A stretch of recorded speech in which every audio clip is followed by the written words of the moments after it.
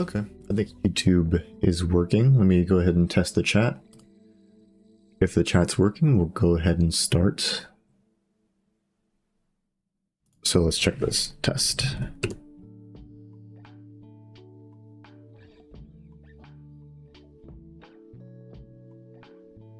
Okay, it's always not working at the beginning for some reason.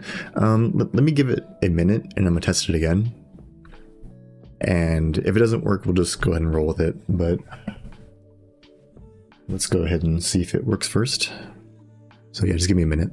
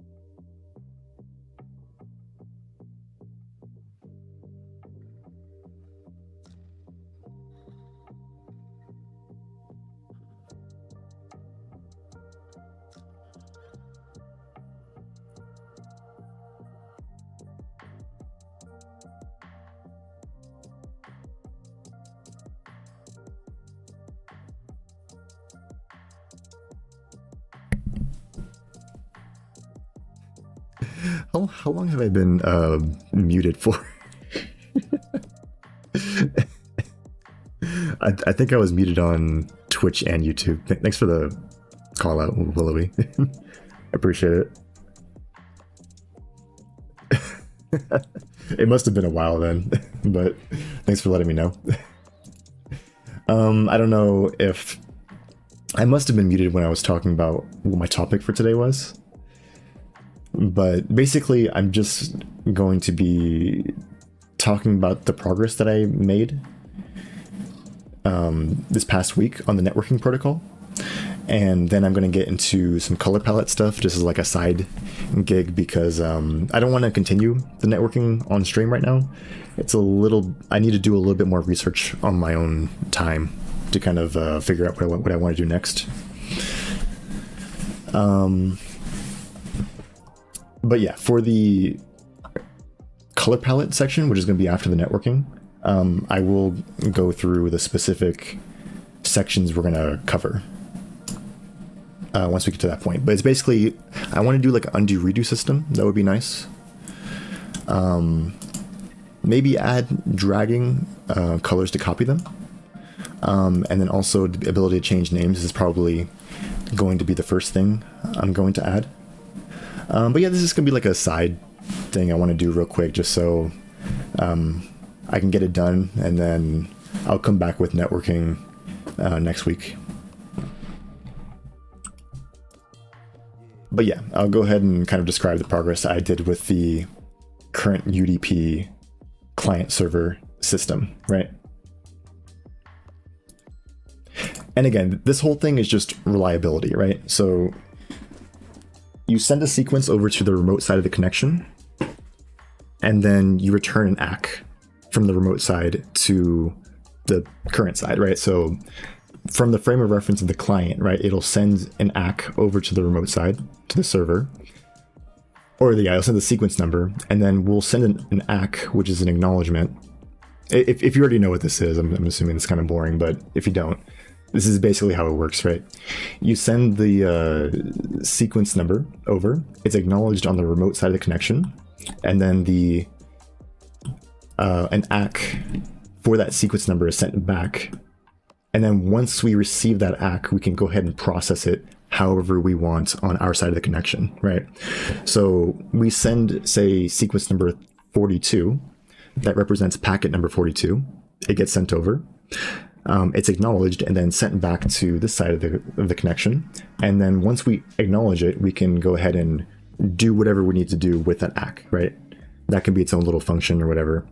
And then what you can do also is if a packet isn't ACKed within a certain either time frame or a certain number of packets, you label it as a lost packet, and then you can go ahead and either resend the packet or just don't care about it, right? Just depends on how reliable you need that packet to be, right? And in this case, I'm doing it based on the number of packets inside of the bit field, right? So if I send the sequence number with the bit field or whatever, this gets sent over, and then the ACK gets sent back, right? If we're going to continue sending more and more sequence numbers, it's because this is going to progress to 43, 44, 45, yada, yada, yada. And then what'll happen is if a packet is not acknowledged at any point on the remote side, this 0 is just going to keep moving further and further down the bit field. And once the 0 reaches the end of the bit field, it gets dropped and it's labeled as a drop packet. That's specifically how my protocol works, right? Of course, the issue with this type of protocol is that you need to make sure that you have a continuous sequence of packets being sent back and forth, because if it's not, then it can take a long time for that drop packet to be acknowledged, right? So you need to make sure that the connection is always sending packets. But as long as it's like a game protocol, you really shouldn't have that problem. And for now, the way I acknowledge that is just sending a bunch of keep alive packets and rate limiting how fast we send those keep alive packets. I'm still kind of figuring out that whole aspect of it, but yeah. So I'm not going to describe too much more of the diagram. I'm just going to show the code and then we'll get into it. But if anyone has any questions about like specifics, you can let me know.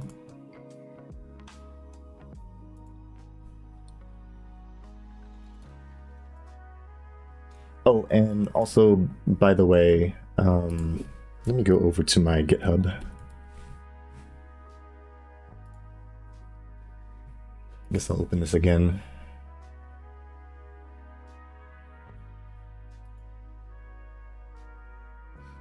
Again, this is the new repository that I'm working on for networking. And then once I have everything working in the way that I want to, I'll go ahead and migrate it over to the actual engine. But it's public, so you can take a look. I'll put a link in the description if anyone's curious. And I just pushed the code about an hour ago.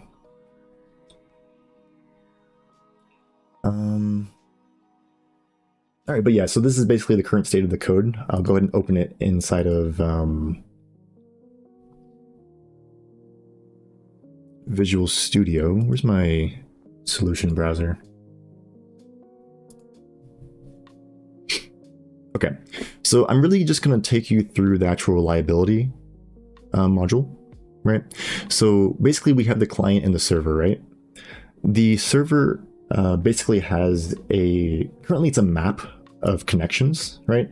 I think inside of the article that I'm reading, it has a list of connections that it's like kind of like an array, and it returns like a client index for that array, whether we have an available connection slot available or not. I might migrate to that. The map is just easier to add right now, so. But yeah, the server has a certain number of clients that it connects. It goes through a little dance of like connecting where you start out as disconnected. You send a packet to attempt a connection. The client is in a connecting state while it's attempting to add that connection. Once it gets confirmation, it sends a connection accepted packet back to the client. And now the client is in a connected state, right? Basic, right? There's no proper validation with that. What I'm going to do first is add a handshake for the connection. And after that, I'm going to go ahead and add a basic level encryption for each of the packets. So I'm going to go step by step. But the reason I point that out is because the server has multiple clients and then the client only has one server connection, right? And this is assumed. So we go into the actual connection and you can see that there's an address and there's also a reliability context, right? So the address is just 8 bytes and it's basically just an IPv4 address, right? I do want to support DHCP and IPv6 at some point. That would be nice. But as of right now, I'm just worrying about IPv4 just to get it working. So that's just the address, the remote connection. And then we have the reliability context. If we open this up, it's a bunch of stuff that I am going to organize a bit better later. But if we look at the data, it's basically, this is all of that ACK and sequence stuff that I was talking about, right? And then here we have some congestion stuff, which I'll talk about a little bit, but I'm not going to get super into it. And this time data, which is basically timestamping when packets are sent and received, right? So let's talk about the sequencing first. The sequencing, this is basically the bit field that's sent back and forth. From the perspective of like this side of the connection, if we're like the client or the server, it doesn't matter which side, as long as you're on this side of the connection. That's this local sequence number. So if we send out a packet, we're going to send out 0, and that's going to be the sequence number for this packet. And we're going to increment that number up to 1, right? And then currently when it's sent out, that specific packet has not been acknowledged yet, right?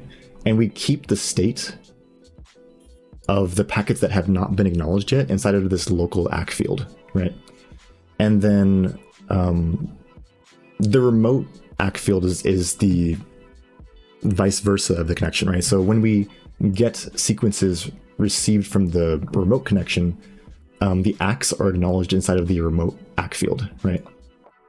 So yeah, these are basically the same thing. They just deal with either this is the current state of the ACKs for the local connection, and this is the current state of the ACKs for the remote side of the connection, with the one that's sent back and acknowledged.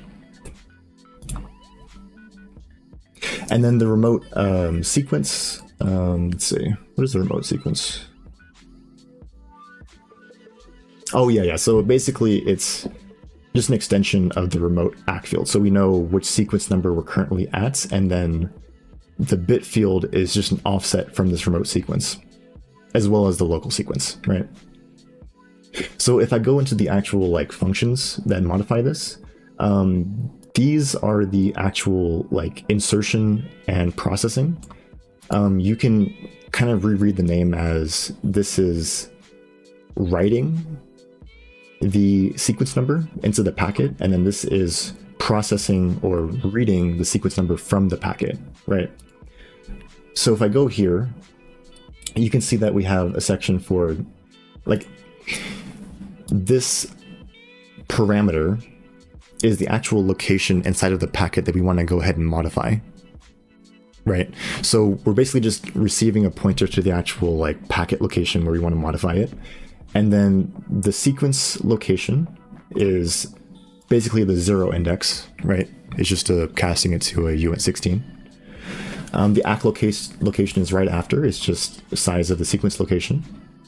And then we have the bit field, which we only send one, right? The actual remote location. Basically, this is just getting the index of each of these inside of the packet, and we're going to go ahead and modify each one.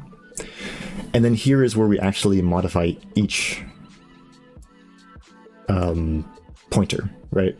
So if I go to the insert local sequence number, you can see there's a little bit of extra stuff I'm doing here. I have some logging stuff I don't really want to worry about here.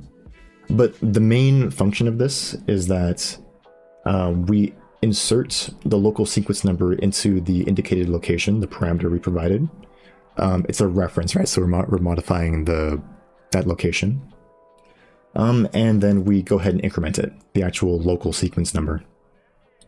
And the rest of this bit is storing the current time point for when this packet is sent, right? So this way we can go ahead and calculate the round trip time for every single packet that is sent.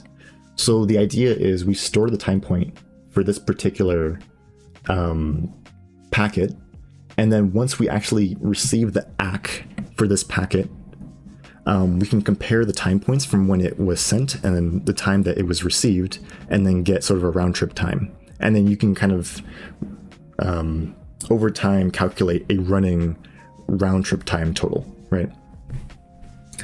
And what else do I do here? Let's see, check the drop packet. Oh yeah, okay, so here is where we actually check for the dropped packet, right? So when I was talking about how here, when we go ahead and move the sequence number from 42 to 43, so we have packet number 42 is sent out, our current sequence number is now 43. We add this 0 right here, so this is indicating that 42 has not been ACKed yet. When we do this bit shift, the one that falls off, we check whether it's a 0 or 1. If it's 0, it's labeled as a drop packet, and then we deal with that accordingly. So if I head back to here, you can see it's checking, before we bit shift it over, we're checking that final bit and saying, oh wait, is this a 0 or a 1? If it's a 0, then we label it as a drop packet. And I believe right now I was printing that it was dropped or not. And then also, if it is a 0, right, as in we drop the packet, we still want to kind of figure out what is the round trip time for that one. This one's kind of fuzzy, honestly. There's probably different ways I could do this. But my assumption right now is that if it is a drop packet, then the round trip time for that packet is just cut off at that whenever we actually drop the packet, right? Yeah, and then we actually do the bit shift right here, which looks kind of messy because I'm using like my little bit field. structure, I should probably change it into a bit set, or maybe just have some better names for this type of thing, but whatever. but you kind of get the point. Like, we're bit shifting it over, and then we're just setting whatever return value of this to the actual local ACK field, right? So we're just modifying it, pushing it over. Again, if anyone has any questions, just let me know. I'm just kind of running through this as a general description. So here we have the actual local sequence number being inserted into the packet, and then we do a bunch of processing, right, which I just showed you. And then the remote sequence number, we're just inserting that directly. And then the bit field for the remote sequence is just inserted directly as well. And then when we actually process the reliability segment from the packet, so we're going to go back here, we see we have the section where we insert the reliability, like ACKs and the sequence number and whatnot. This is the actual writing it into the packet. Here is a section where we actually read the reliability segment from the packet, so that, you know, the sequence number, the ACK, and the ACK bit field.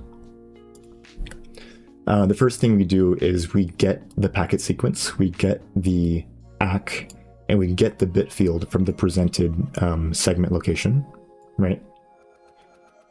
And then I have a few like early outs for, or basically these are the actual functions for processing the sequence numbers, and we just return if we fail to process it, right?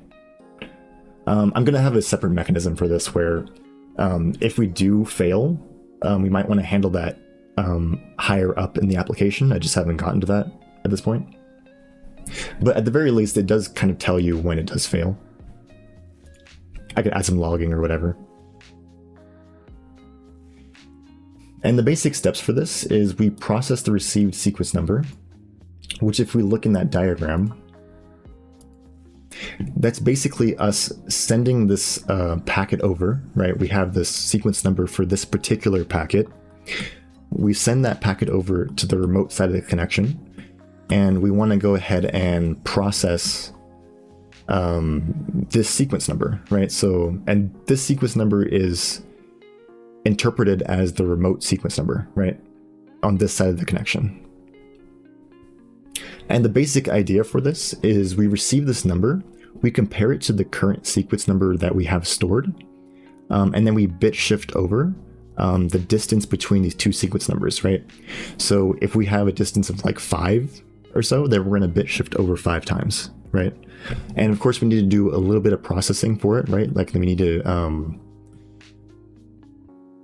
how do you say,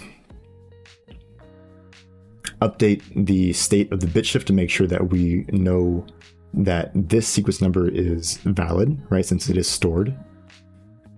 And yeah, we bit shift over the correct number of times. We have like new remote minus old remote. I have a lot more checking in the actual code. This is just sort of a general write down of it, right? So if I go back to the code, you can see that's basically what I'm doing here. Let's see, check if sequence number is newer. Let me go ahead and read this real quick. I believe I wrote this code about 4 days ago, so I'm kind of remembering what's going on. Check if current sequence number is newer.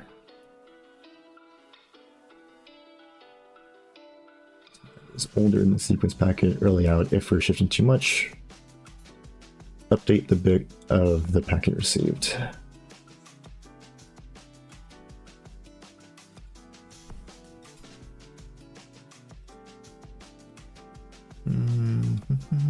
If we're shipping too much, shift it over, set it to 0, and then update the sequence number. And if it's older, then we just update the particular object. And then if it's too excessive, then we okay, I think I get it now. So basically this handles the two cases of what sequence number is received, right? And we have this function for checking if a sequence number is greater than, because of the circular nature of the sequence numbers, right? because the sequence number is an unsigned 16-bit integer, which has a range between 0 and 65,000. And if you're going at a rate of like 20 to 30 packets per second being sent back and forth on the connection, you're going to roll over on, or you're going to reach the highest number of the uint16 in about 30 minutes. Or yeah. So since that's the case, you need a mechanism of handling that rollover, and in my case, this function is how I do that. There's a nice section in that article that discusses this. I'm not going to get into a bunch of detail with it. Where is it? Let's see.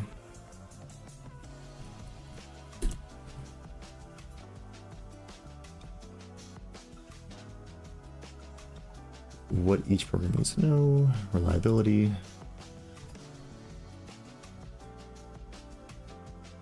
Yeah, here we go. Handling sequence number wraparound. So this is the section where they kind of give you the algorithm specifically for this one. But basically, it just checks the distance of the two, like the current sequence number that's received by the packet and the current remote sequence number. And it determines whether the next sequence number is ahead or behind the current sequence number, right? And it does that by just checking the distances, like, you know, reasonably, if a sequence number is greater than the next one, or I don't know, I'm sure I could get super into this, but I feel like my brain's not really interpreting it well right now. But basically, it handles the wraparound, right? Like, reasonably, if you're moving over from one side to the next, if it's greater or less than half of the size of a uint16T, you can reasonably assume that it's greater than or less than, right? I know I didn't describe that perfectly, but you can kind of read the algorithm if you want.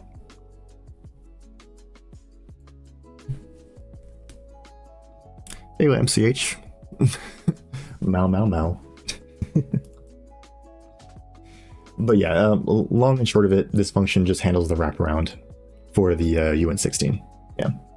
And again, we're handling the two cases. So the first case is if the sequence number is actually greater than, like the received packet number, sequence number, is greater than our current remote sequence number.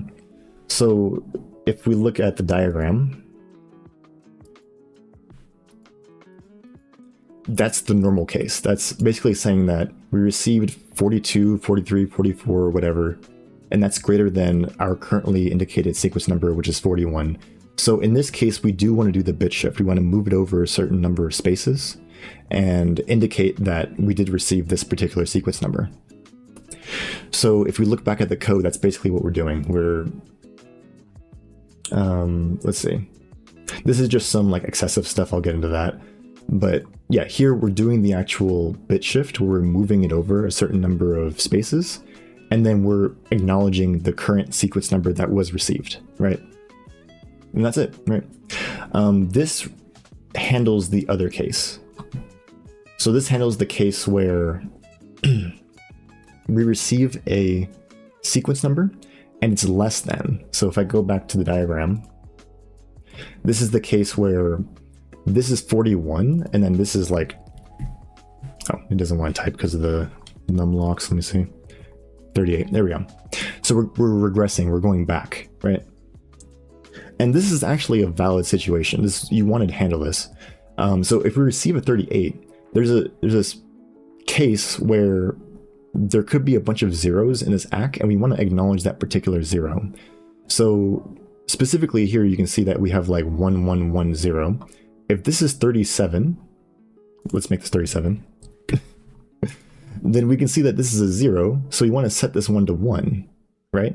So we set it to 1, we acknowledge that one, and then we send that ACK bit field back, and we now have acknowledged that bit that got skipped over, right? So that's essentially what we're doing here, right? Again, ignore this right here, but we're just acknowledging whatever bit got skipped over, and that's it. And then back when we sent over the packet, you can see that when we actually insert it, right, we just insert the remote sequence number and insert the bit field. So that's the natural next step of that process, right? We do the bit shift, we fix up the ACKs, and then we just, whatever state we set it to, we just send that back the next time we send over a packet.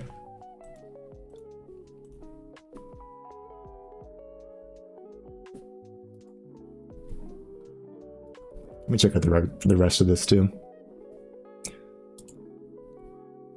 Okay, and then the excessive distance is just handling the case where the distance between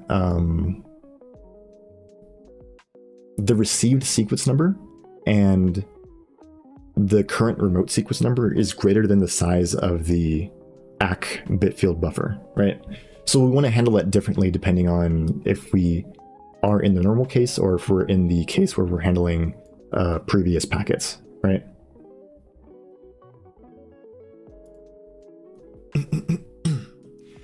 And the reason it's different is because if we have, say, I don't know, like 11, this is a really old packet. This falls outside of the bit field, right? And there's no point in acknowledging a packet that's further than the size of this bit field. So we just return out, right? Because we've already moved past it. We don't care about this packet.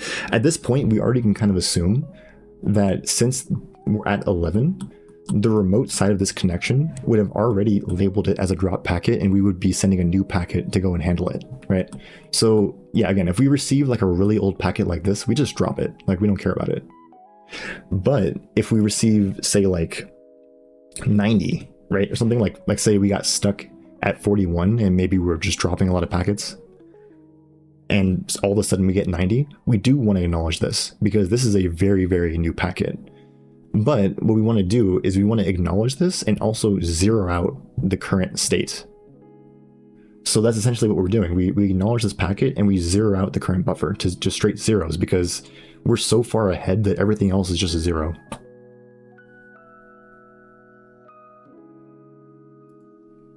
So yeah, that's essentially what we're doing.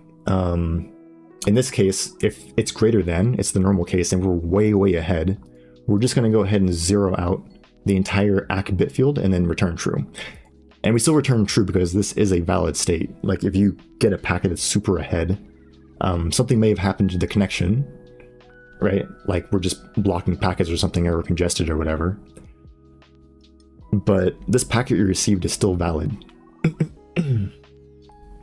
But in this case, if we got like a super early packet, like way, way, way back, then we're just dropping it and we don't care about it. We assumed it's already been handled by the other side of the connection, right? So we return false, we don't handle this packet, we leave it alone, yada, yada, yada, right?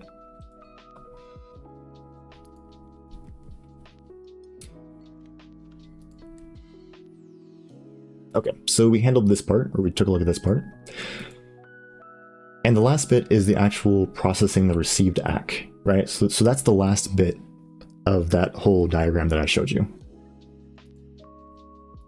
So at this point, presumably you've sent the packet over, the packet's been ACKed or whatever, not been ACKed, or however the bit field looks. We send that packet back, right? It with its own part of the sequence number, but we're just looking at this bit right now, the actual ACK. And this bit right here, we receive the ACK, we transform it in a way where it aligns with this bit field. We do an XOR. In my case, it's not an XOR, it's like a conditional operation. I can kind of show you, but we do basically a processing to go ahead and acknowledge this zero if we can, and acknowledge any other zeros that are newly acknowledged from this sequence that's been that has arrived, right? So again, just to recap, we receive the ACK with the bit field, right? We pull this out. We need to align it, this bit field with this bit field, so that they line up perfectly. We can go ahead and check them between each other. Once they're aligned, we're going to do an operation to go ahead and kind of tease out or pull out what actual packets have been changed. And then we run through this sequence of like zeros and ones and go, hey, wait, we got a new packet that's been acknowledged that we hadn't acknowledged before. Let's go ahead and take this number, or take this packet sequence number, and acknowledge it, right? Send it up the application, and then now we know this packet has been received.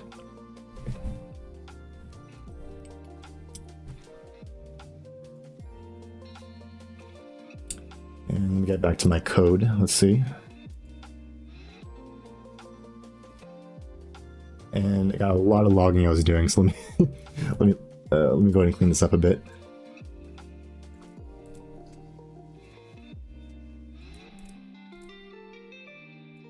Yeah, I will add some more robust testing later too. For now, I'm just, does it work? Question mark, right? Okay, so yeah, again, this is how we process the received ACK, right? So this is the actual packets ACK, right? Of course, the, let me see if I can find it. Like the M local ACK is like the current state of this side of the connection, right? Let's see, what am I doing? Sequence number greater than. So this is, again, just to handle wraparounds, but let's see, what are we doing here? Sequence number is greater than, if the ACK number should never be greater than the local sequence number value, if so likely a corrupted packet or a bad actor. Let's see.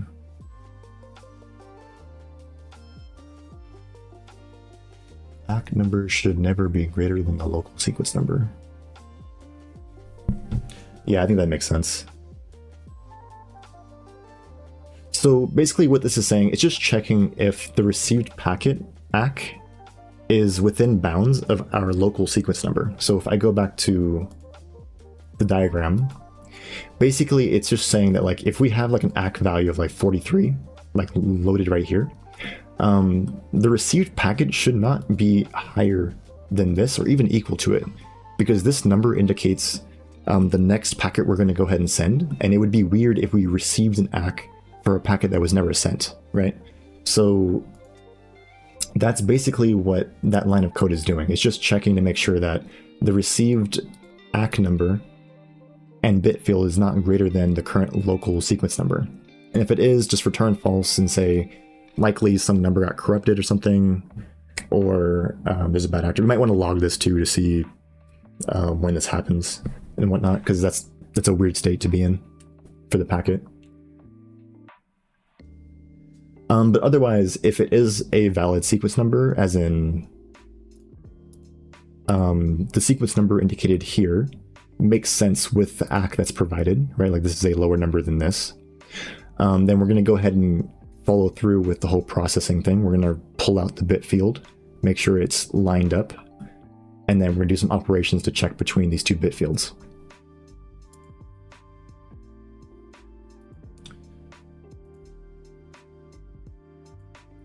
So again, we did the check right here, and use logical implication, which is basically just a conditional. It's just like the, this is the, what is it called? The Boolean algebra or whatever philosophy thing, whatever words for doing this, discrete math, you know. The long and short of it is basically this bit operation where it negates the local ACK field and then does an AND operation with the remote packet. You can check the logic if you want, like yourself, if you're curious. But essentially what it's doing is we're assuming these are already lined up properly at this point. We're going to check if we have a particular, like assume this is lined up with this, right? This packet and this packet, right? We're only going to return a 1. And again, this is not a XOR, this is a conditional. Kind of different what you're currently think of conditional, but yeah, it's a bitwise conditional. Yeah, it only returns a 1 in the output if this is 0 and this is 1. That's the only case, right? So if I wrote a truth table out, right, like the only case that will return true is this being 0 and this being 1, right? So the reason you want that, right, is if you have like a 1 here and then a 0 here, right? That means that this one has already been acknowledged, and then we're saying that it wasn't acknowledged on this side, even though we've already acknowledged it here. So that means this is probably a corrupted packet, or like an early packet that just didn't get the acknowledgement. So in that case, we want to trust this side of the connection, not this side of the connection, right? And otherwise, if they're the same or they're different, like if they're both 1, then it doesn't matter. It's already 1. They're both zeros. They're both zeros. It doesn't change anything. The only situation we want to change it is if this is 0 and this is 1. This will return a 1 here, right?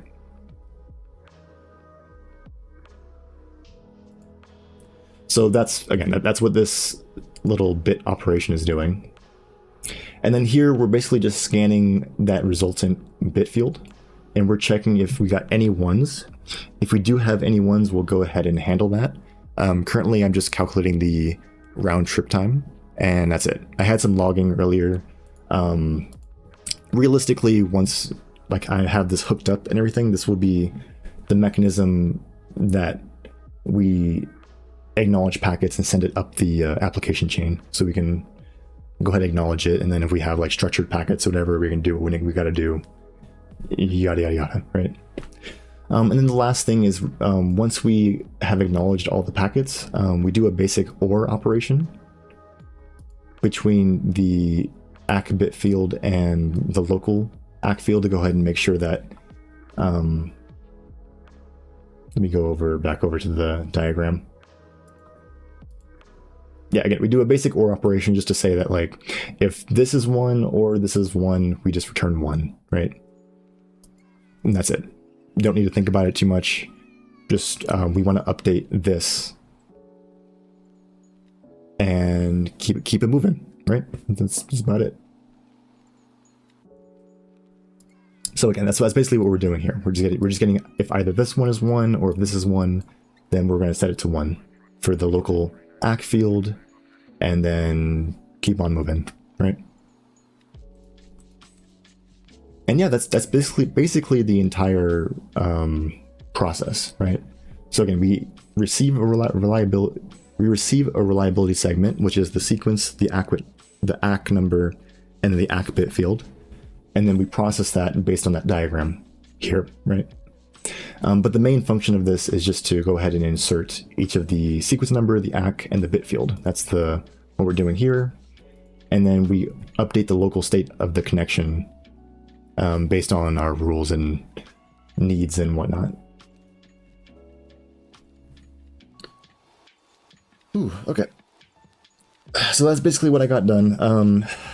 You already saw the whole like time step thing, or like the time point thing where we if we send a bit, we calculate the round trip time for this particular packet, and then when we receive it, we update the time point, right? And that way we can go ahead and, if you look into this function, we are handling updating the average round trip time, which we can log out and go, okay, cool. Right? Like this is how long it's taking on average for our packets to get sent and received. And the other thing is the congestion avoidance. I'm not going to get too heavy into the congestion management. The long and short of it is basically we're just checking the current round trip time from every packet. And based on our current understanding of the round trip time, we'll either slow down the connection or speed it up, or back to like the normal state. And that's about it. If anyone's curious, just let me know. But it's basically written on the article I've been reading. Originate, hey there. Long time no see. Long time no see, right? Yeah, the time between when I do these streams, it does feel long. I think it's been 2 weeks though, right? Since I've seen you pop in. It's been a little bit, yeah. It's nice to see you come in though. I've just been doing my long discussion on how I added like a basic reliability framework for my UDP connections. Basically just sending ACKs and sequence numbers back and forth on either side of the client or the server connection. And that's basically it. And I think after this, I'm going to start talking about today's topic, which is more work on color palettes. Yeah. But yeah, I think that's it. I'm going to talk about the reliability. If anyone has any questions at any point, just let me know or send me a message or a comment or whatever. I'm still in progress. I still got to clean this up, clean up some of the data here. I might make these structs and then do some more composition. So this is a little bit less disorganized. But yeah, that's pretty much it for this.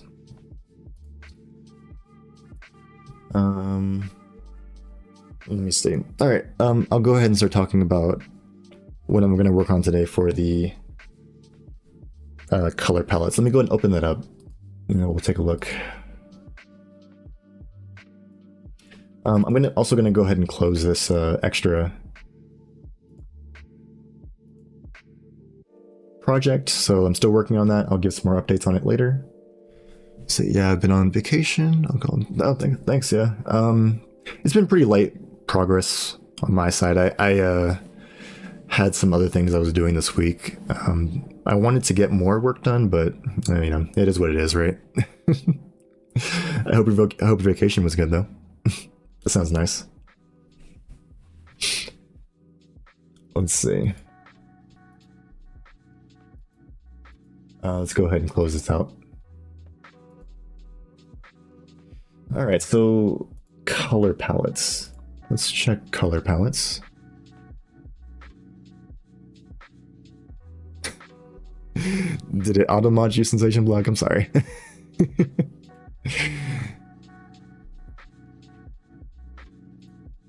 Yeah, I forget which level I have for the auto-mod on that. Oh, wait, how do I...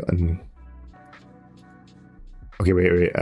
Origin, I think I accidentally banned you. I was trying to ban the cheap viewers. Hold on. What okay, wait. Give me a sec. No.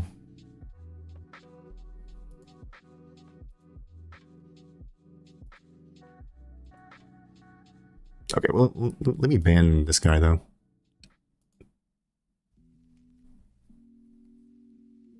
There we go. Oh, no, not you, Sensation Black. The Originate I accidentally banned. I'm trying to...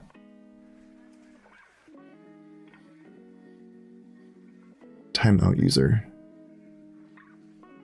How do I unban? I've never had to... Let's see. How to unban on Twitch. Well, it's on YouTube, though, so I gotta be... How to unban on YouTube. Live. Go to channel. Oh no. Okay, just give me a few minutes, guys.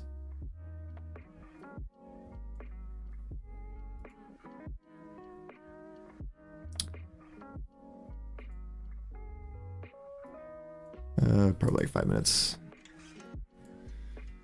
If you know his channel, go find this. Okay, let me go look at the stream really quick. Alright, I'll be back, guys. I'm going to mute.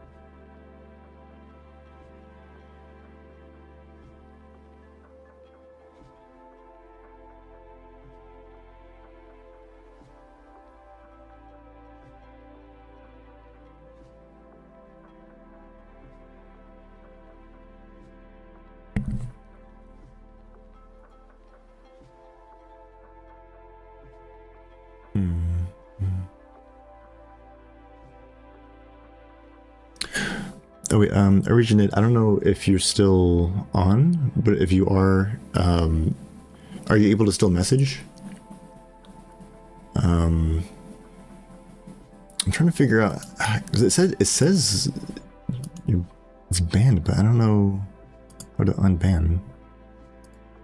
It's kind of weird. It's pretty easy on Twitch side, but on YouTube it's weird.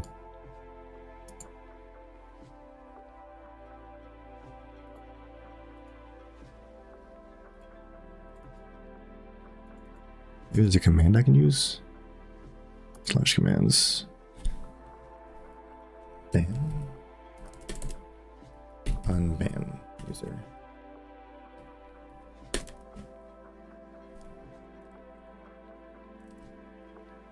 Unban user.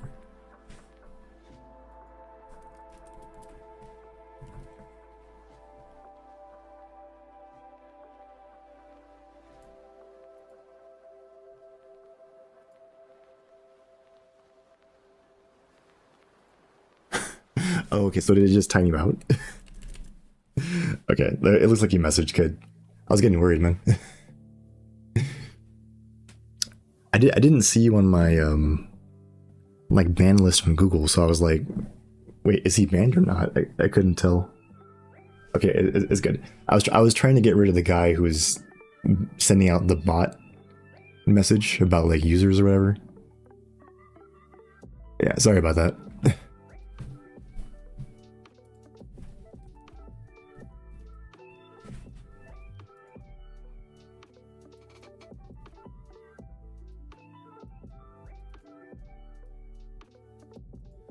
But yeah, I feel that.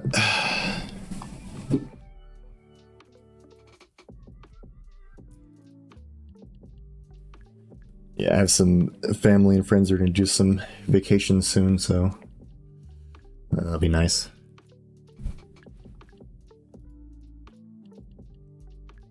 Okay. Just freaking out for a second. All right, back to what I was doing. So, yeah, color palettes.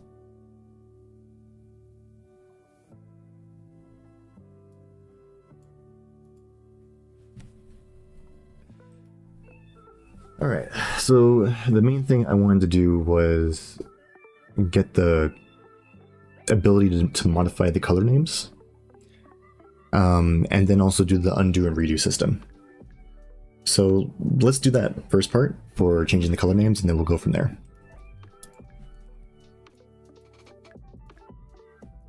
So let's open up Cargano, see where it's at, and go ahead and start.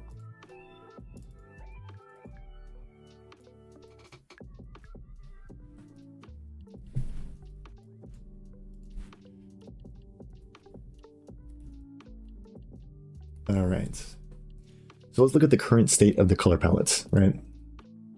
Which is not great from what I recall. So we have this UI color palette. Okay, they're all set to white. That's kind of annoying. And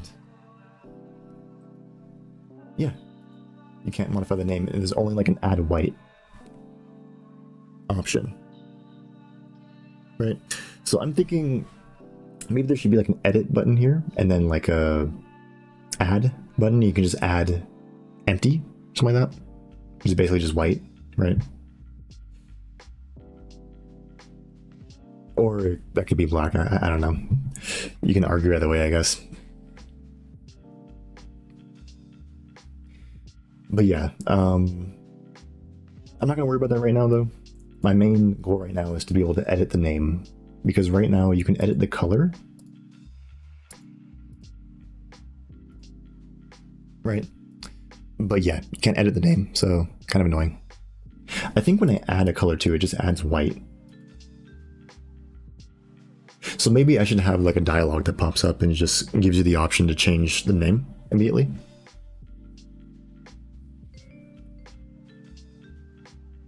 And then, yeah, we'll go from there. I have a problem myself. It's a web-based problem. I mean, I can hear you out. I don't know much about web, though. Or I've done it before. It's just it's been a while, though, so. feel free to let me know. Let's see. So yeah, I'm just gonna be able to edit the name. I'll add like an add option, and then yeah, I'll make this, when you click it, you can go ahead and open up like a dialogue to modify the name as well. So that's the short-term goal right now. So let's go ahead and do that. Nice and easy.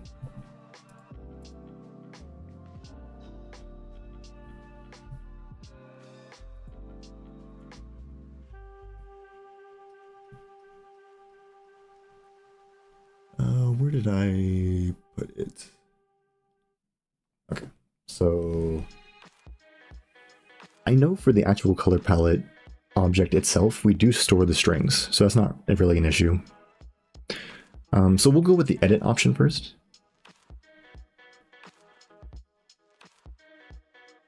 Oh, origin it, for sure, for sure. Yeah, just let me know. Let's see.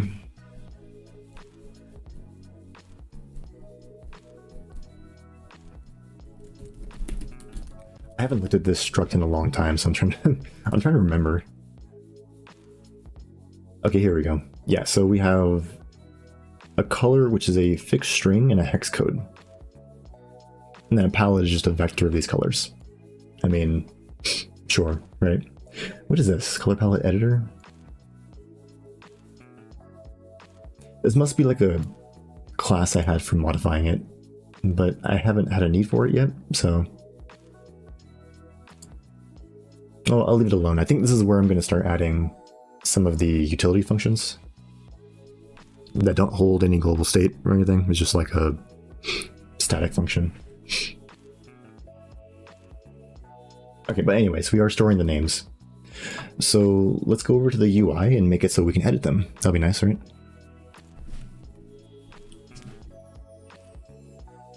So editor UI. It's been a while since I've been in this repository. I'm already forgetting. I know it's main window. I know we have it in the color palette.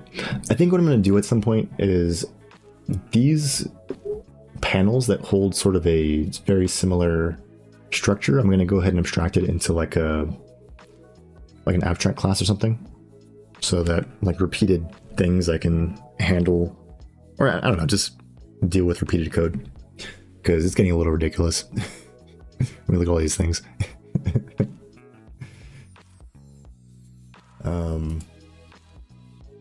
Yeah, I'll do that later though. It's fine. Okay, so what's going on here? Constructor initialization for the open screen on event functions. Yeah, just handling inputs. Manage the global state, sure. On modify color. Of course, this is... I don't think it's that complicated, I think. Yeah, this one's pretty simple, I think. So we're good. On your fresh data, okay. Yeah, and then this is for, let me make sure I remember this. Open color palette, yeah. Create, yeah, this is just calling it externally, sure. And open the dialogue, yeah. And this is the actual, like, handling, opening a particular color palette. And draw color palette colors. Okay, and this is basically just calling, or like drawing all of the edit color widgets that we have stored inside of this structure. Okay. I'm just trying to get my bearings. Okay, so basically this is just the normal, like, handling the open and create pages and whatnot. And then, of course, a little bit of, like, event handling. And this just initializes all of the widgets, of course. And then here's the only actual, like, modification function. So we just modify the color here. Refresh the data. So it's just, like, revalidating if we're, like, opening a new color palette. And I think there's a function somewhere for adding a white color. I don't expose it though. It's kind of weird. Maybe I should do that. That's probably going to be here. Yeah, where's add white? Here we go. Yeah, I might expose this one. These ones I don't care about exposing as their own functions because they're pretty samey. But this one's kind of unique, so I'm going to go ahead and pull it out. This is just a basic lambda, nothing special. So we'll get rid of that and then do kg bind class function, a little class function pointer and whatnot. Fun, fun, fun.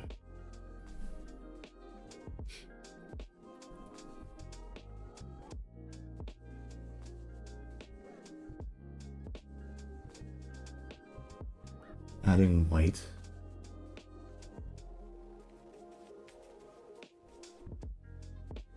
Okay. Void add white. Doesn't take anything as a parameter. On modify color. On add white. Sure. I think the name is descriptive. Paste it here. Yep, there we go. All right, and then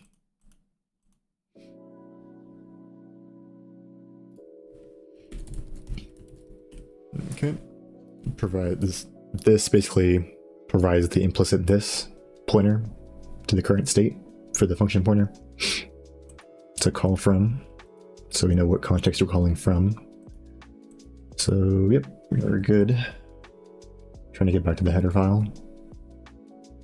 Okay, I just like seeing all of my modification functions right here, so that's good. On modify color.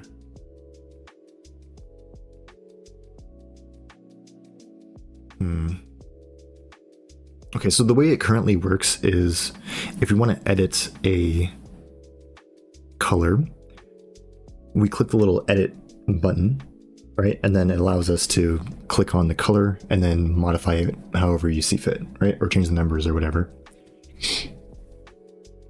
So instead we want to go ahead and handle that externally. I'm just wondering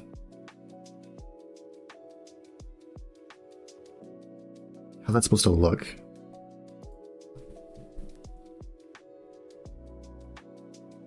Yeah, because we can modify the color in line. I don't think I want to change that, honestly. I think I just want to add like an option for editing the name in like a pop-up for now.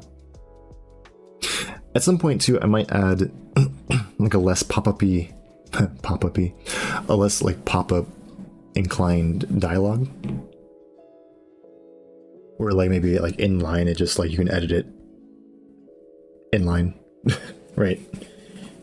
But I'm not trying to reinvent my UI system right now, so.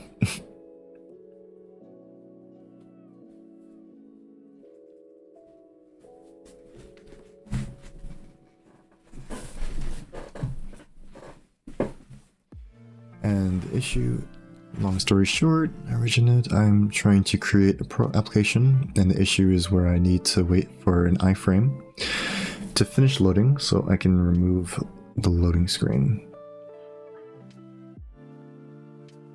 Wait for an iframe to finish loading.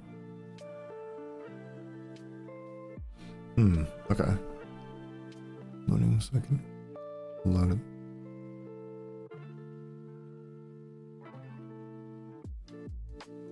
The iframe has too much. I haven't looked into that before. I saw all this compile for a second. I think I've heard of that before. It's like, but not just iframes in general, but like the fact that dealing with, like the DOM, or is it the DOM? No, that's not the DOM. That's the dealing with the asynchronous nature of the web stack can get very weird.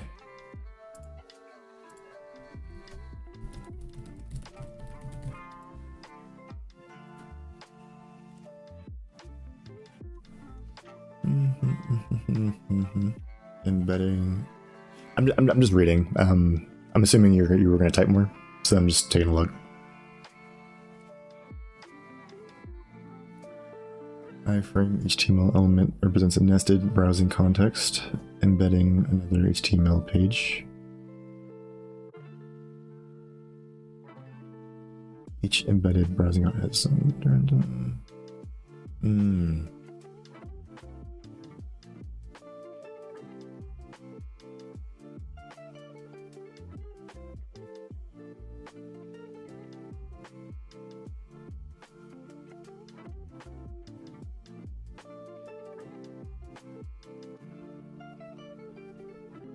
I haven't been to the MDN docs in forever. Kind of takes me back, to be honest.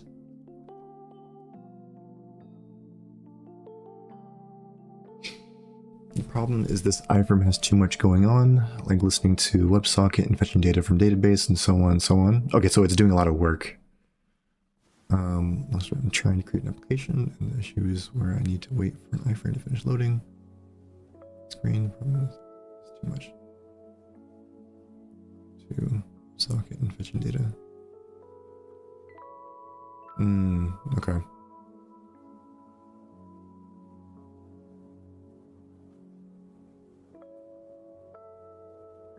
Okay, and then the goal, I'm just interpreting what you said. So the goal is to remove the loading from the screen, but the iframe is just doing like a lot of work. It has to complete loading before you can do anything else. Kind of like blocking, I guess. To wait for the iframe to finish loading.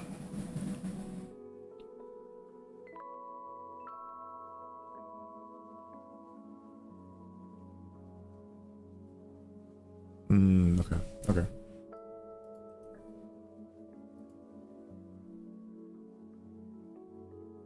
Let me close this real quick.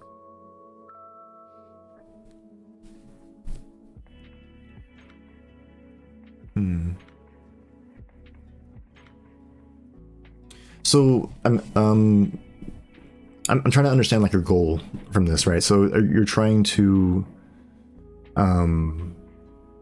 like handle your own logic, or like are you trying to subvert the loading of the iframe? Like you want to maybe handle stuff with it not blocking, or you want to mitigate it? Wait, let me see. The good thing is that I do this asynchronously. I have no idea how to just fix it. So when everything is loaded, I can. Okay. Idea how to just fix it. So loading screen. I can remove the loading screen.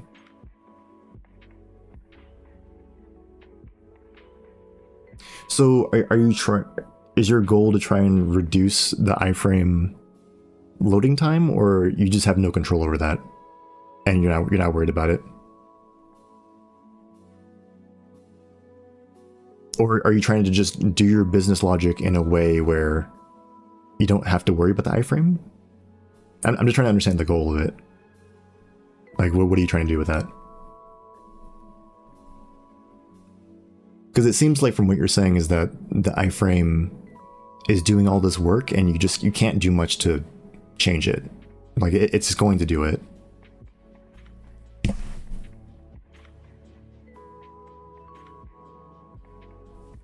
And you're doing it asynchronously. I'm assuming you mean the loading of the iframe, or you're doing your application logic asynchronously.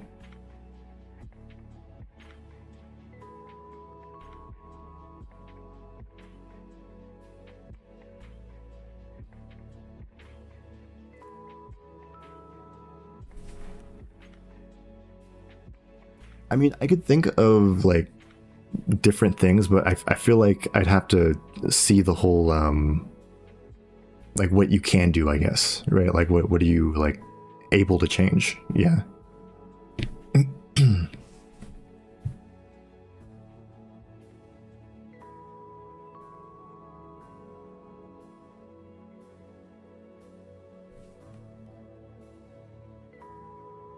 Also, are your ideas to deal with it too? Like, what's your current like fixes for it?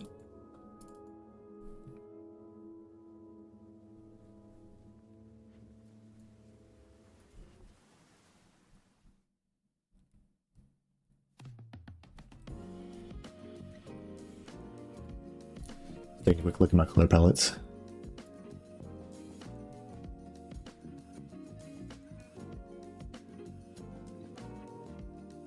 Dang.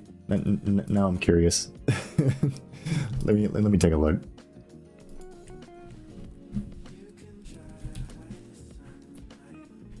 Is a allows you to display content from the website within your own page. You can use this to embed videos, maps, forms, and more.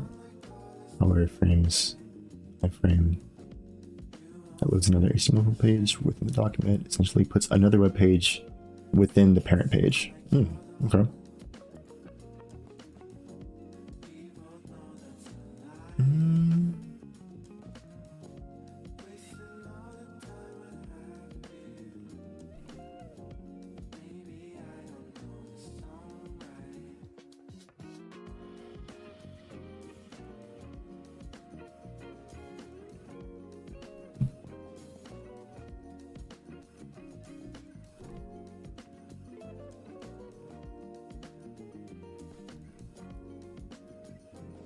Let's see.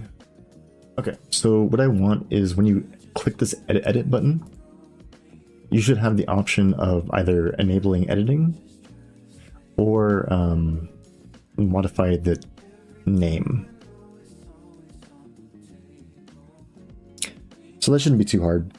We'll just add a tooltip button and then we'll handle the clicking of this button externally. I already have mechanisms for handling both.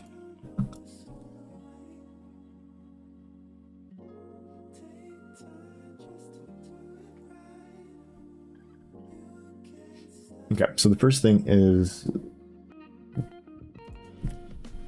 these, right? We're going to search where we use these. Color, editor, widgets.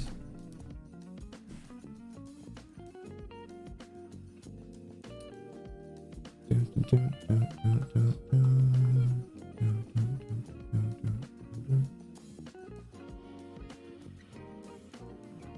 widgets. Clear, and then dot and place back.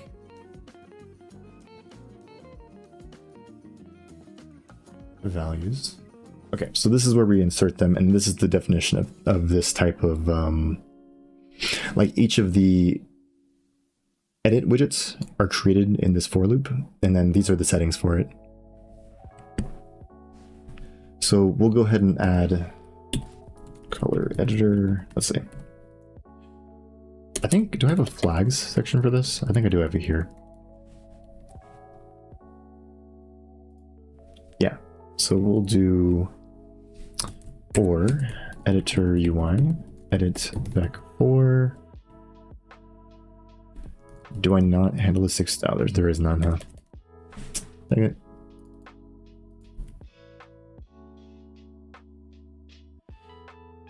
No, we don't. Okay. Because I know I have something like external. Yeah, this. But only for the select options. So we need to add this here. Let's see.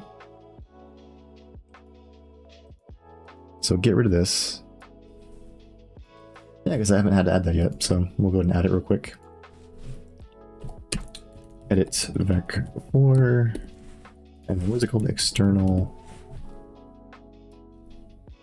This one. Okay, it is equal to bit 2. Okay, and then let's go see how this other one's handled. Not here. External. Okay.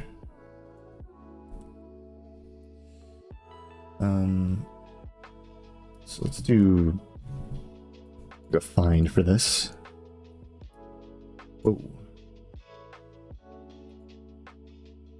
Oh, these are all the places we use it. Okay, yeah, I don't care about that. So we want Yeah, this.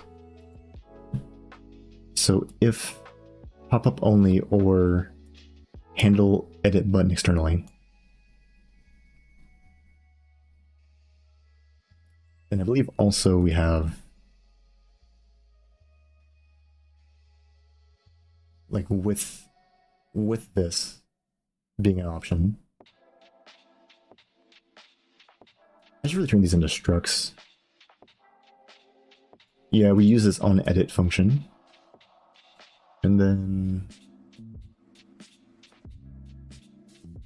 yeah, that's about it. Open pop-up. There's no pop-up, we just toggle it as being edited or not. And then this is the on edit function, so you want to copy this over. Let me get this out of here. Let's see. I reached it. I'm trying to ignore the WebSocket and only listen to the iframe's content. This means when the iframe has a specific child, then it's going to remove the loading screen.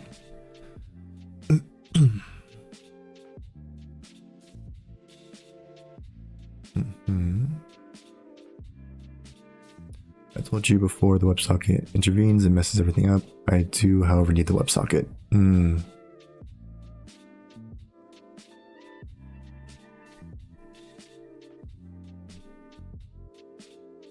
So that iframe's content.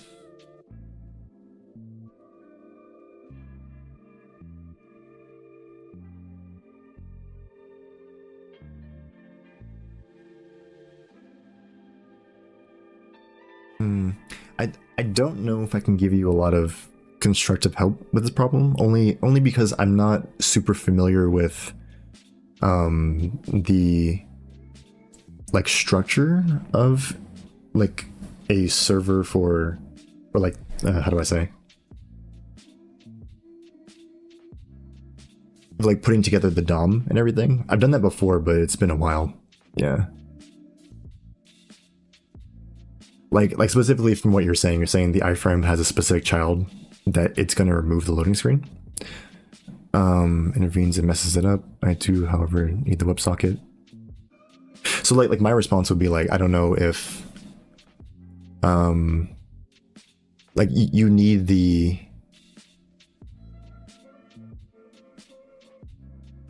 you just need the content from the iframe.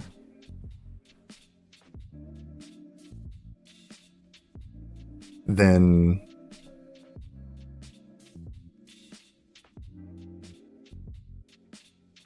I mean, like, just get it. I don't know. I don't know how that works though. And you said you need the WebSocket for like other parts of the application, so maybe you need to wait on that for your application to work. So that might not be like negotiable.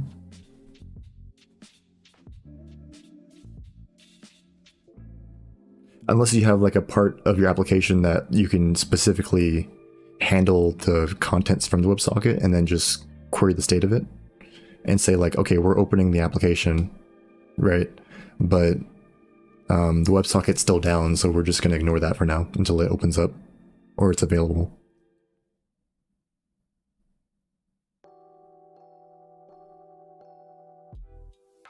From what, and that's exactly what you just said, right? With the WebSocket, you're just going to ignore it and get the iframe content. Do you have a repository for this? I might be able to like look at it and be more constructive if I can see the code.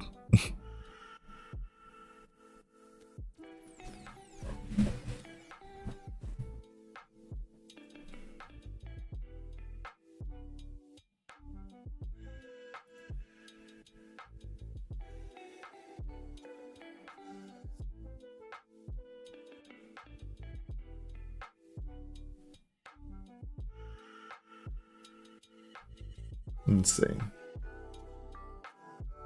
Okay. So we're going to add this. Maybe I should make this its own mechanism.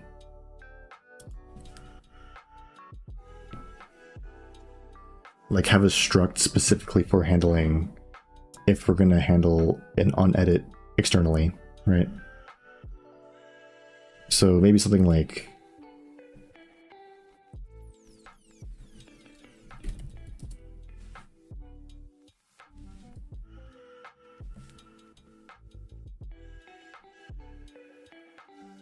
The WebSocket never dies and always continues to listen.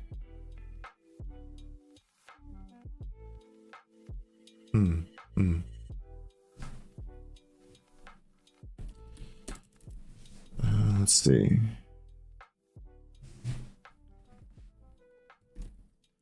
I can't think of a good name. Okay, you know what? I'm not gonna make a structure for it. I'm just gonna copy it over and go from there. Because yeah, I don't think I need anything else. Open pop-up.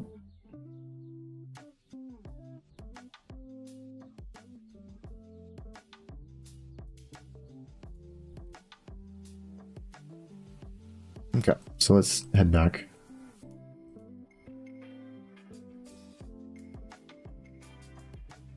Edit button externally.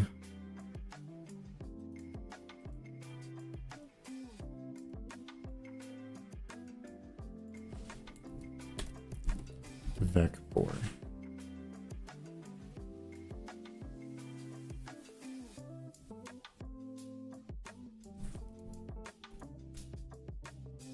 Okay, here we go. So we'll put this here for now.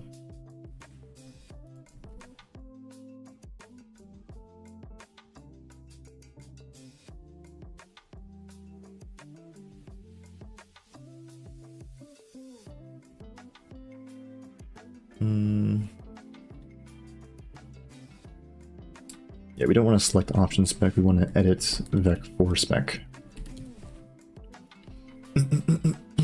That's the one thing with that.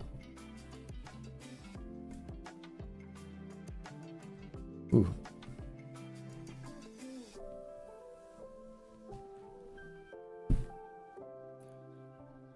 Needs to listen.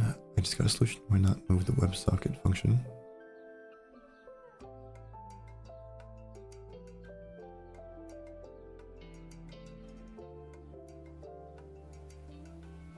Okay, I may enjoy that. Let's see. I don't know if I really did anything, but I got you, man. Well, I hope it works out though.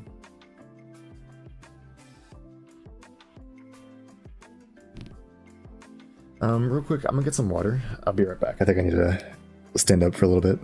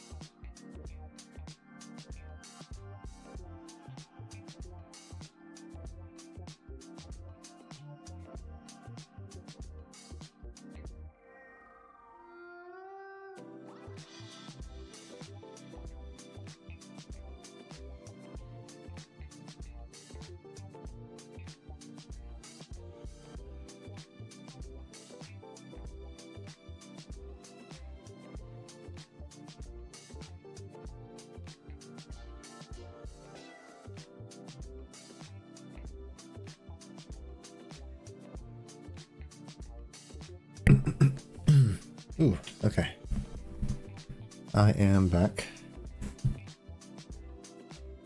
Yeah, I feel like I could use some more composition with these, but I'm not going to worry about it right now.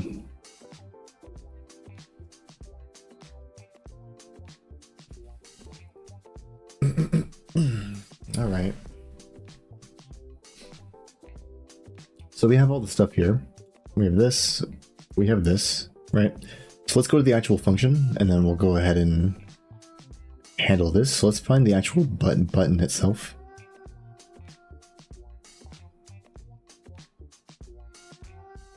There's a lot of code. Holy crap. Okay, here it is.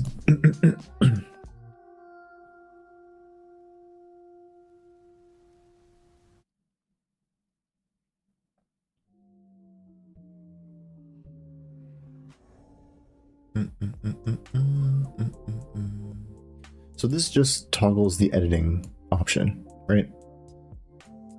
Simple as that. So instead, what we'll do is if spec.mFlags, and we'll and it with something. Hey yo, Mickey Maven. How's it going, man? Just nice to see you. I know it's been a minute, right? My wait, give me a sec.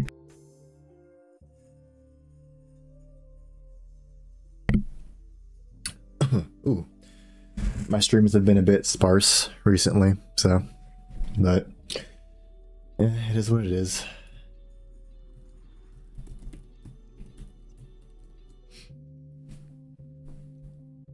But yeah, how's it going, man?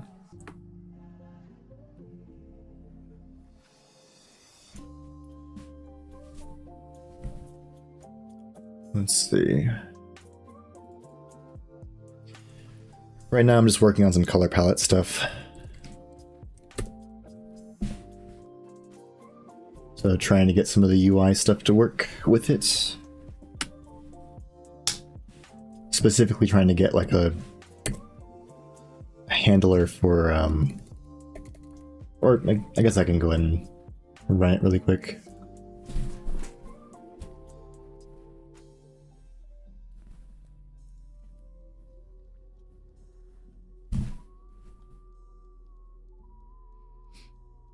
And I can show it more specifically.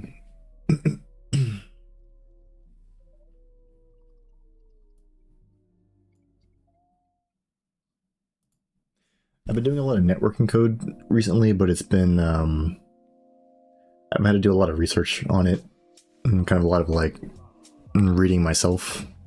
So in order to progress to the next section for the networking, I gotta kind of, yeah, I can do some research. So figured that'd be kind of boring on stream.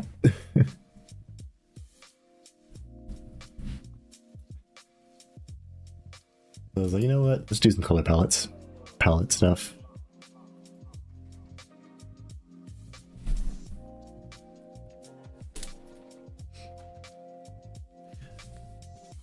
Also, you know what I've noticed recently too? There's a lot of people that used to stream a lot more, and they've been kind of sparse recently. It's kind of sad. I mean, I get it, but still.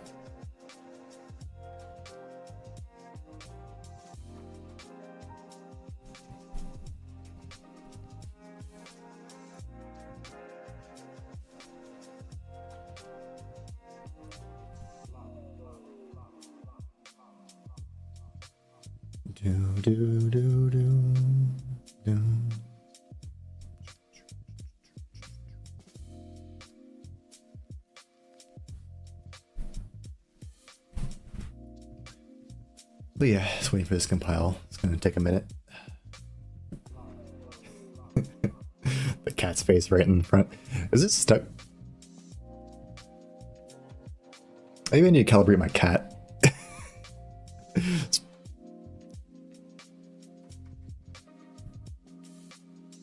Maybe it's fine. I don't know.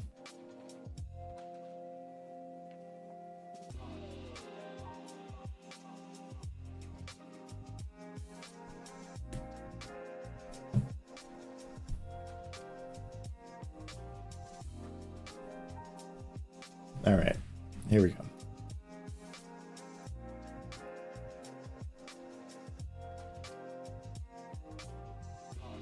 So specifically, I'm trying to get the see if I can find it. Here we go. So specifically here, I have these like edit buttons for this like Vec4, right? And currently when you click it, it just toggles editing or not, right? And it's pretty simple. So I want to add an option to when you click it, you can handle the edit button externally. And in this case, I want it to open up a pop-up, and then you can like choose what you want to do with it. You can do that for like other widgets in certain cases, but I want to add it to this. It's like a general functionality. So, yep, that's pretty much what I'm doing. Have you ever checked that you have MP flag in settings for build? MP, is that like multi-threaded like processing, so that it handles, yeah, like it builds multi-threaded. Yeah, I believe it's on for this. There's just some optimization I need to do with this in general. But yeah, I'm pretty sure I checked it. I think it was on. If I can find it, let's see. General. Yeah, there you go. Multiprocessor compilation is on. Yeah, I believe I have that default on the pre-make file for everything. So I'm pretty sure editor has it also.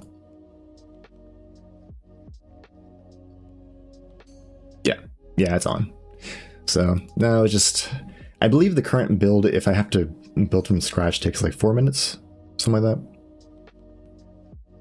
Yeah.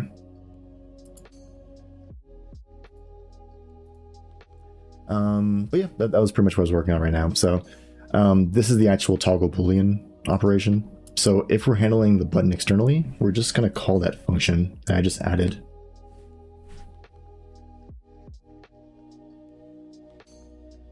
Do they have that for GCC? Do you know? Because my GCC build, I think, does it in order, and it's very, very slow. Like very slow. I'm assuming that's just. Oh wait. The one we're talking right now, I'm assuming, is just MSVC, right? I gotta take a look at that at some point. Oh, yeah. Multiple definitions of this.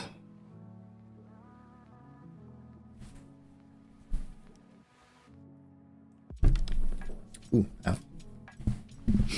Okay, this is what I'm looking for. M on edit. Let's go back. So, spec. There we go. Spec.m on edit. If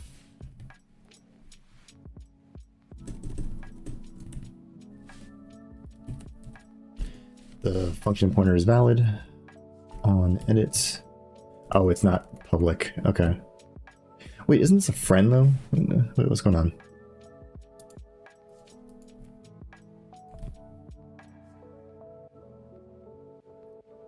Yeah, this is a friend. What's going on? I get that these are private, but it shouldn't be private to that function. Also, this is kind of odd in general.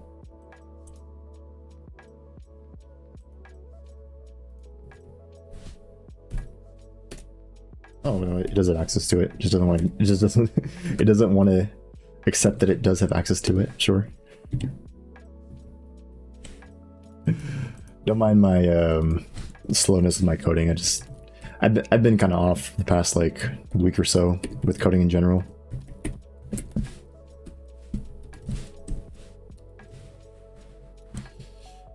Trying to get back into it. I had a whole binge where I was just watching How I Met Your Mother for like a few days straight. It's an old TV show.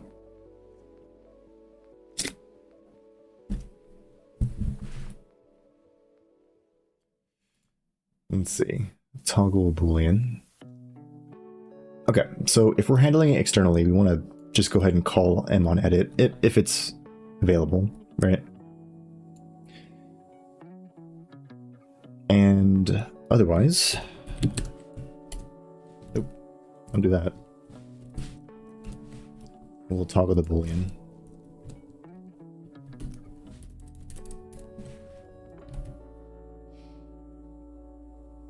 And yeah, that's basically that. And we'll go ahead and add an onEdit function. And go from there. So I think that's all I have to do on this side. So let's go back to what I was doing with the color palette. So somewhere we actually create the color palettes. So I believe that's reset panel resources.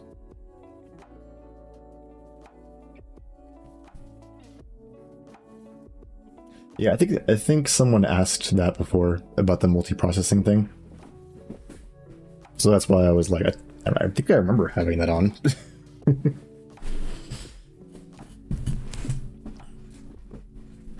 But yeah, it definitely looks like it's not with how slow the compilation units were coming in, huh? Let's see. Okay, where do we load these in?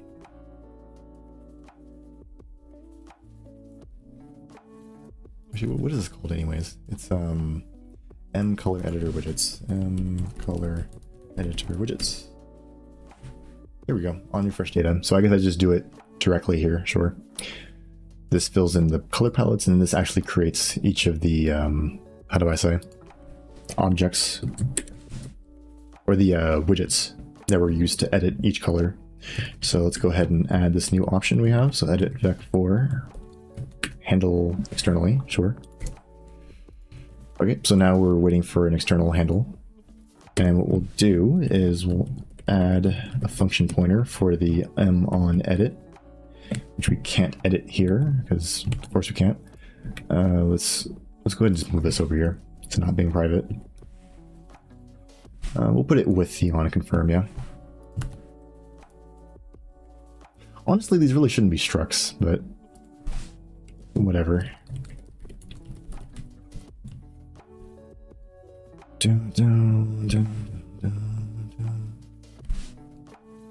Edits, yeah, is equal to kg bind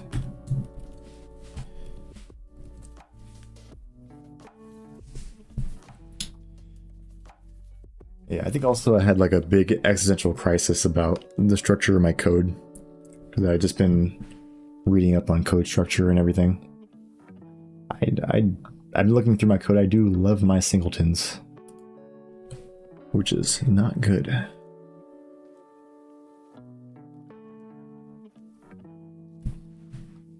Or they're not even really singletons. They don't follow the full pattern, but basically just sugar-coated global state. It's not great. All right, so we need a function for this. But you know what? Let's not worry about the function right now. We're gonna just test it out first. Service. No, not service. Edits vec4 spec. Reference spec. Okay. And let's do a kg log. Trace info. And we'll say we editing. Ha ha ha ha ha ha. Okay.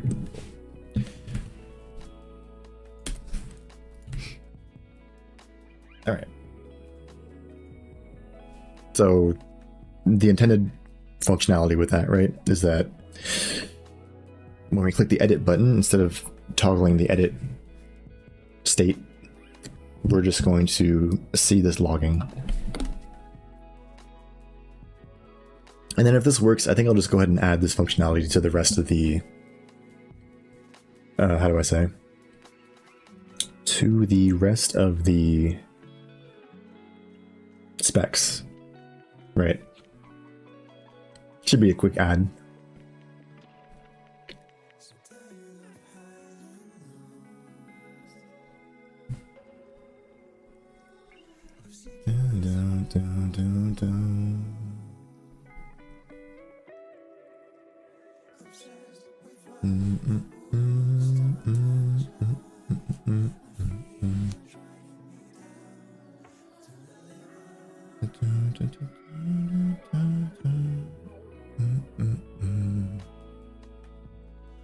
Music is chill, man. It's nice.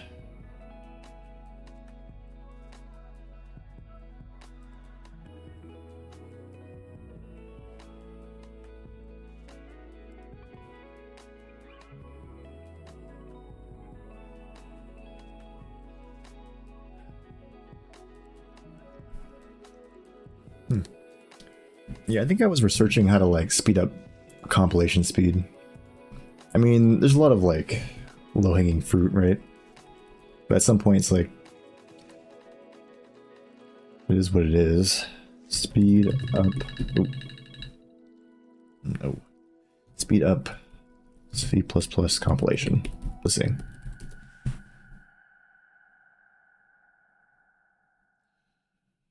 AI is not available. Sure. Precompiled headers, yeah. Oh yeah, I heard of that. The pimple idiom. But it kind of makes it look messy though.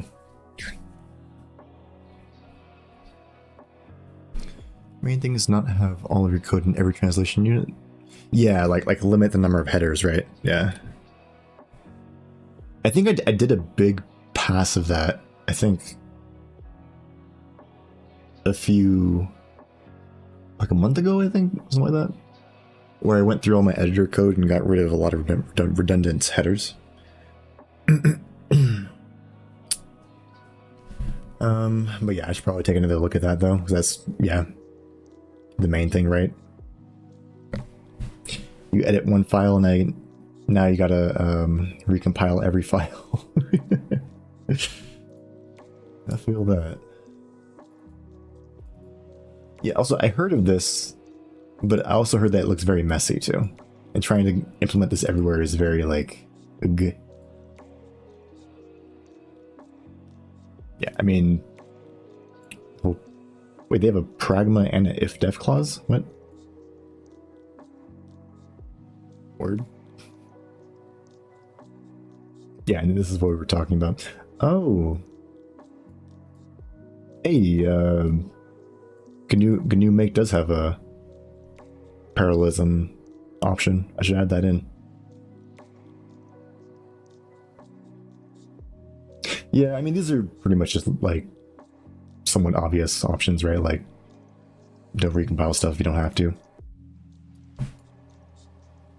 DLLs are shared libraries, doing DLL and shared library things, right?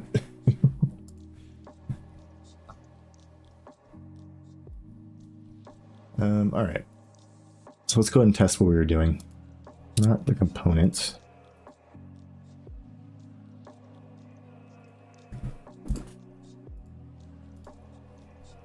All right. Yep, there we go. We are editing, ha ha ha ha. Cool.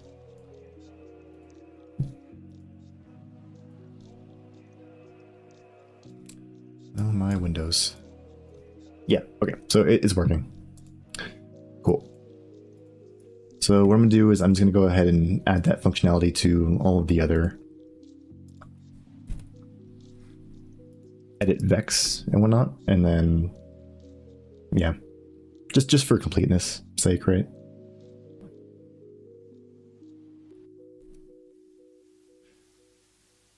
Or I could not. No, I'll do it. I was just feeling lazy. All right, yeah, let's go ahead and edit. Okay, vec3, and let's take this. Edit Vec4.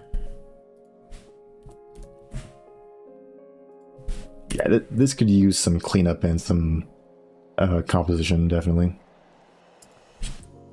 Yeah, you know what? Maybe I won't. Just for the sake of that, maybe I should come back and add like a component that does this instead of repeating the code for every single struct.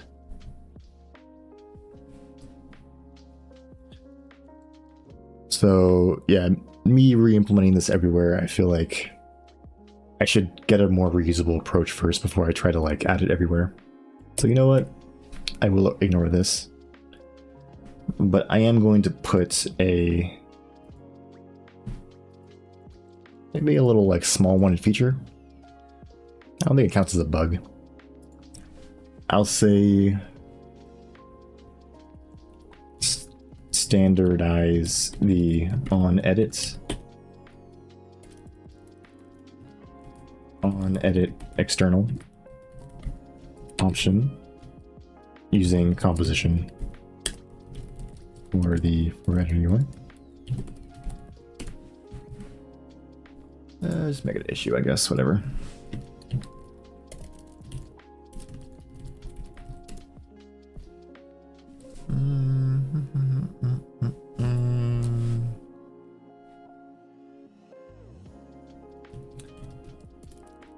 Find common functionality within structs.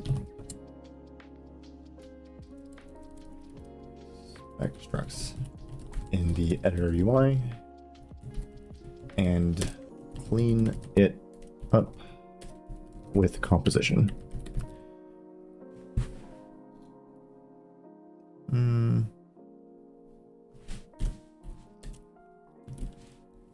Specifically handle the on edit external option. Yeah. Sure, whatever. Yeah. So I'll come back and look at that and be like, yep, gotta deal with that. This all could just use a good refactor in general, so. While I'm working on something all day, my build takes 10%-ish of my dev time, the way I work. Here, I could save 3 weeks if I half my got the savings, man.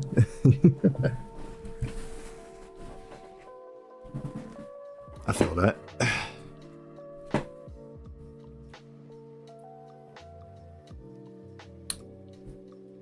Got the savings amortized over the year.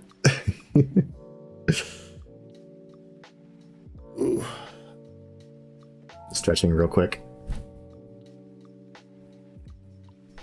Yeah, usually when I'm doing the build, especially if I'm doing, like, I think right now I'm a little bit woozy, or I'm a little, my brain's a little bit out of it, but my brain's always kind of out of it. But if I'm coding off stream, usually I, how do you say? Usually while I'm waiting for it to compile, I'm usually like trying to figure out some architecture thing, or I'll just go take a break and go eat something, or walk around, which I probably should do.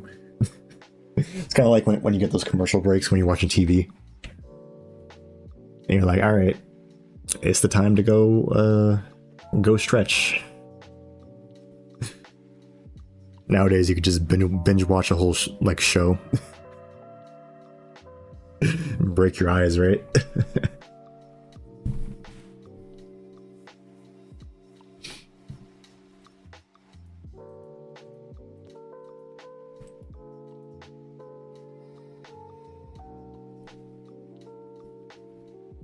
Oh, Furious. Oh, no. Good night. Good night to you too, man. Oh, okay. Good evening. I didn't know if you were already here.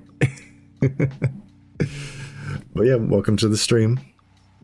I'm just doing some like editor UI code right now. I think, like, specifically I'm trying to get it so that I can edit the, how do you say? Edit the color palettes and give names, just like certain colors within the color palette. So right now I'm trying to just get that to work. So.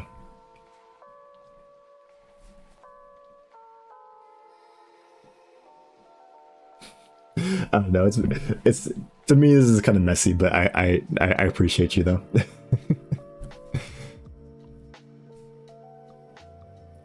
Like if someone kidnapped me for 3 weeks, then that's about the same effect as a slow build. Oh.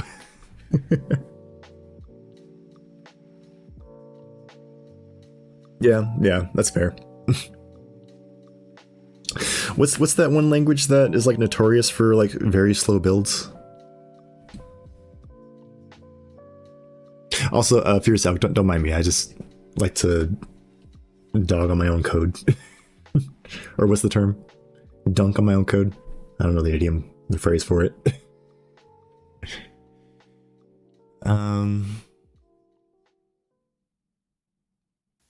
haven't used, like, C++ is my main language, right? So I don't really know the compilation times for all the other languages. I've just heard that Rust is a bit slow. But I think I saw that on like one of those YouTube short, or like people being like, oh yeah, look at the compilation times between then. I don't know. And someone said Go is really fast. Okay, anyways. Yeah, so this works. The whole on edit thing works. So yeah. So let's make this do something.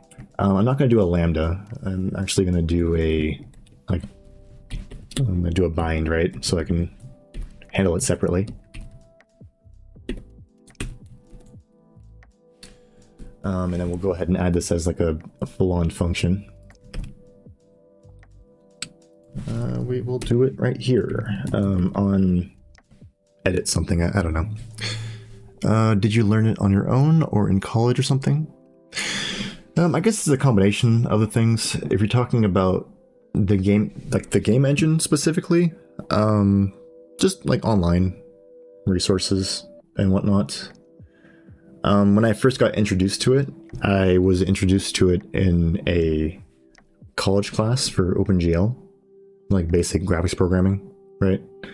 But as far as like all of the bells and whistles and putting the engine together, there's a lot of online resources. I feel like nowadays you can kind of like search up whatever you want. But then again, we got AI just mixing everything together, so I don't know.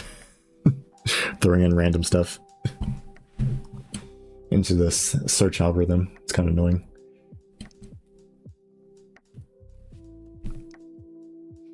I hope I answered your question. I don't know. Okay, what's the name of this function?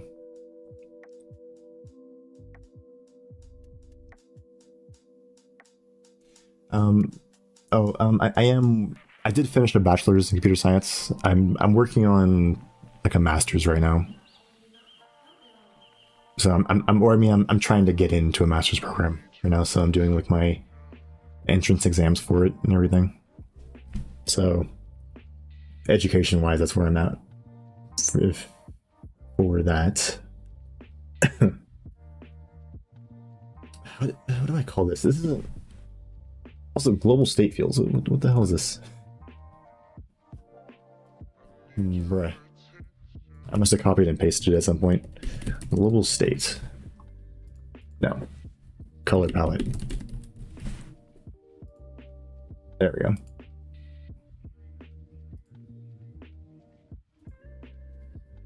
I don't know if this counts as... You know what? On edit... I'm just trying to think of the name for this. Like my naming right now is really bad. This is the function that gets called when we click the edit button. So on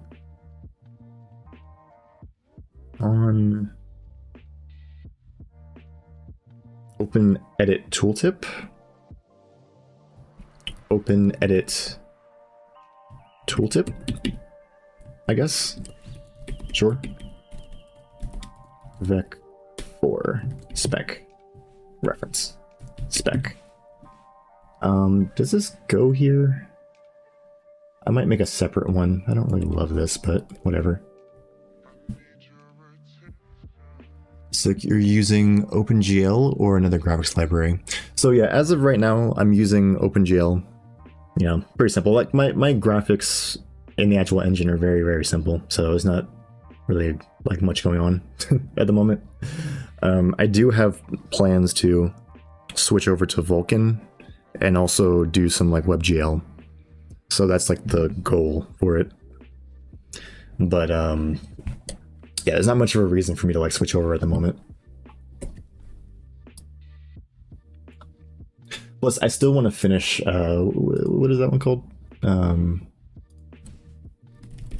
I still want to finish Learn OpenGL. It's always a good website. A lot of general concepts I still need to finish. I've already finished the, like this main section right here, like when I did my class. But I'm trying to go through the rest of this in a way where it's like, it makes sense for my engine, if you get what I mean. Because I've already kind of gone through these, but my original implementations for these were very messy. So, yeah, and then once I get through this, you know,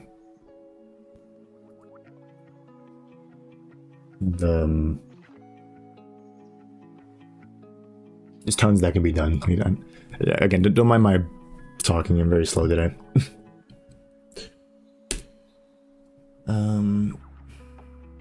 Manage color palette fields.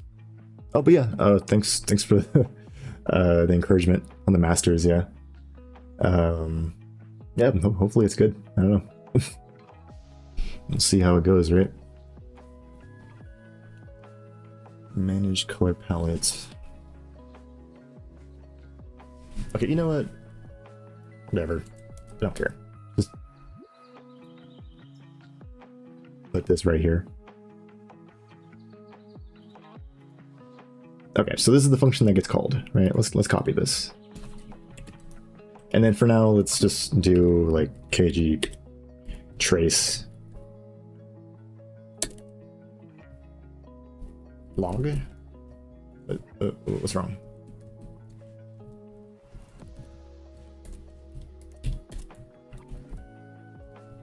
Trace info. There we go. Reopening the tooltip, yeah?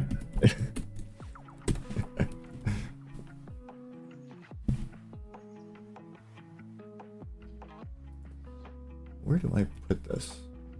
Okay, so that's a function, sure. Let's head back and go ahead and add it here. All right, so now the onEdit is being redirected to this function, right? And as the name says, we're going to open the edit tooltip. So we need a tooltip, right? So we'll just throw this at the bottom. Tor y tooltip spec.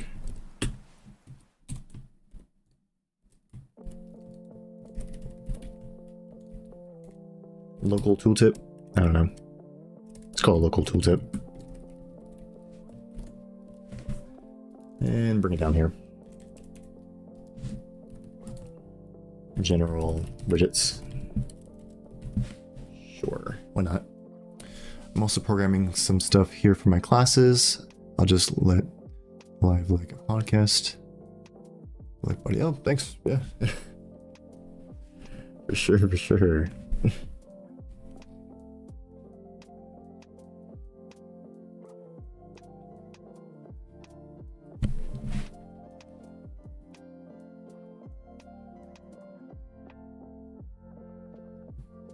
Yeah, I love hearing about people getting into graphics programming and whatnot. It's very fun. I feel like good graphics programming is a very underrated skill too, which I don't think I have fully, but gotta make steady progress, right?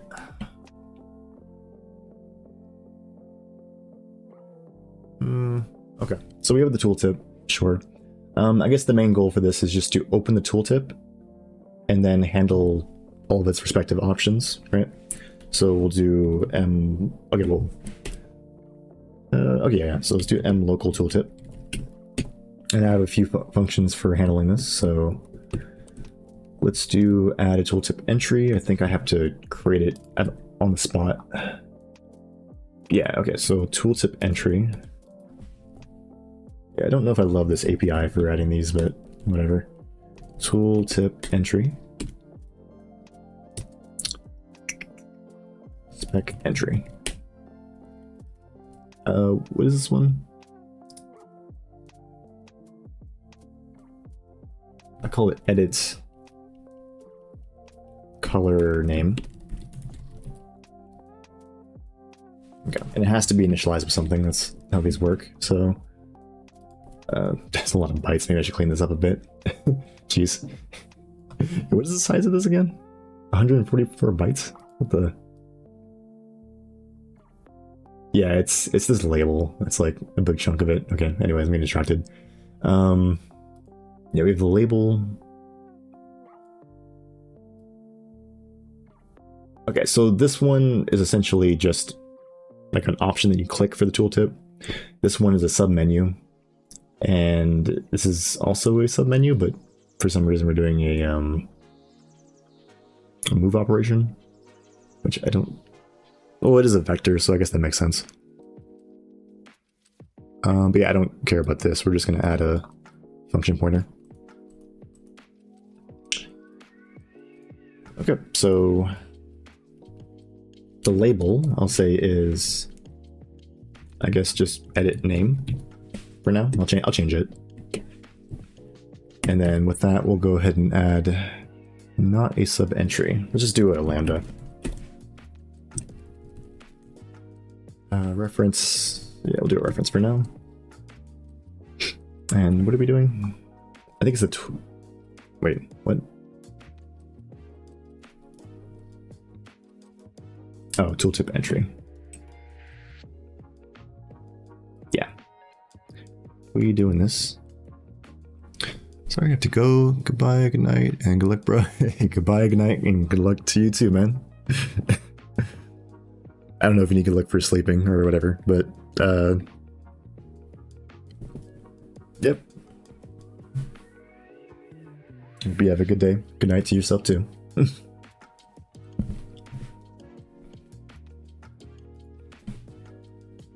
Appreciate you coming by.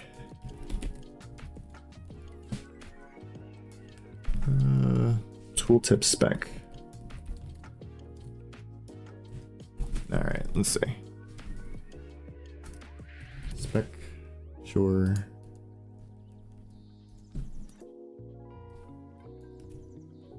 Nope.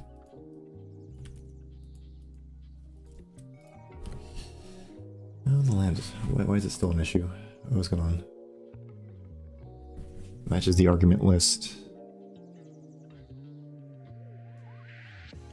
Really? Wait, really? What's going on? Tooltip entry. Oh, tooltip entry. Okay, sure.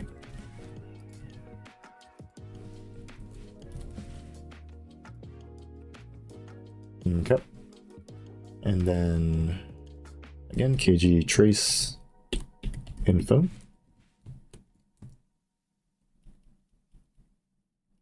Tooltip entry. Or editing a name. There we go. Add tooltip entry. So go ahead and yeah, at some point for an optimization, I can do this like inline or kind of like a emplace type of style where like you add the entry and then modify it after the fact. I might do that. I don't know.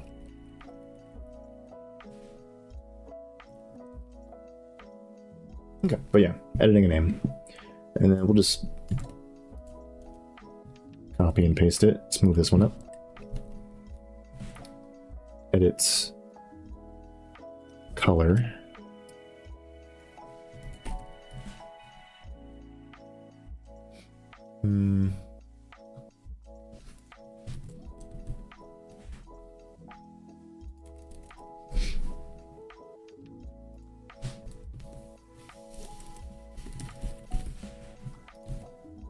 Okay.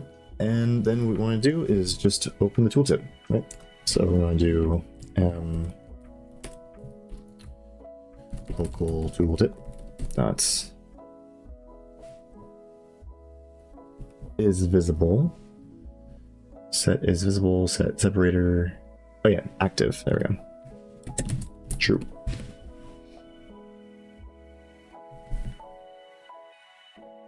Okay, so that should work. The only other thing is we need to go ahead and draw the tooltip. So let's go over to wherever we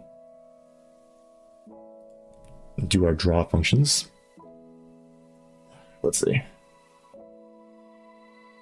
I believe that's here. And somewhere over...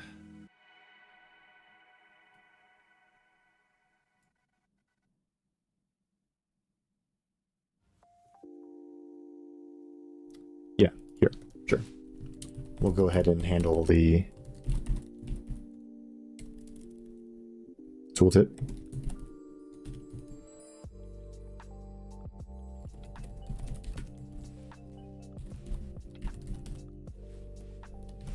Okay, there we go. So it's being called now. I think that's it. Yeah, so let's go ahead and try it.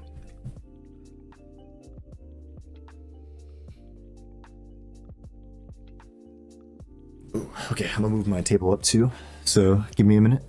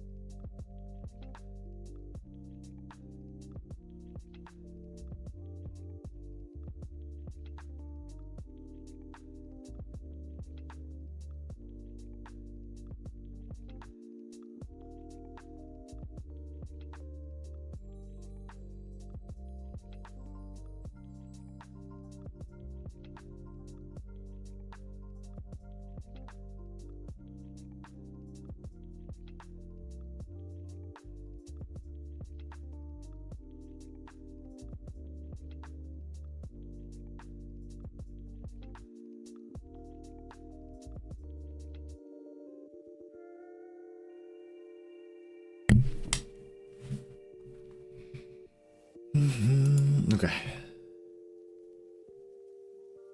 Well, I'll go and let it compile.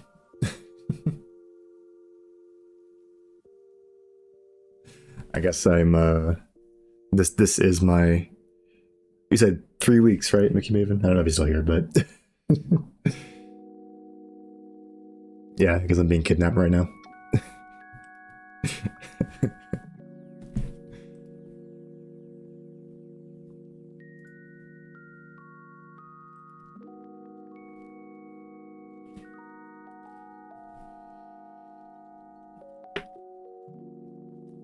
But anyways, I mean,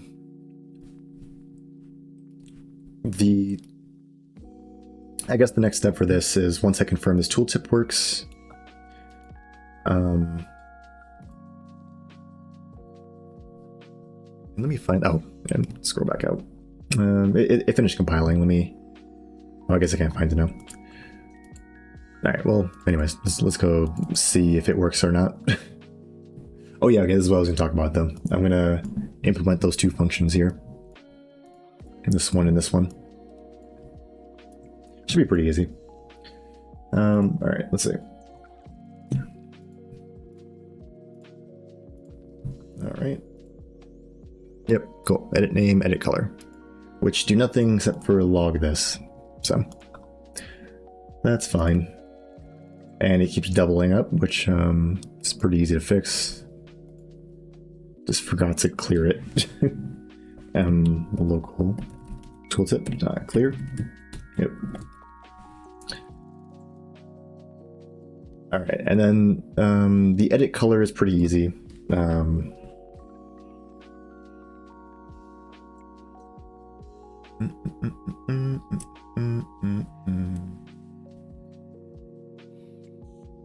All we have to do is just toggle something. So we're going to do operations, or wait, utility, operate. No, wait. My brain. Operations, right? I guess I don't have it included. Yep. Hash include Cardano util operations. Good.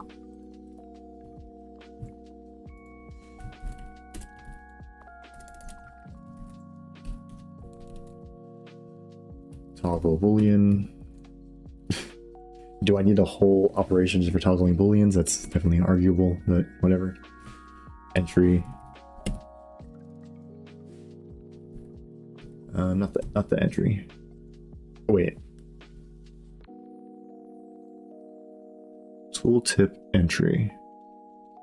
Oh yeah. No, we need a reference to this, but we don't have a reference to this. We're here. Okay, so I have a way of handling that.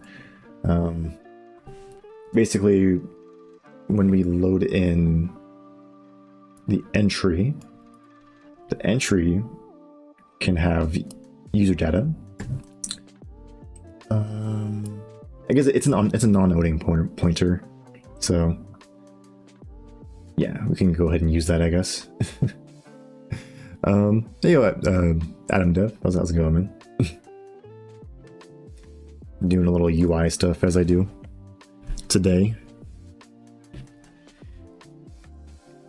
I'd like to get to my title where I'm doing some undo redo stuff, but might get stuck in just what I'm doing right now. But yeah, how's it going for you?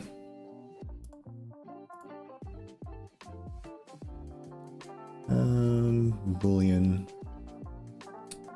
entry. This is an entry too, huh?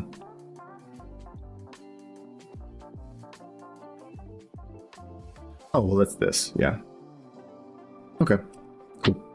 So, yeah, we need it for both of these. We're going to say edit color dot provided data,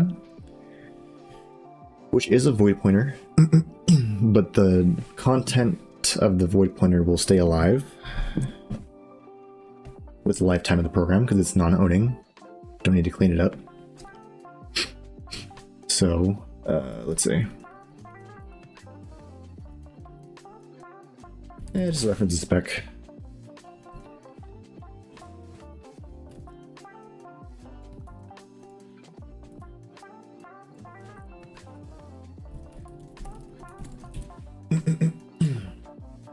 Yeah, and we're assuming if we have called this tooltip pop-up to open, then presumably this provided data should be valid, right? We'll do a check anyways, so we'll do a... Ooh, wait, give me a sec.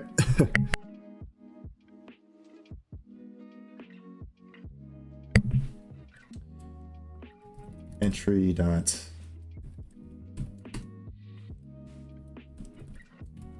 KG assert. Let us assert this.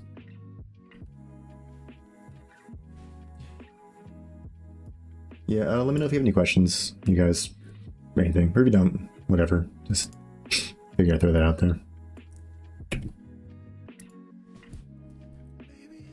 Today I'm just kind of chilling and coding, so per usual, right? All right, so let's get out the actual edit vec4. So editor UI, edit vec4 spec. And this is definitely a reference, so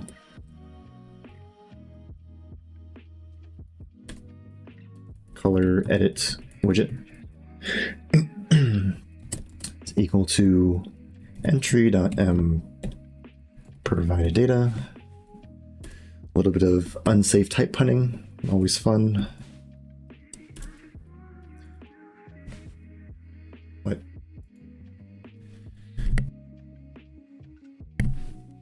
Ooh, okay. Reference. I forget if the reference is gonna, just for safety, do that. Cast it to a editor UI, edit vec4 spec, pointer, and let's just provide a pointer, yeah. And then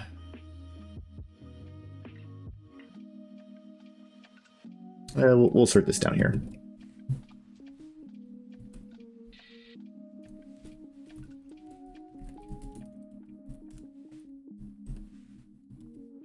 Not like we're dereferencing it anyways, so this will at least yell at me, right?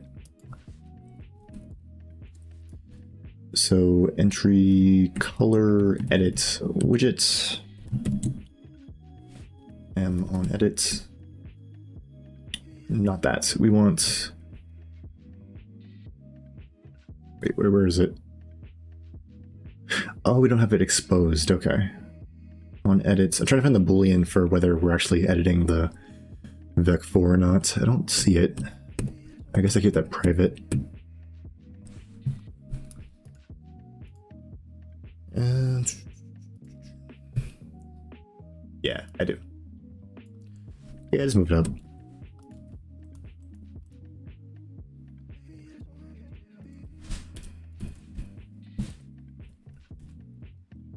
I guess the other option with that would be provide like a member function for toggling it, but I don't care. We're gonna go ahead and toggle it. And then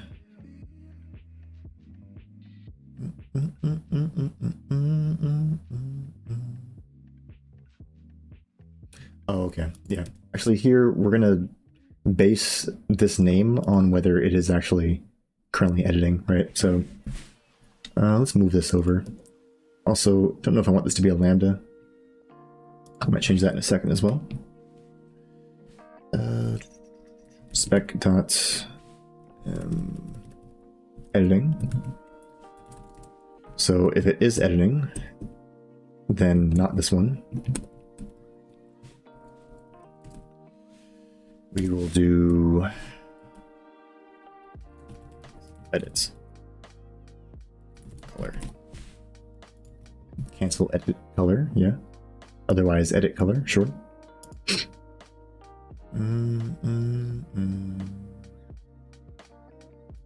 And just toggles the boolean. Yep, there we go. And then otherwise, so yeah, this one should restore the functionality of this, right? So add entry to modify open modification of the color. Yeah. And add entry to open and edit dialog. Name dialog. Which this is the new functionality, so we'll get to it. Let's make sure this works though. Or yeah, I guess it's fine. We'll see if it's broken in a second anyways. Let's just continue. Alright, so oh, well, activate the tooltip.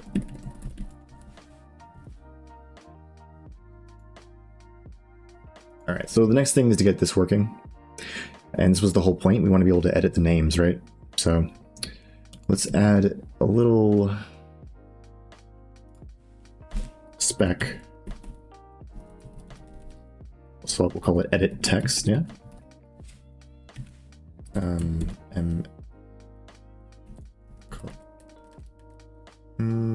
Edit color name. Sure. Put it on top too. Yeah. And we'll go ahead and initialize it. Why not? Probably here. All these. Oh, I hate this. Hurts my eyes. Okay. Anyways.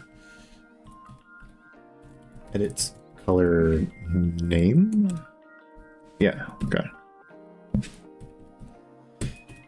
Label is edit color name. Sure.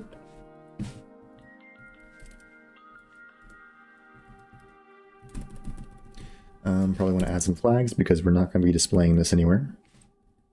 So or equals and editor UI, edit text,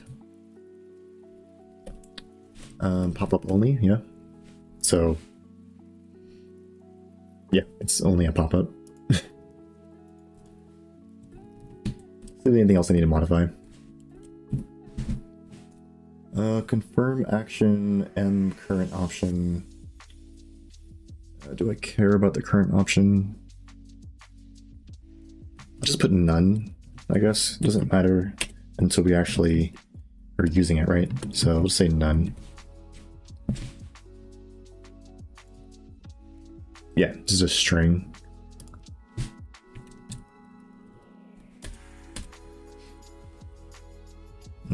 Label provided data. I might need to use this in a second, but I'm not gonna worry about it right now.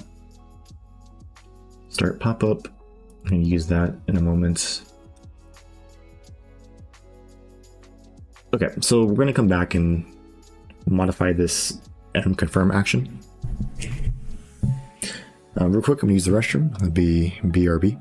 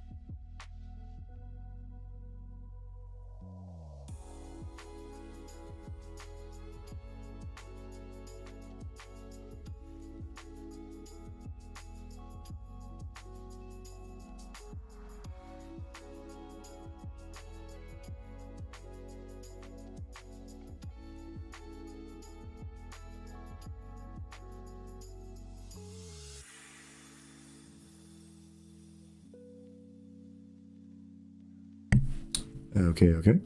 I am back. What was I doing? Don't remember.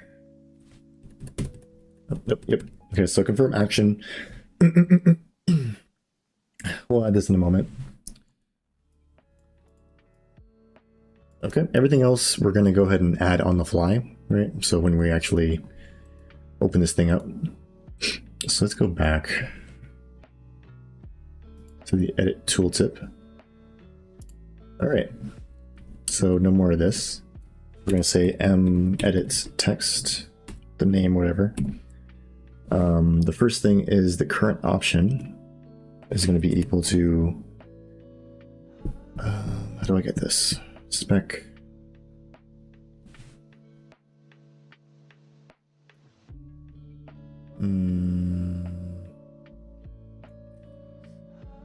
Is this provided with any information? I forget. I feel like I do provide some information with that.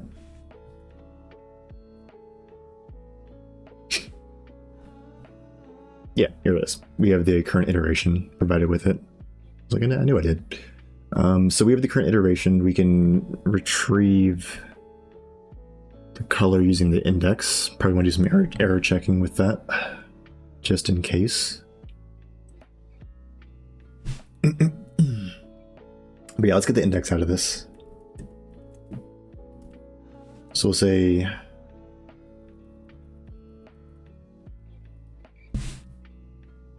get this from it. Okay. Color edit widgets. We want to get its provided data. Long list of pointers, right?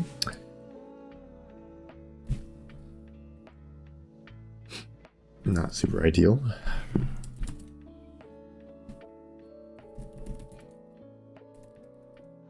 Oh, we don't want to be modifying it. What am I doing? So we're going to be retrieving it. as a what? Was it a size T? I forgot.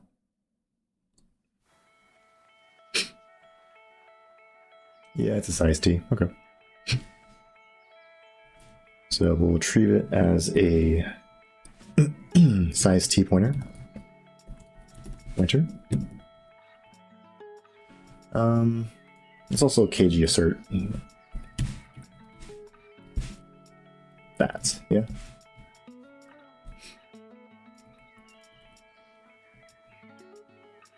If that's a thing. Yep, and we'll go ahead and convert it into the size T that we want.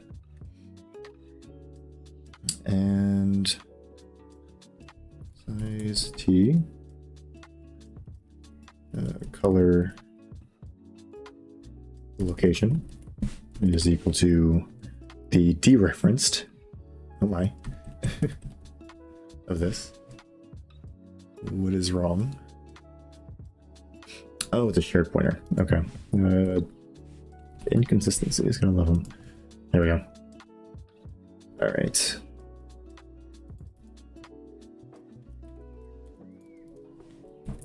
Get the location of the color. Color palette.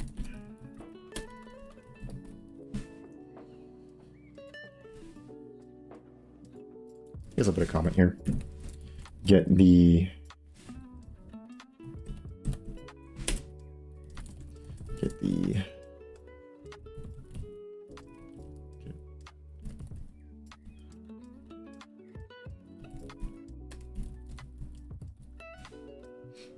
okay.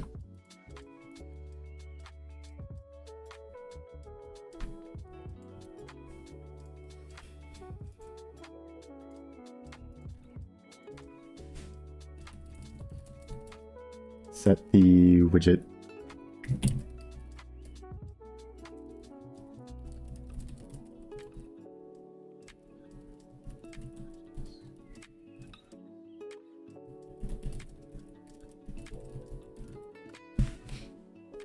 Okay, just describing that. Okay, so now we have the index of the color. All we have to do is just get the actual color from it, and then just supply the edit text with the name, like that widget we just added, right?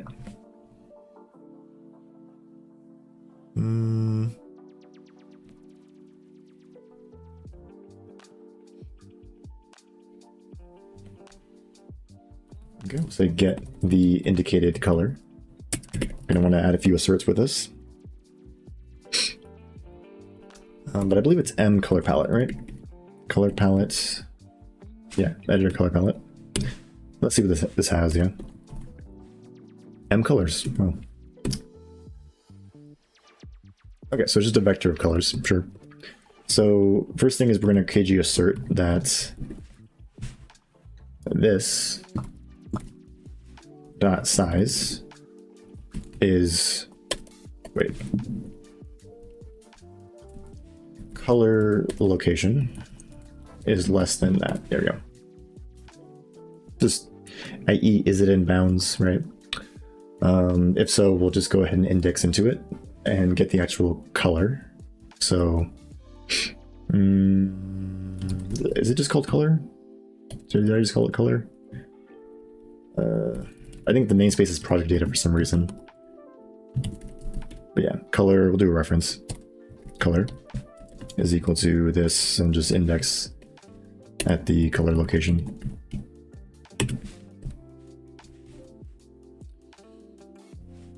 Okay, so again, just assert, make sure that it's valid.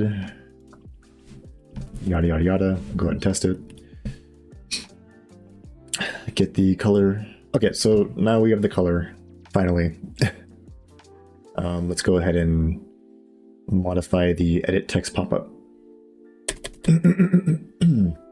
All right, so open the edit color text pop-up. And we're going to supply it with some information. So the first thing is edit color name. I don't care about the onConfirm. This should already be set. current option. Okay, so current option is the one we've been looking for. This is equal to color dot name, which should be fine, I think. Okay, the next thing is edit name, color name dot, is it open? You say yes. Yeah, so that actually,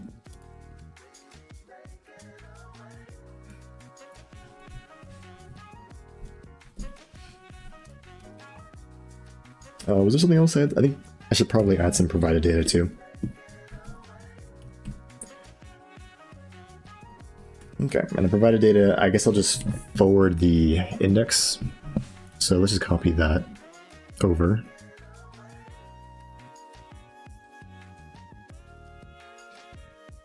Yeah, this. So we want to forward this.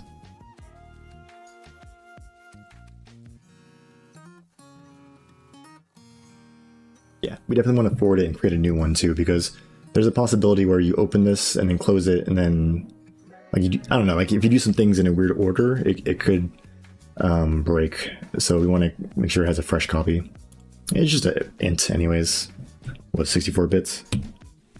Or whatever it is on your OS. I'm sure it's fine. I don't want to copy it directly over because then it'll reference the same pointer. That could be kind of weird. I guess with the way I handle them, it's fine, but it's just make a copy. It's fine, whatever.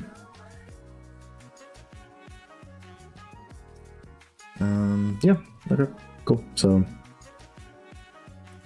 provide the provided data so we know which color we're modifying at the end. Change its name to the current color and start the pop-up. Okay, so the only thing left, I think, is to call that edit color name thing. So I suppose we'll just do it here. Good as place as any. Is it edit text? And of course it's set as pop-up only, so it's not going to display with that flag open. And yeah, suppose this goes with this, right? All right, let's try it out.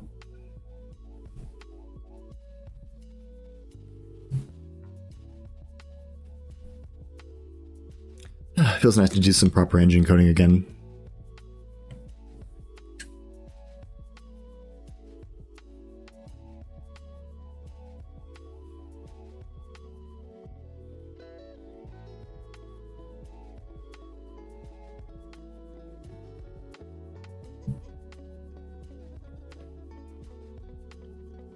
Do do do do. Do, do, do, do, do, do.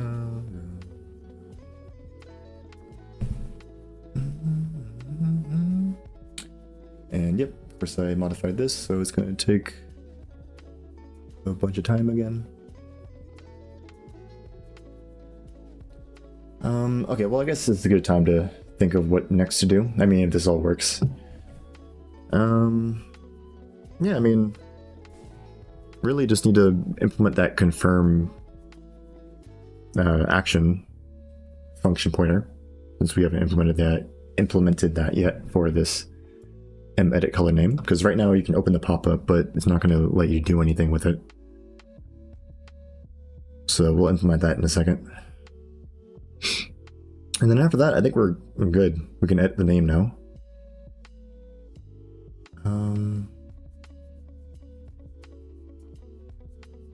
Yeah, I'm trying to think if there's anything else. I think that's it for that. So yeah, we could start adding that undo redo function. That should be fun. I might read up again on the what is it, the memento design pattern. I mean, as far as I can tell with the memento design pattern, it's just you have the actual data itself. You have a memento, which is just a stripped down version of the actual data. Just whatever data you need to go back and forth between the states or internal state of the object you're looking at, right?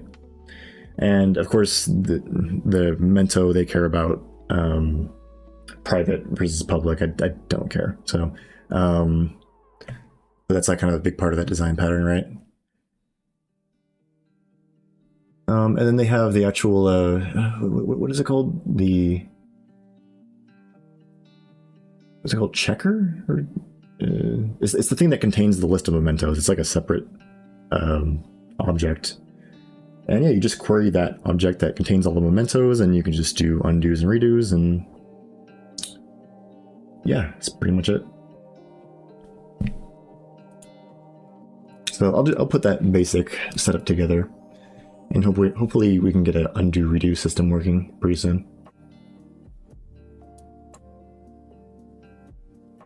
Okay.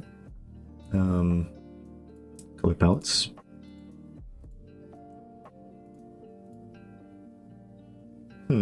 Gotta love a null pointer dereference. What's going on here? Color data, color widget.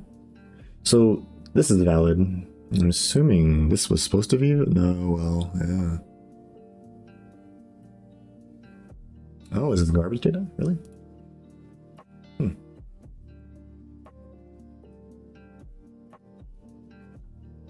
Really?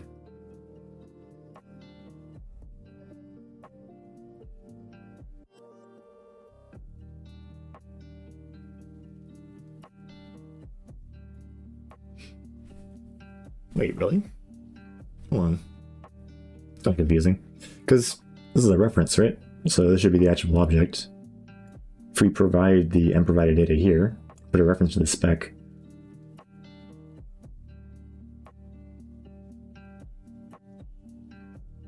That memory should be alive, as far as I can tell. But here we're getting like garbage data for some reason. Oh, well, I guess it's... No, that's definitely garbage data. What's going on there?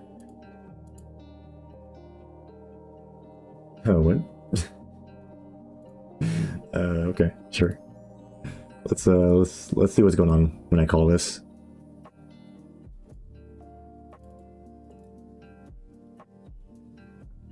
Yeah, it's not like we're making a copy or anything.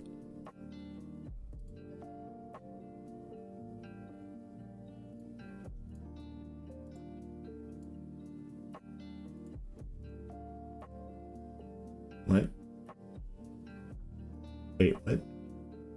You should have hit the breakpoint. What are you talking about? Oh, no. Yeah, my bad. Over here. Okay. Alright, so the spec is definitely a valid thing. Cool. We make this function pointer or whatever. And provided data should be a reference to spec, so... Yeah. Edit color name.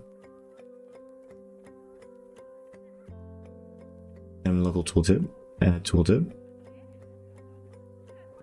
Yeah.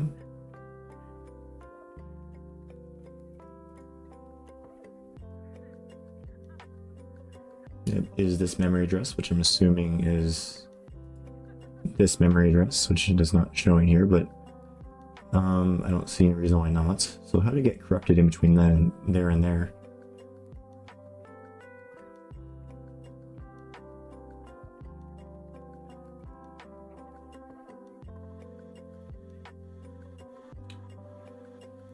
Tooltip entry, huh? No, it should stay alive, yeah.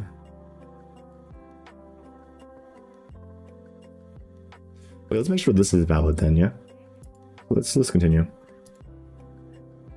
Okay. Wait, what is this?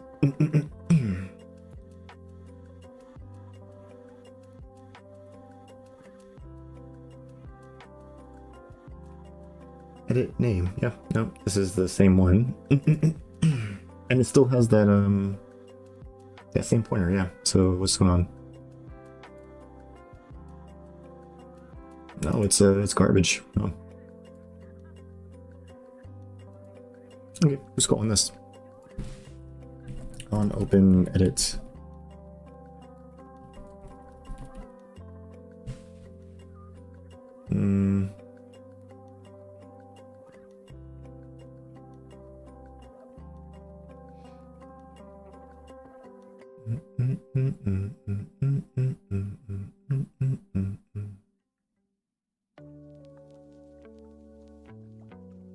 Edit vec for spec, huh?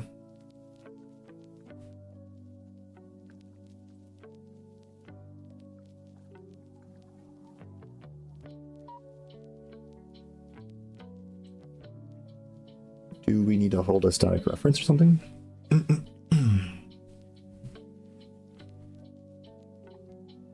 I don't see why we would need to.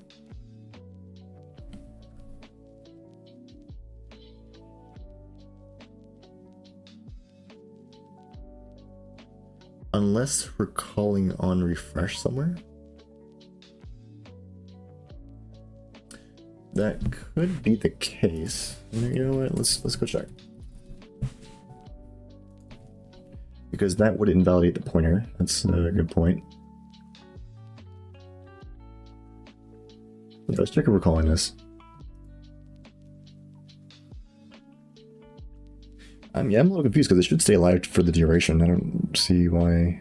All right, well, let's see. Let's see. Let's go ahead and close this.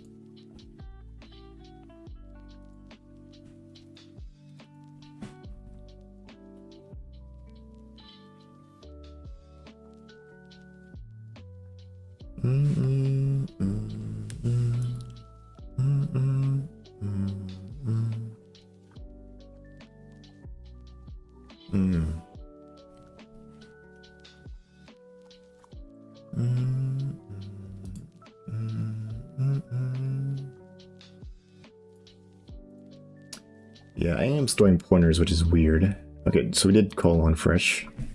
Called it once, sure. Okay.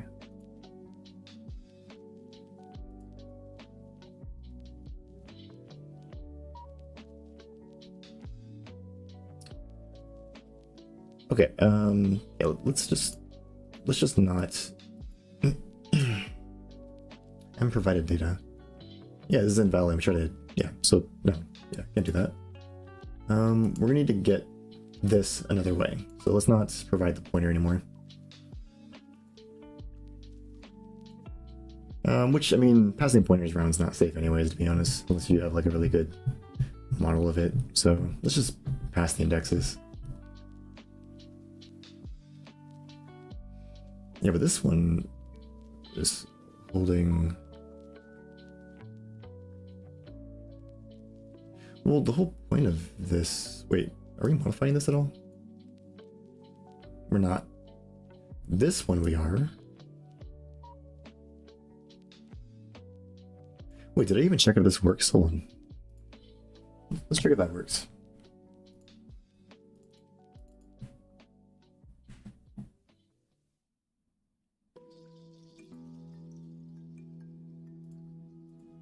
Yeah, I already kind of know how to fix this, so go ahead and get rid of this if this doesn't work. So edits, edit color, and it didn't, yep, didn't modify it. I'm pretty sure it got like a heap error, or I guess it was fine. Okay, so instead of passing around pointers being dangerous, do something a little different.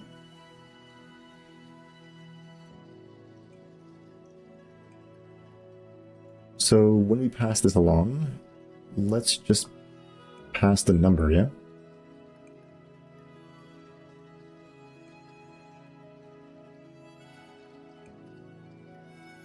We'll create a ref here too. Let's do a create ref. Is M provided data? Is this a void pointer or what is this? Oh, this is a void pointer, okay. Oh, it's a void, yeah. That's kind of annoying.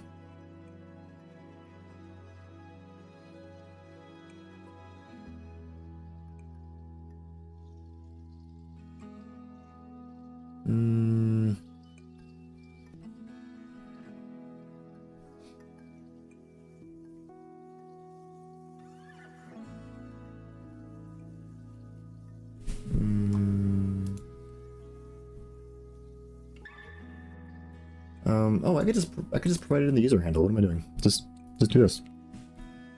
I don't need to worry about this. just say the user handle, which I think is already basically a size t. Just provide the spec provided data.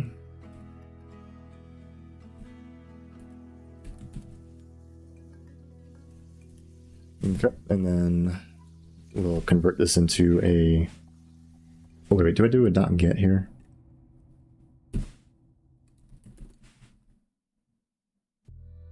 Right, this is a.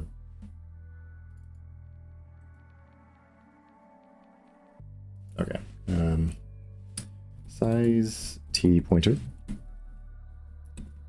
and then just dereference, and we'll do a check here.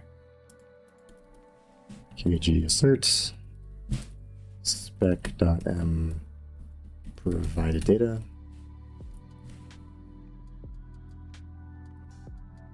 Yep. Okay, and then we'll do the same over here. And then we'll say this. Okay, edit color. Okay. Good. Okay, so now instead of ripping out the widget here, we don't even need this, honestly. All we have to do now is just... Actually, we can just get rid of this whole thing, huh?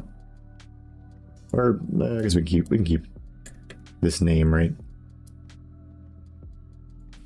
We'll just say entry dot user handle, and there you go.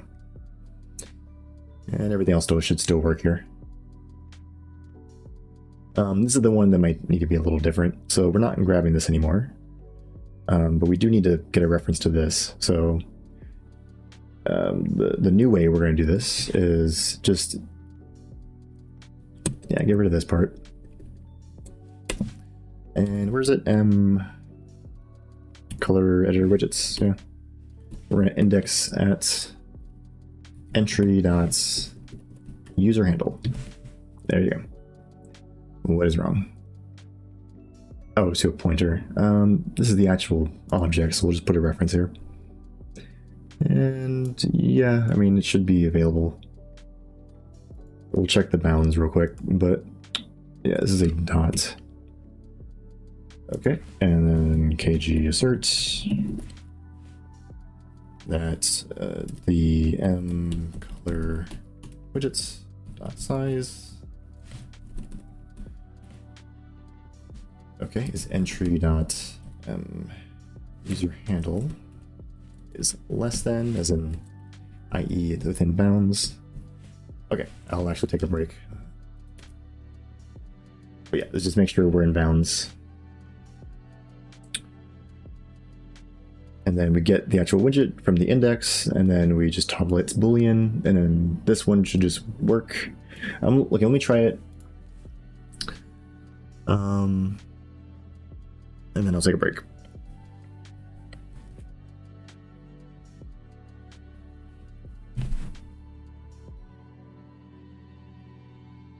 Okay, but this way we don't have any weird pointer arithmetics and whatnot. Wait, arithmetic, talking about pointer dereferences and whatnot. We're just passing indexes, which should remain stable for the tooltip, yeah.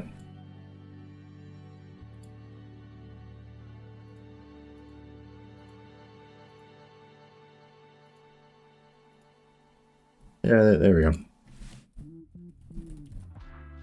Another, and this shouldn't do anything, yeah. But if you edit color, there we go. Now we edit it. Perfect. Okay. Cancel edit color, cancel, and then edit name. Okay, so we'll just make this work. And then that's it for being able to edit the name. It's kind of useful, right? So just give me a break. I'll be like, maybe 5 to 10 minutes. I'm just gonna go downstairs and get some to eat. So, BRB.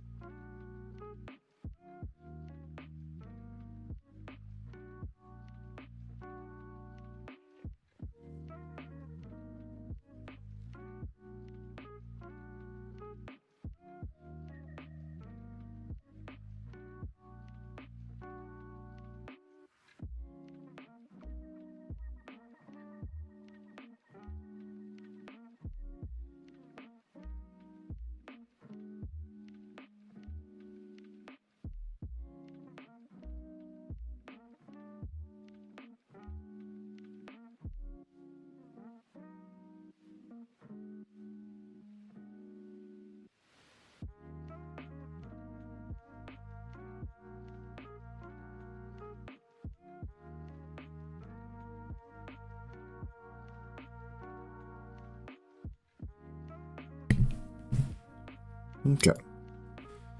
I'm not back. Still waiting for my food to warm up, but about 5 more minutes. Figure I'd do something in the meantime. So, yeah, this is all working. The only thing is we need to handle the onConfirm, right? Yeah, and then the provided data here is this. Is there something else I could provide here? Let me see. Like, is there a handle I can provide these? I don't see why. You need a user handle for edit text. Okay. What is this one called? Edit color name. Okay, there we go. Edit color name, and then we're gonna do the onConfirm action, right? And this one, we're going to go ahead and associate it with a function pointer because I like all my modification functions to be easy to access. So, let's see. What does this take again? I think this is a functor for a edit text spec. Okay. Spec. So modify color name. Edit text spec. Reference spec. Sure.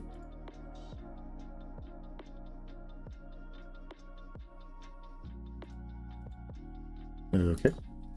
And then, I mean, it really should just be... Oh no, we provide a... like an active color deal? Yeah, the color index.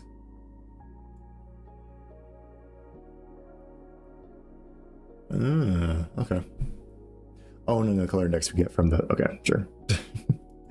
So, I mean, basically, this is just a copy and paste, right? As far as I can tell. Because mColor palette, provided data, yeah.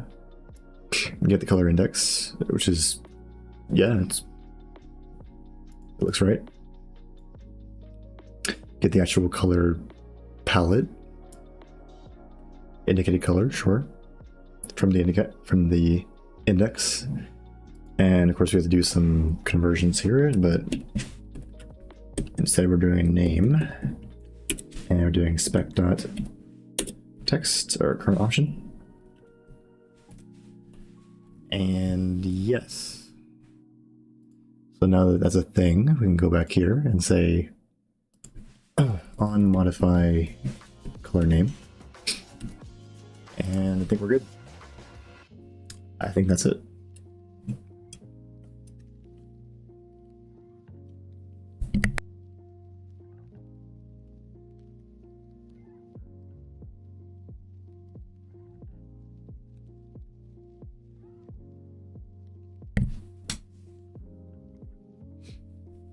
So much work for just a edit text, but I suppose it is what it is.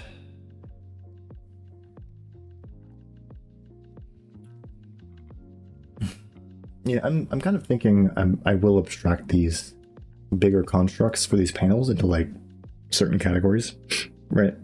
So you could have a certain panel that's a edit asset type, right? And kind of abstract most of those functions. Provide a few like virtual functions so you can implement your own stuff, right? And then of course if you have like a different type of, I don't know, panel, you can try different things or whatever. But this seems like a recurring theme with a lot of these asset panels is they have that like opening screen, then a little section for modifying the values themselves. That part is unique, and yeah, that's pretty much it. But everything else could be abstracted, so that could reduce some of the code by quite a bit.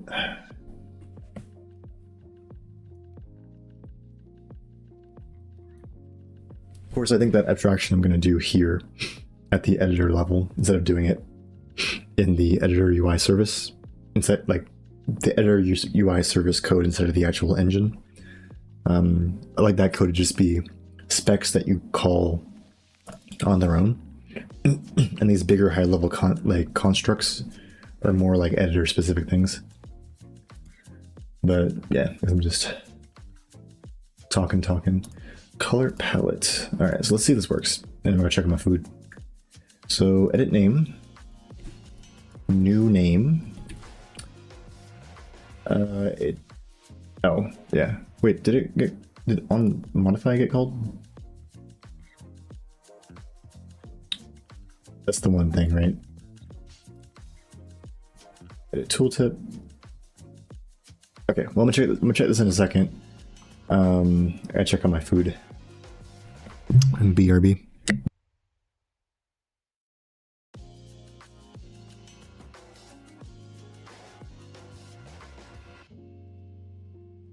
Searching for the thrill, doing everything you can to stay on top of the hill.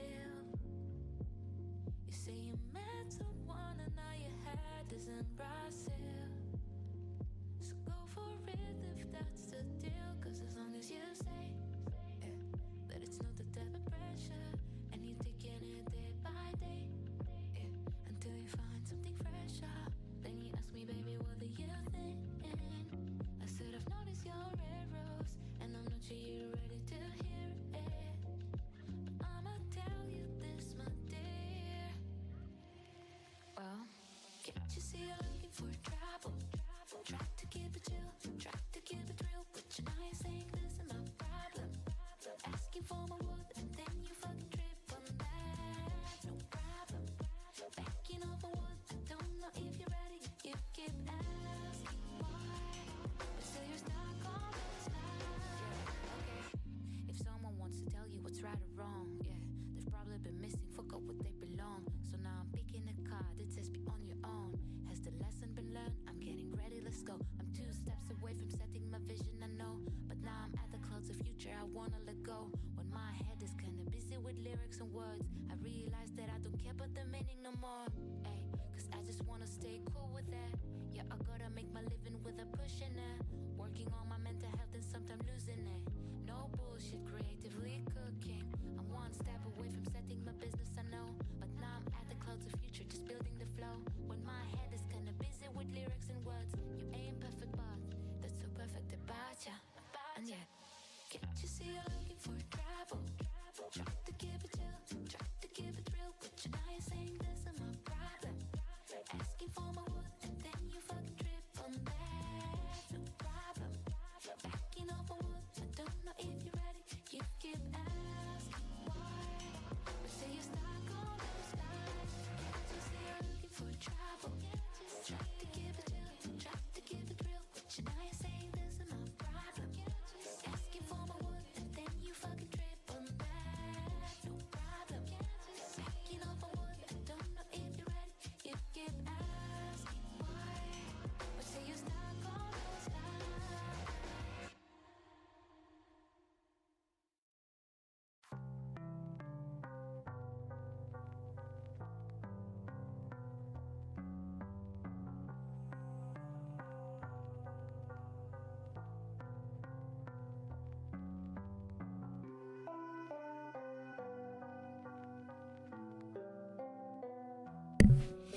Okay, I got my food.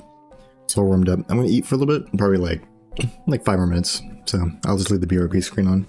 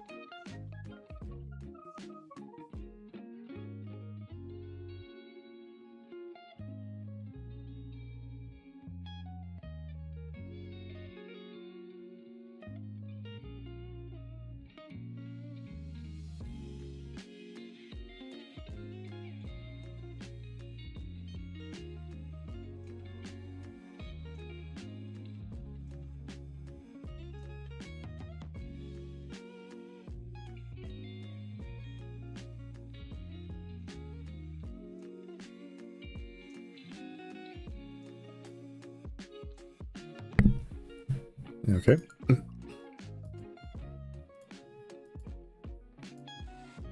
I am back. Let's continue. All right, cool. So, pop up. All right, so I was trying to see what was wrong with the edit name pop up. That's what I was trying to figure out. So, I believe it's because we are modifying the name.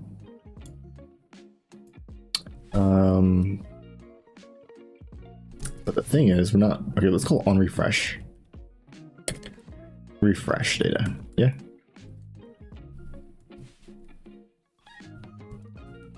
And also maybe like.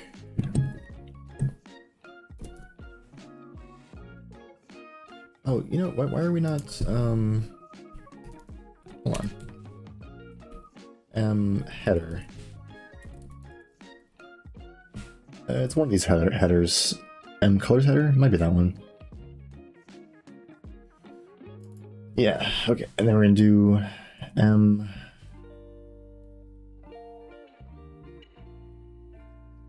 expanded now.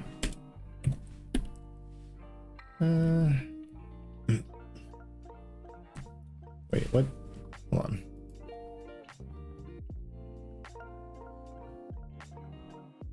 Choose directory.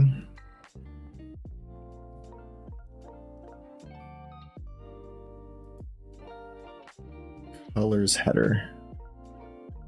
No, wait, colors header. Collapsing. Oh no, we're good. Is this one, main header. I'm just trying to make it so that it highlights properly when I modify it. So main header.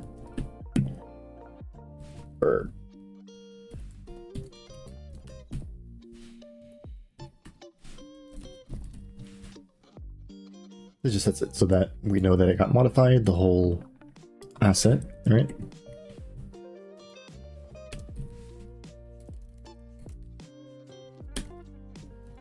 Update the table data. Yeah, it's good enough. All right, so I believe that'll fix it. It should just refresh everything. I mean, the other way to fix this, I guess, is just to get the color palette or the get the actual widget and just change its label to the appropriate label name, which is probably a cleaner way of doing that, or like a more operation efficient option. But yeah, just want it to work. Okay, so edit name. Another. Misspelled that. But yeah, there you go. Another. Misspelled. Okay, let's go ahead and save it. Alright, let's go ahead and close it. It's called UI color, right? Did I put this in here? I think I put it in the color section. Okay, let's open a text editor. There we go. Another with the text code. White with the text code. Yada yada yada. Right? Alright, that's good. So now we can modify the names. And you know, maybe let's make these names, like give them some actual names, yeah? So let's go to the user interface. I believe it's the main menu. And yeah, 0.4, 0.07. So what is the color?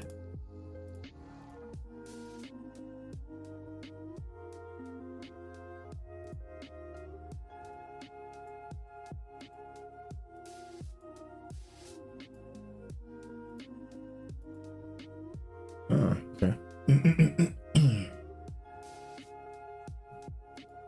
I don't want to save it. Let's go ahead and close it.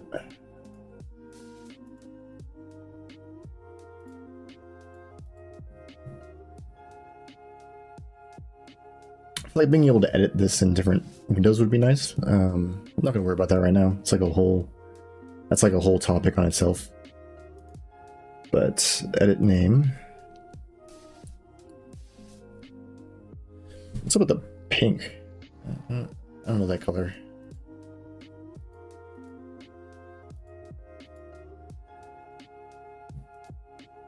Oh, I don't have a way to delete these as well, huh? Okay, well that'd be easy. Just add a delete option.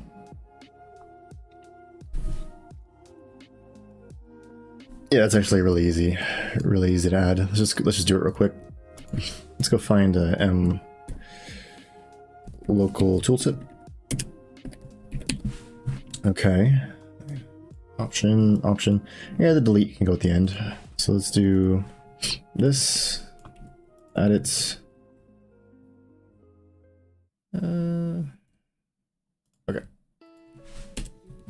Add entry to delete a color. We'll just flatly define it for now. No need to do this. We're just gonna say delete color.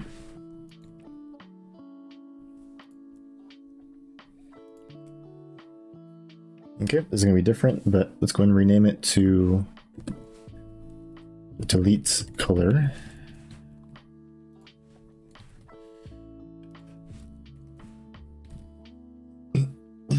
Okay, we still present the user handle, still get the actual widget.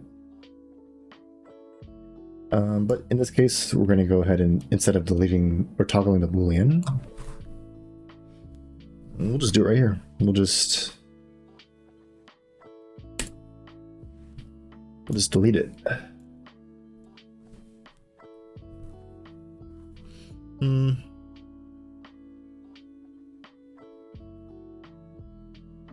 Actually, you know what? Well, what does this one do? It just edits open the edit color thing.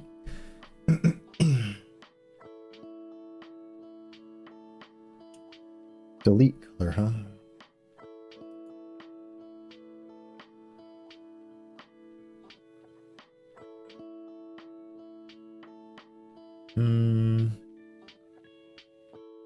Yeah, okay, I'll just do it here. Well, whatever. Delete the color from the palette. Alright, so yeah, we don't even really need to do this at all. All we're going to do is just say M editor color palette. M colors.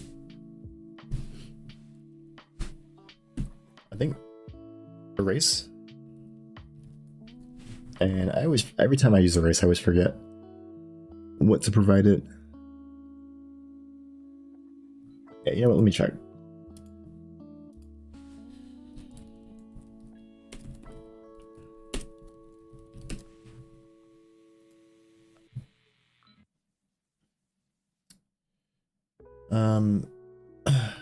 Parameters is the iterators for the thing. Okay, so we just provide the position they want to remove it from, so it would be begin plus the index. And then it's going to return if pause returns the last element. If last prior to the rule, then the updated is returned.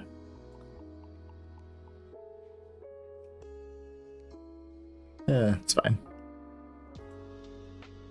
We'll just assert that it's within the size. Just go from there. And it's just this vector. Dot begin plus this. Yeah. There we go. And we need to get the other bits of it. If I can find it. There we go. Probably make that a function in itself, huh? Refresh data. Along with update. I don't know. Yeah. I want to call it refresh, but we already have a refresh data. Okay, well anyways, that should modify it. We've already asserted that it's within bounds, so... okay, fine. What is the erase return? It's a iterator. following the last element. If it returns the last element, then it is returned.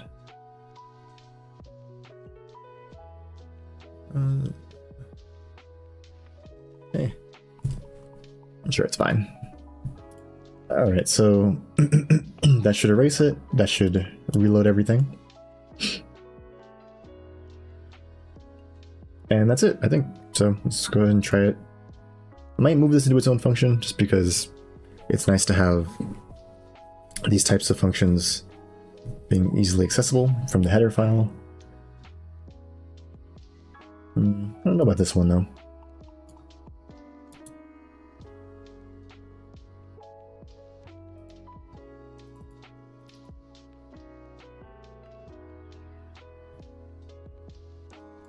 Okay, so let's go here, color palettes, open this one.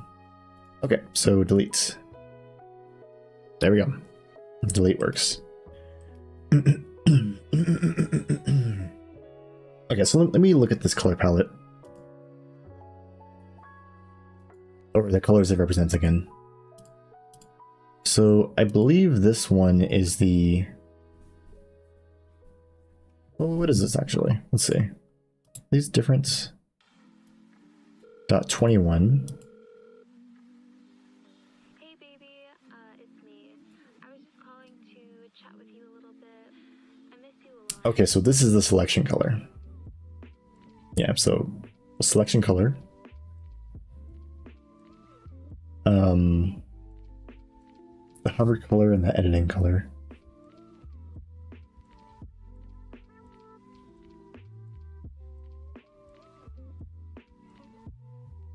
I miss hearing your voice.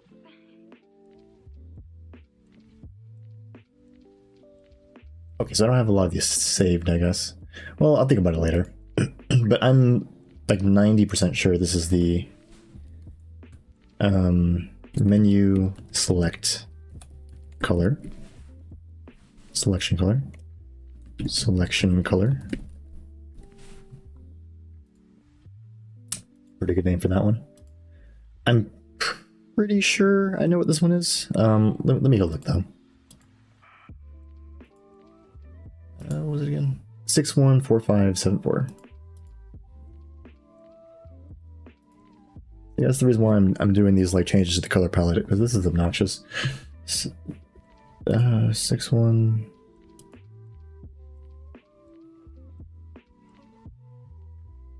Okay, so yeah, I don't have a lot of these saved.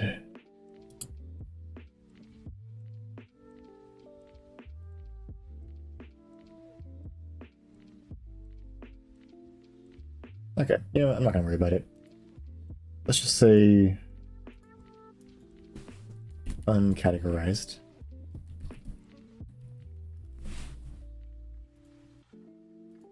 Your call has been forwarded to an automated voice messaging system. At the tone, please record your message. When you finish, Actually, you know what? Let's just delete these. Let's just delete these. Yeah. I'll go ahead and add them back in a second. But there we go. So now, if you go over the user interface, we can go ahead and modify this. Go to the color palette, open the UI color, and oh my. I suppose so. Maybe I'll make the spacing bigger, I guess. Maybe the text smaller? I don't know. Menu selection color. But anyways, you can click on it, it'll set it. Yada yada, right?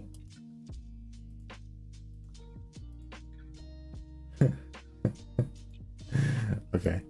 Yeah, we're not saving this.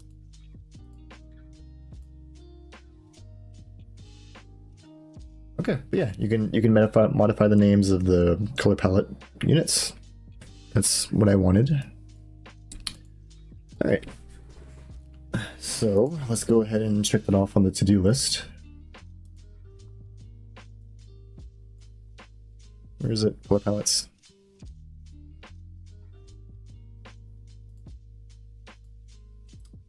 What was it again? Change color names.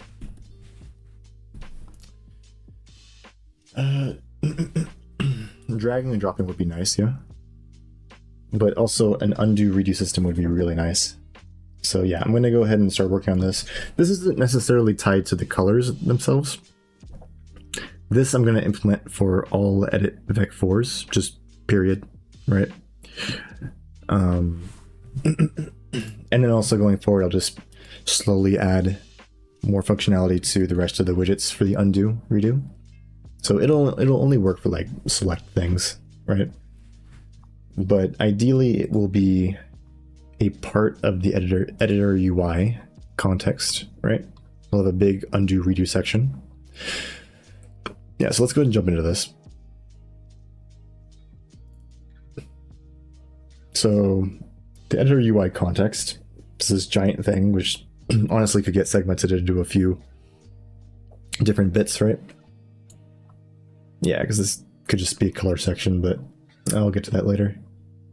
It's a massive class for like no reason.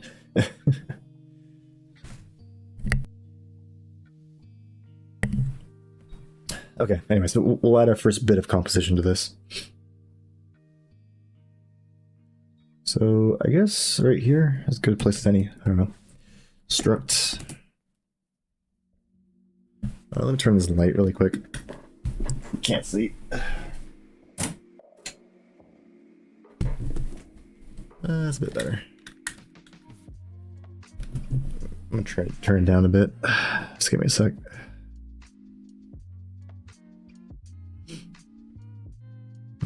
Genie. Okay. Alright, turn that light down. There we go.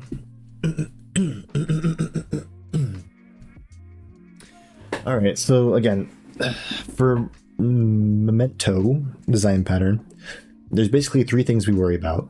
There's the actual object that we're trying to undo and redo, which we already have defined. That's the edit vec4, edit vec3, edit vec2.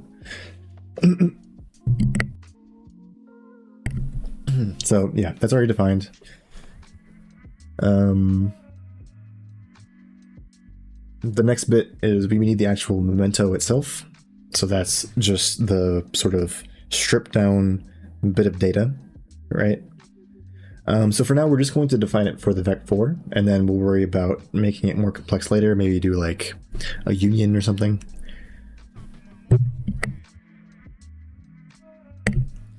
And then we need a class that the editor UI service can contain, or can hold all of the undo and redo stuff inside of like a linked list, or like a queue. I'll see what makes sense. I think it'd just be a linked list, to be honest. All right, so let's just get into it, I guess, right? So, memento.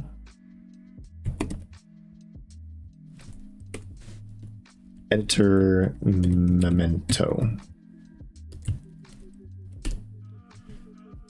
All right, and then for the edit vec4, I mean, yeah, we don't really need to preserve a lot, right? Realistically, all we have to preserve is just the data, like this, the current vec4, which is just a vec4, right? So we'll just start with that. The memento is just the vec4. Any other information about like the actual like settings of the spec, or like, you know, like things just surrounding it? Actually, let me head back over to it. Or I guess it's taking forever. Edit vec4 spec. Yeah, all this extra stuff with the onConfirm, on edit, bounds, scroll speed. Yeah, that's not really what I'm talking about for undo and redo, so I don't really care. So, yeah, now I'm lost. Okay.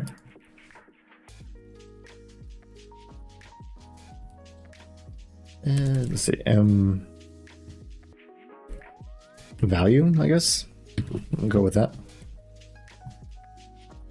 All right, so there's the memento. Easy as that. Okay, the next thing is we need a class. This one's a little bit more involved. Might move it down too. And what did they call it again? They had a term for it inside of the design pattern. I guess I can bring it over. I think it's telling me to take a break. It's also saying check out the engine. Yeah, I should make that more infrequent.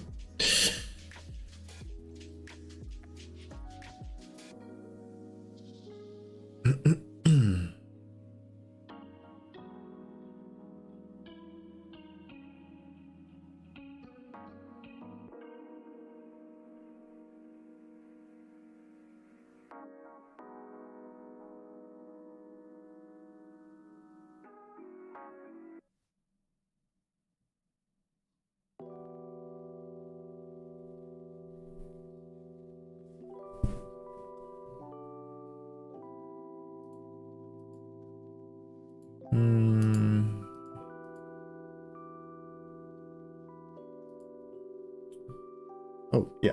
Forgot to look for memento. Alright, so memento design pattern. Let's just grab one of these, doesn't matter which one. I just want the name. Yeah, they called it Caretaker. It's yeah, I mean the originator is the actual data, right?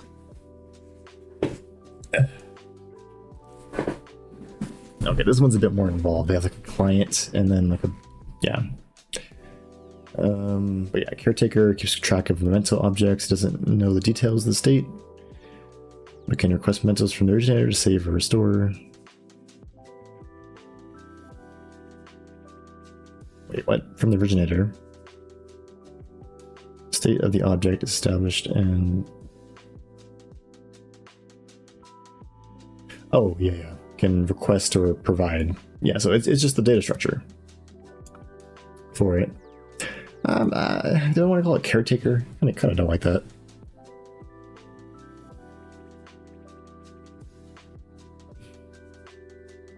Now I'm kind of stuck on the name though. Caretaker.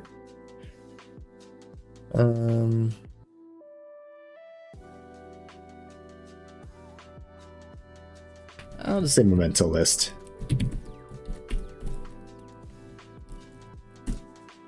And then we'll just have a list of mementos, right? I don't know, do I want to design a link list myself?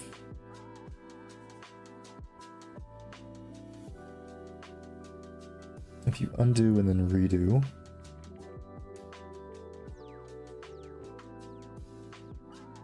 Okay, well redo might require some additional consideration, but undo would be pretty easy to add.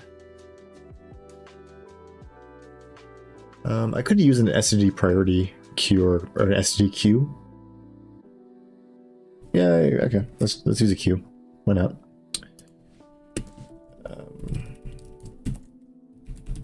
I'm still used to using DQ. I kind of forgot what the regular queue does. I'm pretty sure that's like a FIFO, right? First in, first out. Yeah, that makes sense, right? Because if you add the object to the top of the queue, right, that's the closest one you would want to undo, right? So as a basic data structure, that makes sense. So sure, queue. We're gonna need to overload it with the actual type, which is going to be an editor memento. Okay.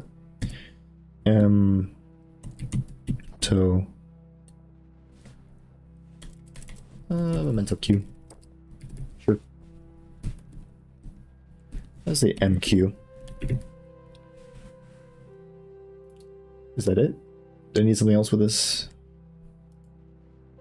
Oh, okay, just overloads one. Sure. Okay, and then the queue just... I mean... I don't know.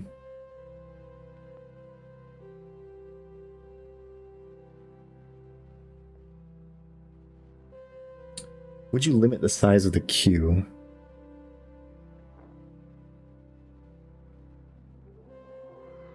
It's the editor, I'm sure it's fine. I mean, if I was being pedantic about it at some point, I probably would do a DQ and then say like if we go over a certain size, still like add the object, but then at the back of the queue drop off the last object, and then just get rid of it, right? And it limits the size of it. But yeah, I'm not worried about it with this. Just let it go. So Q. I think, is there anything else I need to do with this? I mean, I can overload a few. I guess I'll just add the functions as needed. So we'll just start from here, and then I'll just add the things.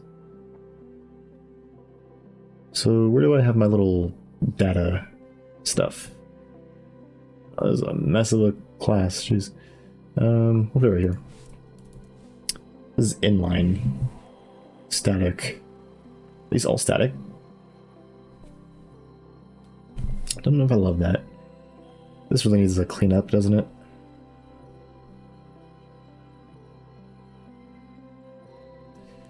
Okay, sure, whatever. Inline static, memento Q.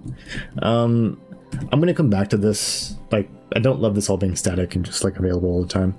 So I'm gonna make I'm gonna make all of this part of like a context object that can be like created and dropped like at will, so it can all be wrapped together. But that will be a refactor day on its own for this section. Wouldn't even be that hard, to be honest, either. Undo Q. There we go. I don't see any reason by initializing like this would be an issue. And then we just need to implement a few functions up top. Essentially just undo and redo, right?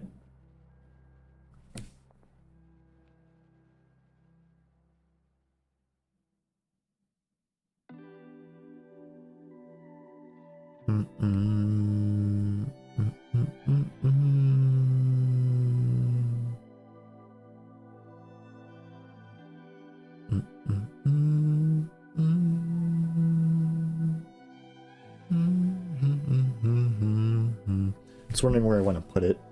I suppose it deserves its own category. This one will be called modify interact with editor UI service context, I guess. Okay, static. Do I want a bool to indicate that it succeeded or not? I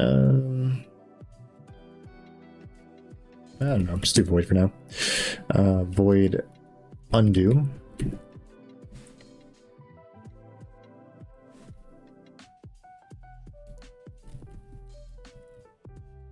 We'll just do undo for now.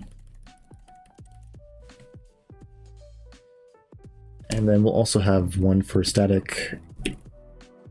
Again, void for now. Store memento. Undo memento. And we'll do the editor memento. There we go. These are pretty light right now, but I think I will do a const ref because I think it's going to get a bit more involved and a bit more sizable. But yeah, I mean, this is mainly what we need, right? It's just be able to add objects to our undo list, and then just call undo to drop the undo off of the list. And yeah, that's all you have to do, really. I will provide a boolean. I don't know. Maybe I need to return some information saying that this undo didn't work. Like maybe the undo list is empty. We're trying to undo. It's just saying like, stop it, right? Yeah. Do we need a success for the store undo memento? Like, would it fail? I mean, I suppose it could, but I think it's fine.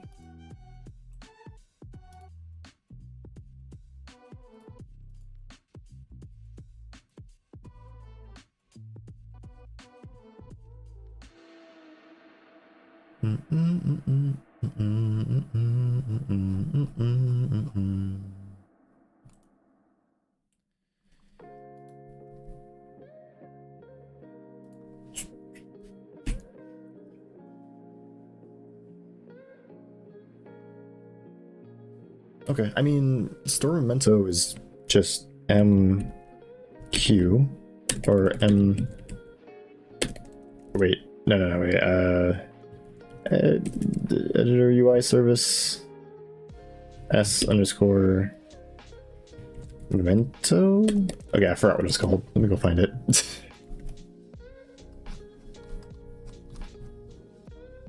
Oh, S undo Q. That's why. Okay, so S undo Q. What's wrong? Doesn't want to. Oh, we can't do anything with it. Yeah. Probably because it's a class, and then we did this with it. So for now, we'll just make it accessible. I guess we can keep this private because I might have to add a few extra things on top of it, and then we'll say, yeah, just void add memento. Right, and again, just a const editor memento reference memento. Sure.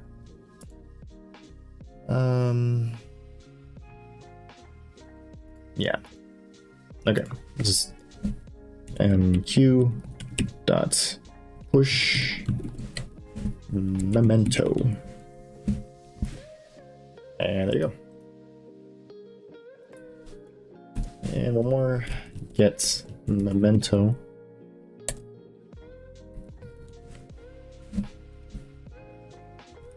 Or I'll say pop memento. And we'll be returning a memento.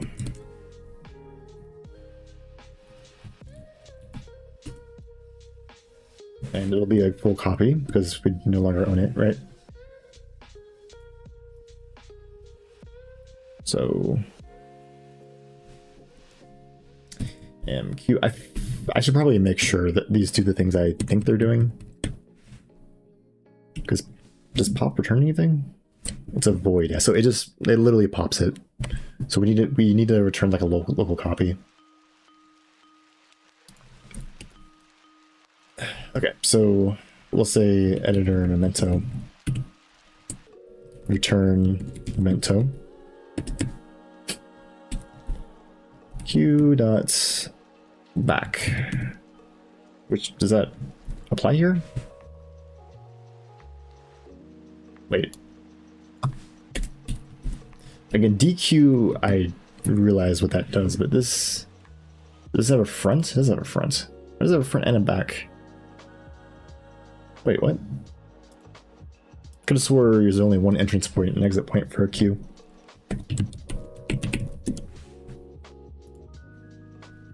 The queue is a container adapter that gives functionality to queue. First in, first out, yeah. Acts as a wrapper to the underlying container. Only a specific set of functions is provided on the back of the underlying and pops them from the front. Oh, first in, first out. Yeah, no, wait, this is wrong. It's not what I meant.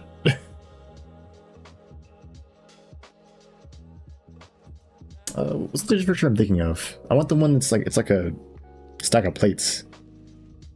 Is that a heap? First in, first out.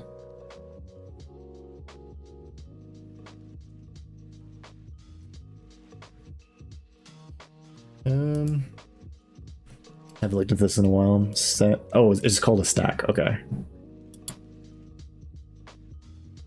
Stacks are a type of container. It's last in, first out. Oh, yeah. Okay, I just had that wrong. So stacks are implemented as container objects, which are classes that use an encapsulated object. Hop back from the back of the specific, which is known as the top of the stack. Okay, so they're pushed and popped from the back. So we allow empty, size, back, push back, pop back. Okay, so I just had the wrong data structure, sure. Called stack.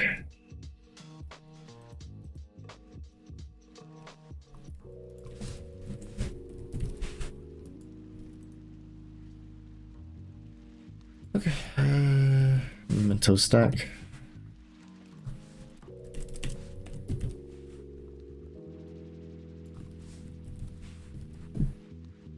Really should learn my data structures and algorithms, yeah?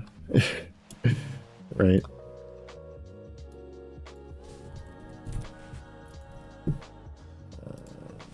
Memento stack. Undo stack. Still think maybe a linked list will be a good idea to get the redo functionality working. But yeah, not worried about it right now. Okay.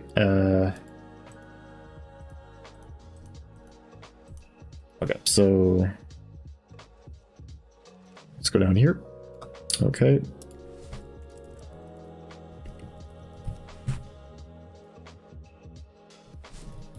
Probably just replace Q with stack.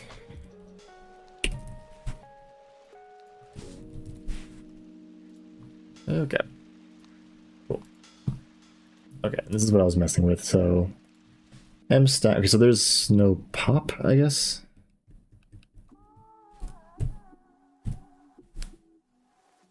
Top. Sure.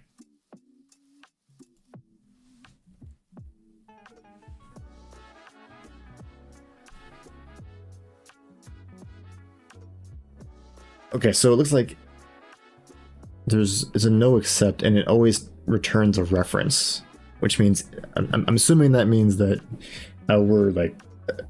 we should already be sure that the stack is not empty. So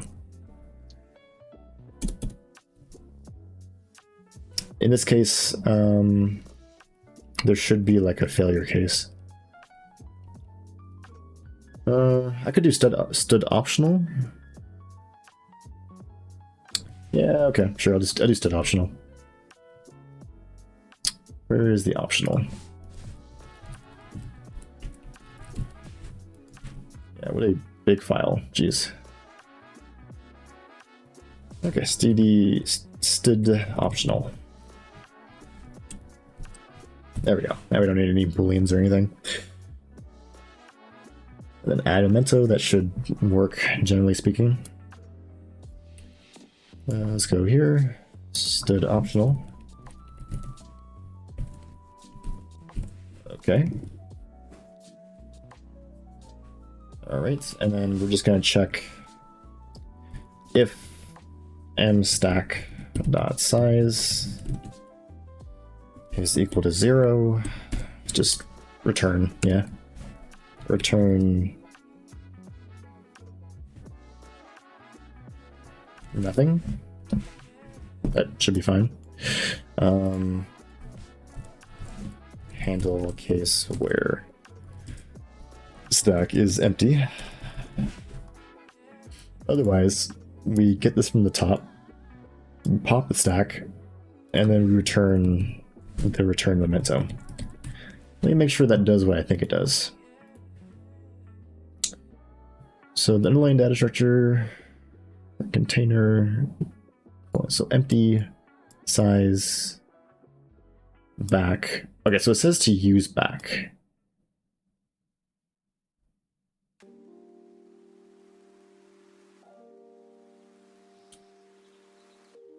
Push back, pop back. Okay.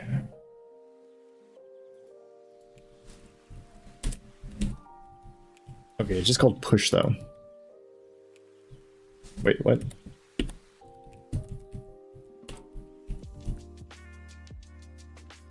Okay, so it's the other one was saying that what?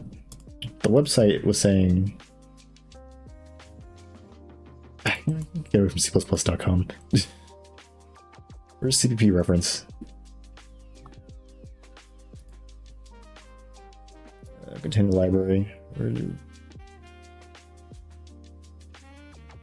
Oh, there it is. Stack. Okay. Say container something something that does something something. Access the top element. So is there a back operation? Okay, there's not. It's just top. So that's what I thought. So access the top element. Insert an element to the top. remove the top element. Okay, yeah, that's what I thought. The other one had the names all messed up.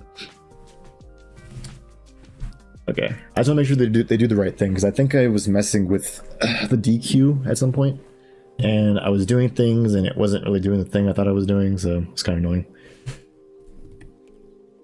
It's pretty self-explanatory. Yeah, again, we access the top, get the object from the top.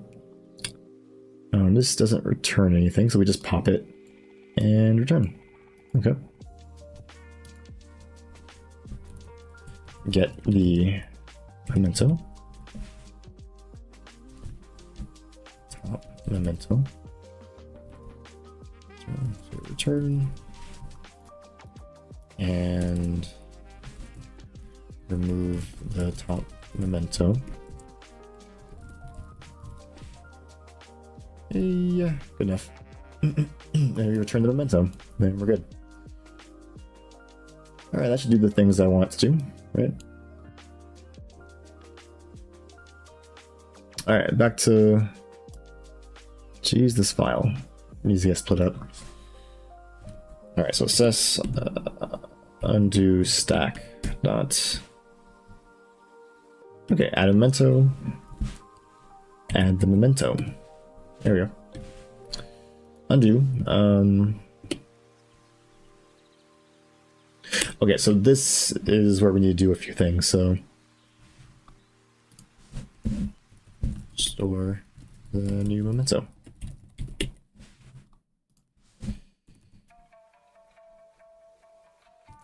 Get the top memento. So we're going to do s undo stack pop memento. Okay. And then we're going to get a stud optional for a editor memento. Return.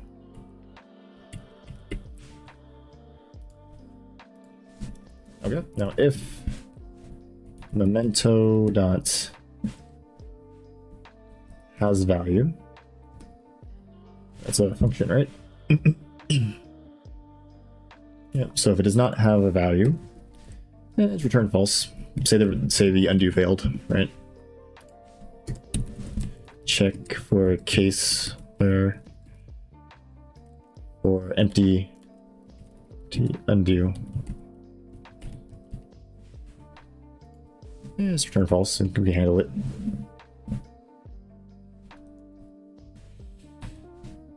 Otherwise, let's get the object. So we'll say memento dot.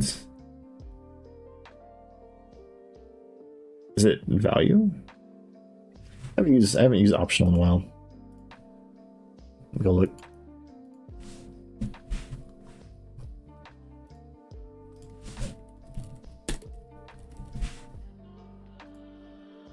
I just want to see the example. Okay, so return instead optional for create. Oh, my voice is going crazy.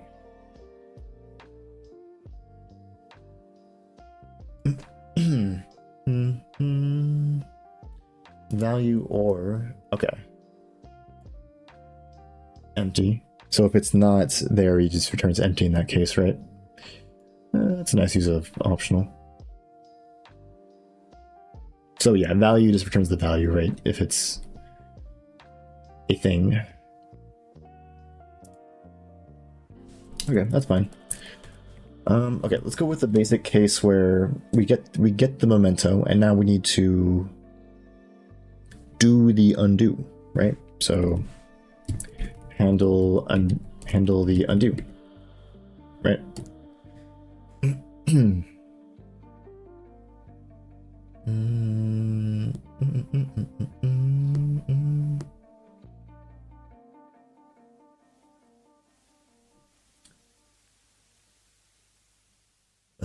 How do we handle the undo? I mean, I know the first thing is for the memento, we need to insert like a pointer to the actual object we're undoing from. So I know that needs to be done. But specifically, what are we doing here? We have the memento. We know what needs to get changed. So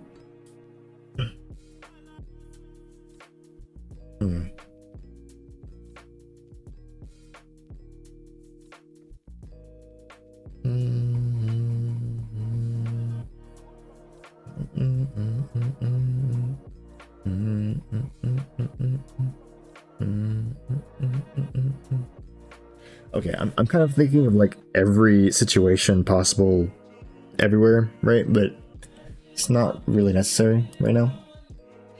I'm just worried about edit vec4. So let's keep it simple. We'll just worry about edit vec4, not worry about every possibility. And in that case, all we really need to store is the reference to the actual like object, right? So we need to modify the memento a bit, and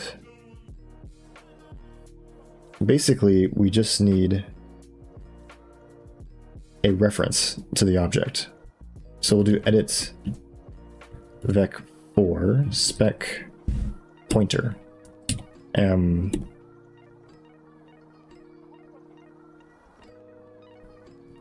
Not parent.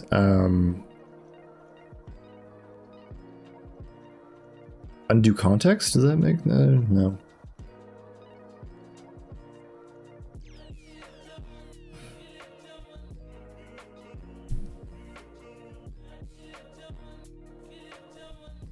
Context to undo. I don't know. I'll just say M widget. Let's go with that. And maybe we'll do something where this is private. Maybe. I'm kind of thinking about that because I want to enforce that you have to add this upon creation, right?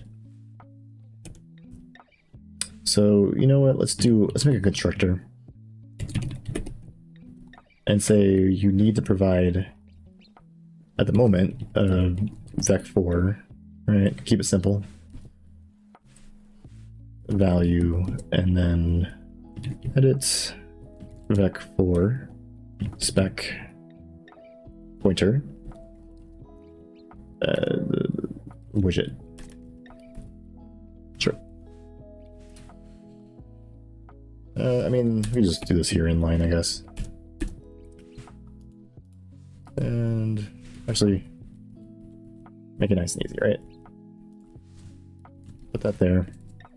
I mean, all we're doing is just setting it, but I'm just enforcing that you have to use this constructor. So we'll say m value.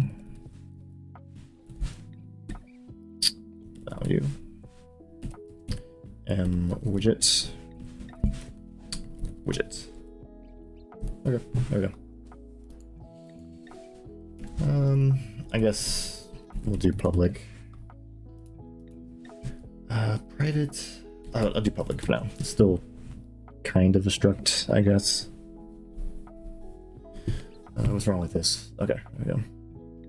Okay, so yeah, you need to have one of these. Okay, I gotta be careful too, because wait, actually, no, this is gonna cause a problem. I just realized that.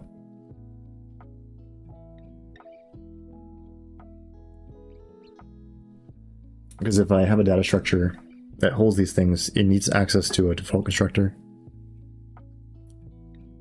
I have had too many errors with that. Maybe I can do this? I don't know. We'll see if it works.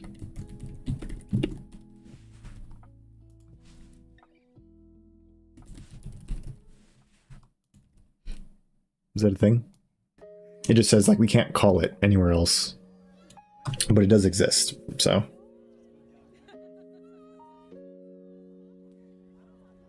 Yeah, that might be kind of faulty, so I might have to remove this.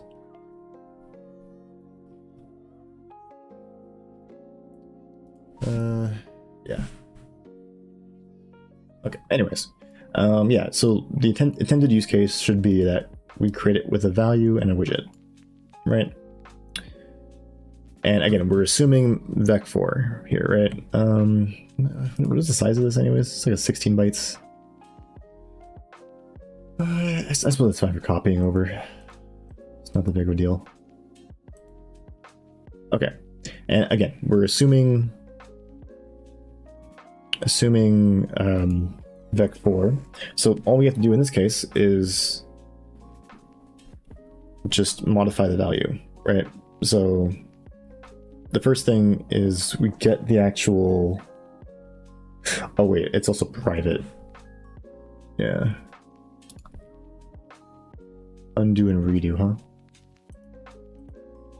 Oh no, it's public. Never mind. What am I talking about?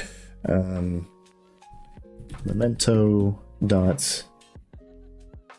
Okay, let's get the actual value. Yeah. So edit.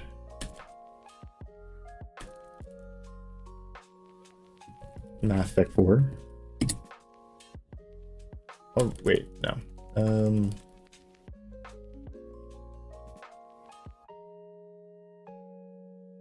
I mean, can I just do this? Memento dot value. What? Forgot how this works.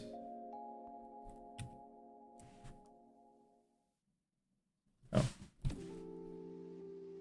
Oh, it's a okay. Is it a pointer after that? Oh no, it's a reference. Cool. Oh yeah, constant reference. Okay, sure.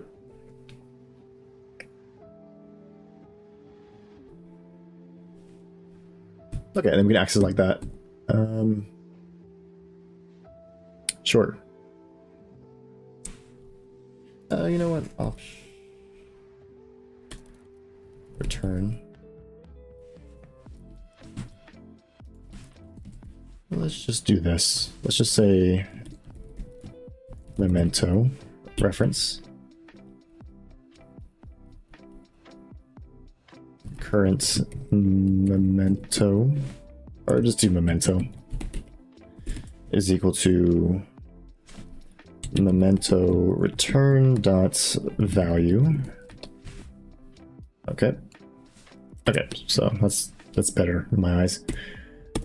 Okay, the first thing we need to do is just revert the actual context of the indicated widget, right? So revert the indicated widget.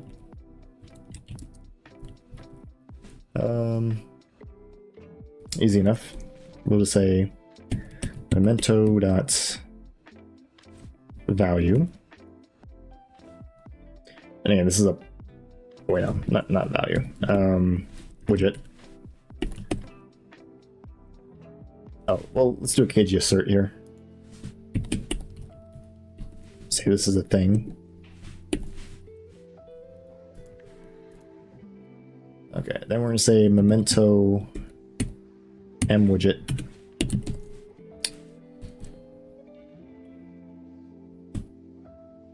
And just say current value is equal to memento dot m value, right? So changes it back, right? Widget's value. Sure. And then we also might want to call the onConfirm, yeah? Just to be safe. I don't know if that should be like an optional thing. No, we should call the onConfirm function if necessary. So if you know what, let's do this. Editor UI. We're already in here, so we'll say editor UI. No, wait, what am I doing? Edit vec4 spec reference or pointer. Yeah, pointer widget is equal to memento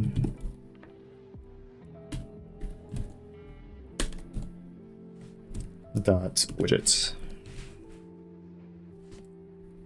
Put that there. We'll put this up here.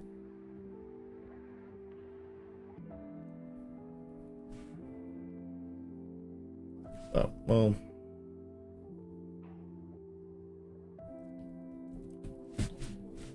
widgets.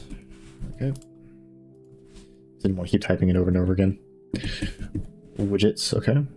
And then if widgets unconfirm, if that's valid, then we'll just call it then widgets confirm. And what do we call it with? I'm pretty sure this takes an argument, right? Yeah, the spec reference. So, I mean, I guess we might as well just make it a reference, right? Why not? Do a little dereference garbage. And which means we need to do this.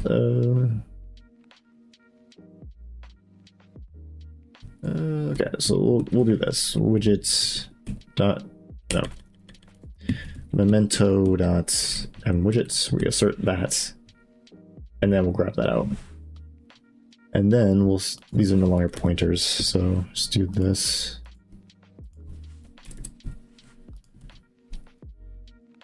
Okay, and then we need to call it with the actual widget. And I think that's it, right? I mean, yeah, if I'm not mistaken, that should be it.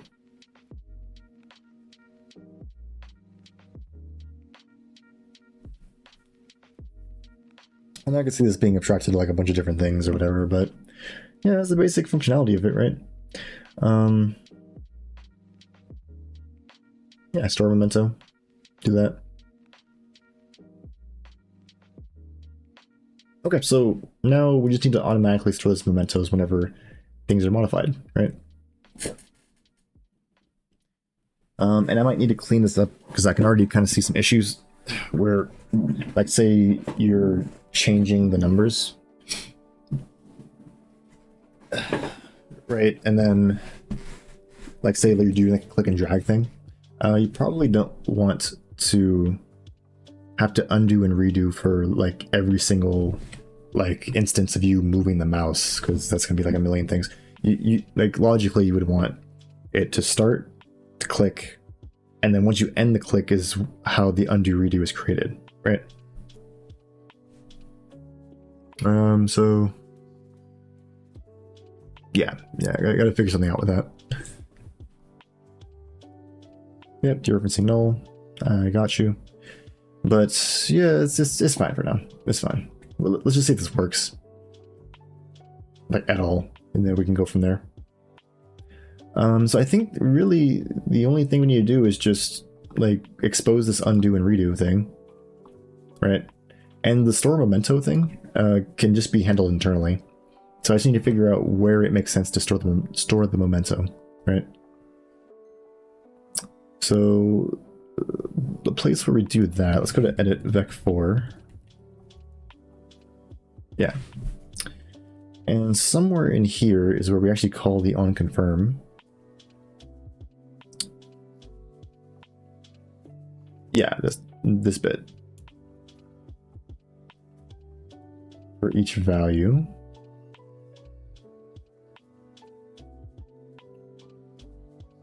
I think we just store the memento before, right?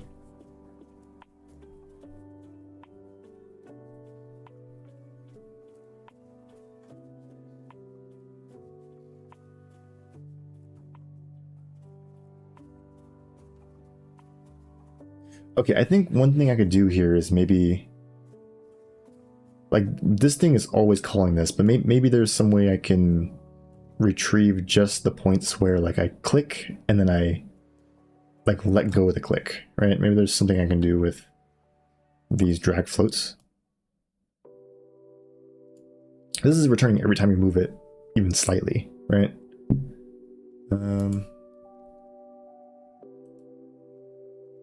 Here's some information I can get out of this.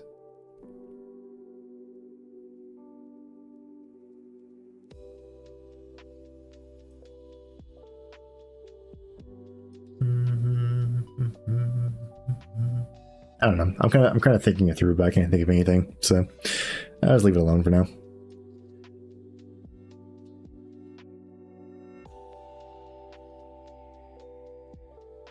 Well, anyways, I think all I really have to do is just editor, store memento, undo memento, right? And what are we storing? The spec.m current value, along with a reference to this object, which should be valid, hopefully. Spec.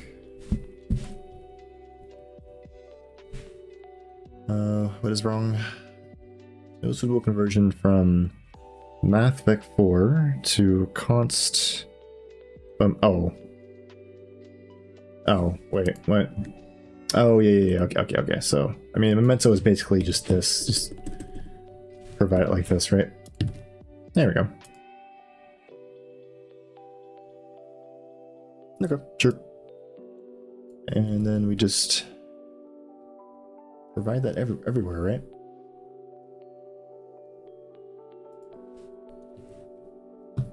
The Z value, the Y value. If on confirm. Yeah, I mean, if there's not really a confirm option, that's still valid as well. But yeah, cool.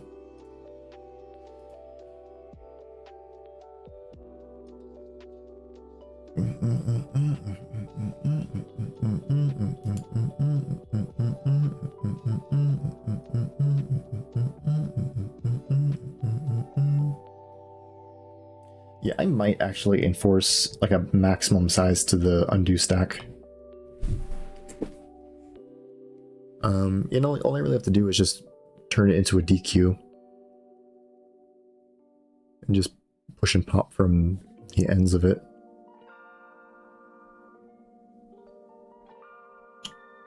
I'll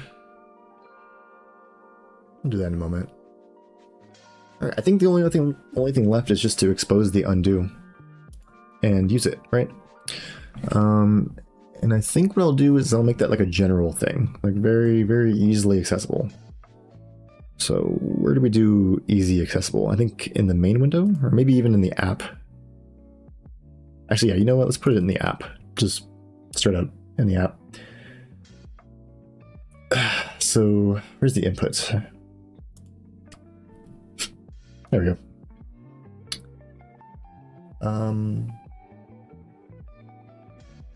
Yeah, okay, sure. Main window on input events, UI, okay, so yeah. Main window, UI editor window, and then emitter config. And then we return the state of all those. Interesting.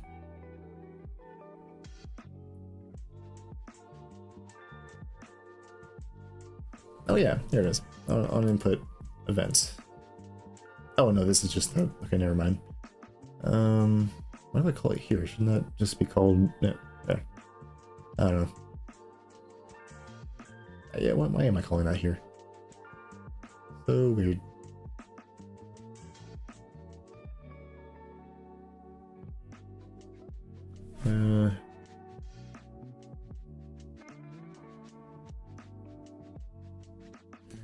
Let's just add another bit here. Do I have a on key press here? Don't. Okay. Okay. You know what? Void. Or I guess bool. On key pressed. Or what do I call this in the windows? Window.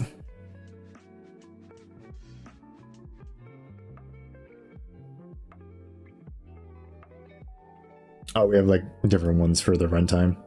Sure.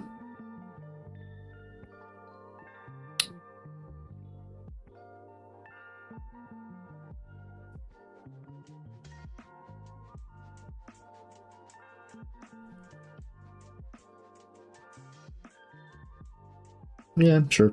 Why are we passing a copy of it? Isn't this kind of big? Or these are small, aren't they? Yeah. I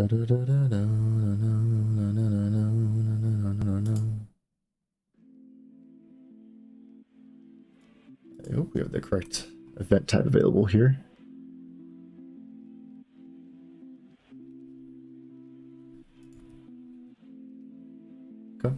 Sure. So I'll say if. Oh, well, we'll deal with this in a second. Let's go ahead and call this. And actually, let's get an example from here. Yeah.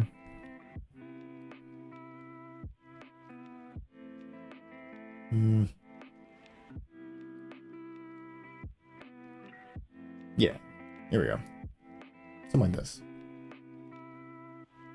Okay. Maybe a little too much going on here.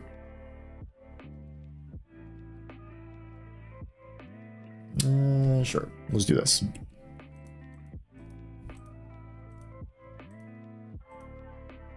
Yeah, I haven't had the need to have like an editor wide click, but you know, here we go. Or here we are, I guess. Or editor wide input handler. But yeah. Anyway, yeah, we don't care about any of this. Also, storing these things as strings is very weird, but control.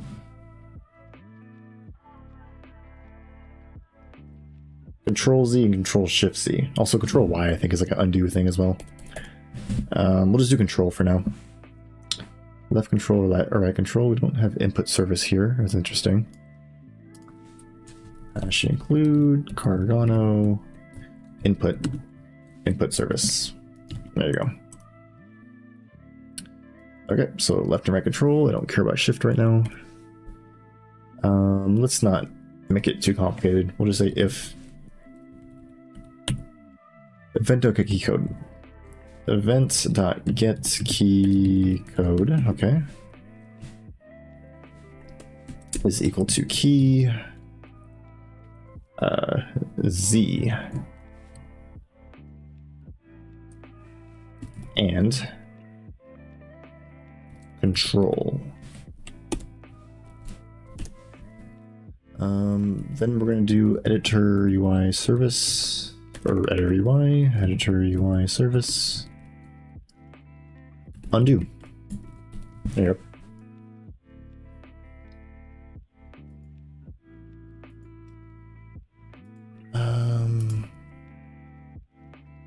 I guess I'll let it silently fail.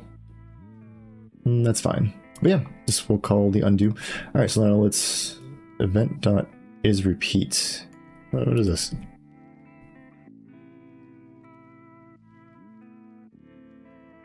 Oh yeah, the key pressed is repeat. Okay, yeah, I don't care about that right now. Or actually, do I care about that?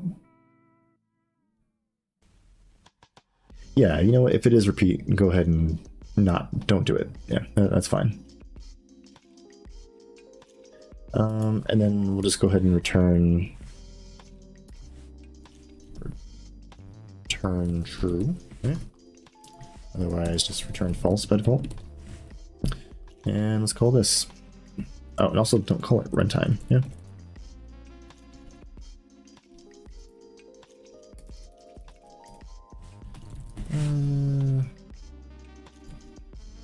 Yeah, no. Event. Yeah. All right, cool. So let's go ahead and call this.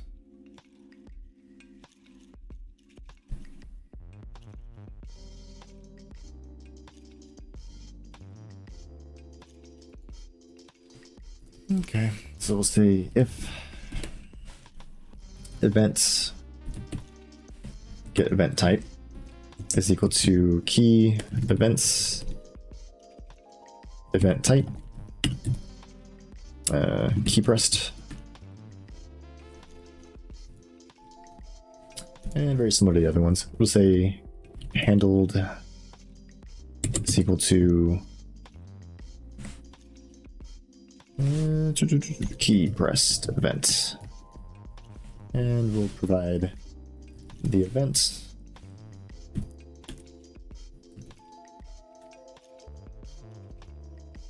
Is there an easy way to convert it? I guess not. We'll just turn it into a key pressed, or let's say events key pressed event pointer dereference. Yeah, I really should add a helper function for that. but yeah, that should work. We've already confirmed that it's that type, so if not, it'd be very weird if it wasn't. And again, we do this.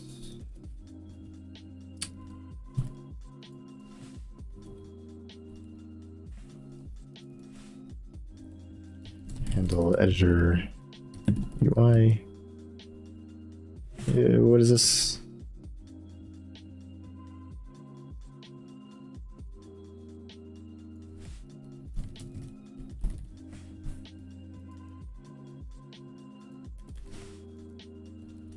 Handle application. Wide key pressed. Okay. And then early out if you need to. Otherwise, just send it on through, right? Yeah, and that should be the undo redo.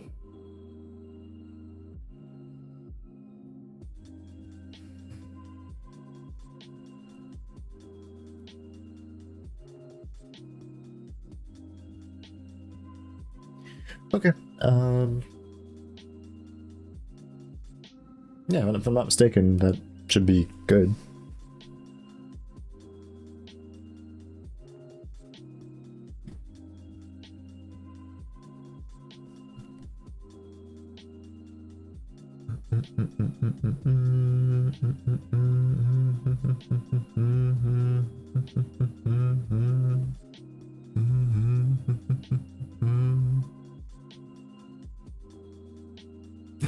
Willowy Bonsai said chicken jockey.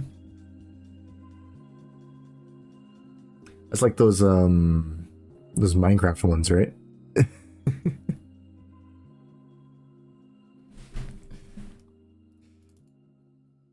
I feel you. Kind of also, my mind went straight to like Left 4 Dead 2 for some reason.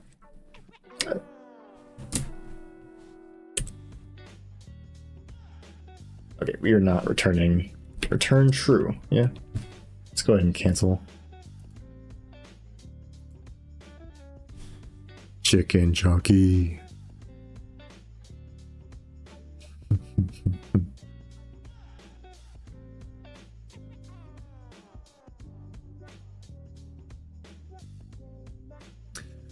Oh, dude. I miss Minecraft. That was a good time.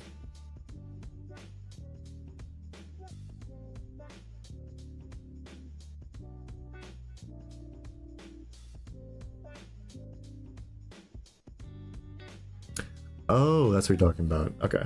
Yeah. The I don't know, are people still hating on that movie? Or like not liking it, or what's going on with that?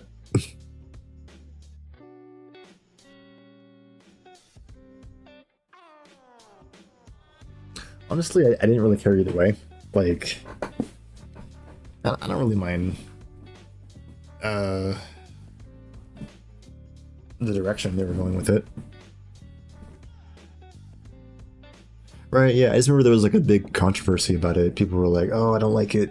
I don't like the way it, you know? I was like, I guess so. I like Jack Black. Seems chill.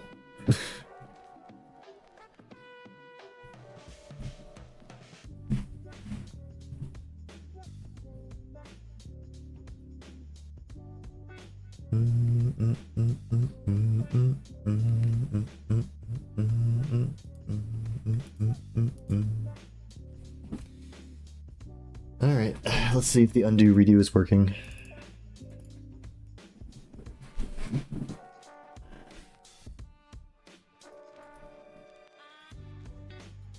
Wait, where is it? Bruh. Okay, so let's see if this just Control Z. Let's see if we are calling this, yeah?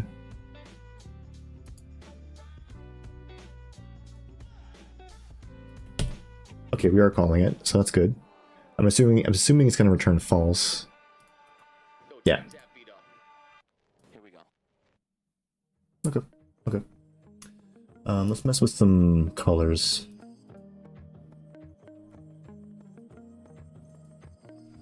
$25. Oh yeah, 0.25. Okay, hold on, do this time. Okay, looks like it's doing something. I don't know.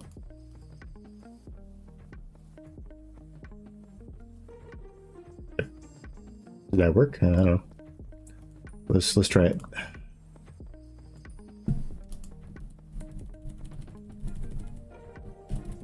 Well, that wasn't the starting color, definitely.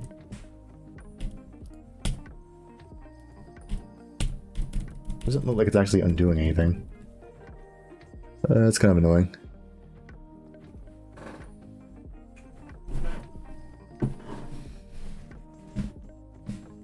Hmm.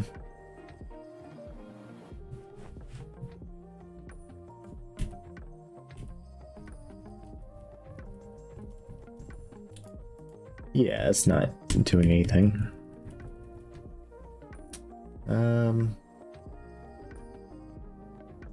Let's do like 0.5.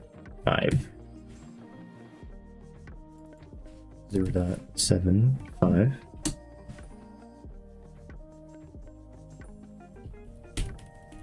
Okay, yeah, I mean, that did something, I think.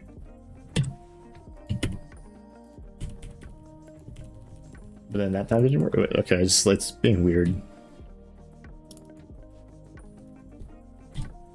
8, 0.4.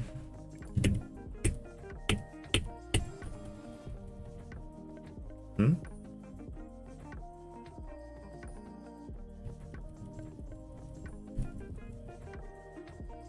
What is going on? Hold on. Let me redo this.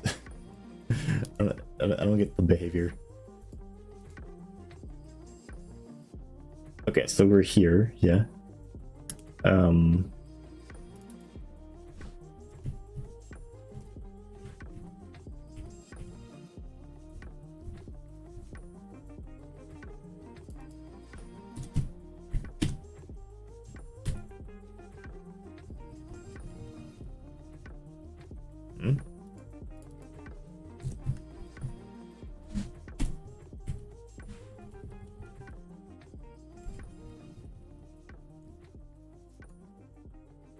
What?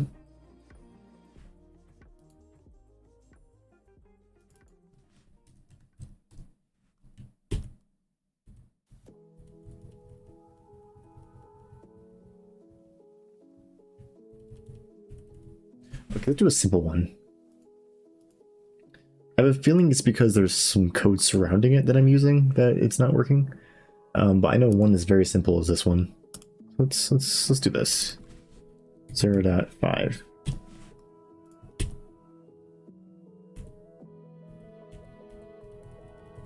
Okay.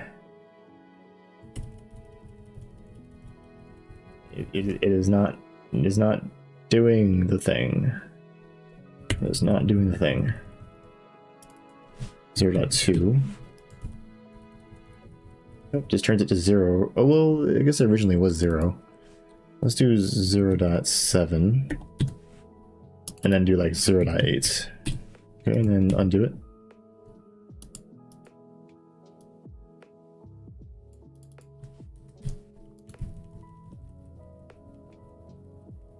Okay, well that's working. But then 0.8.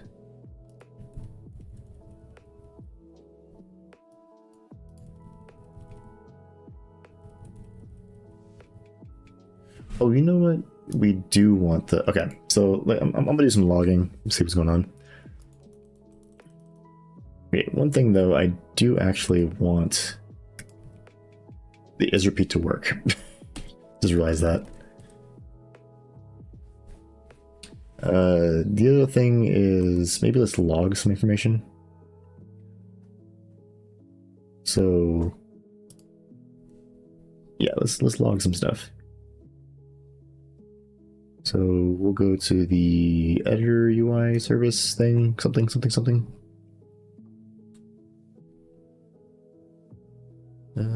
Let's see.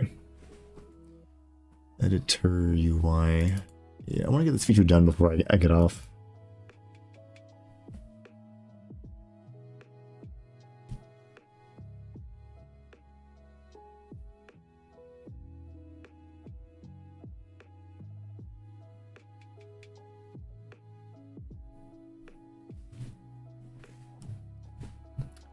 All right, undo and store. So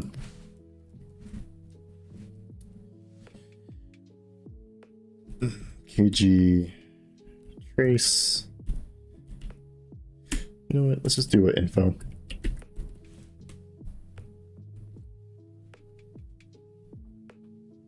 Storing memento.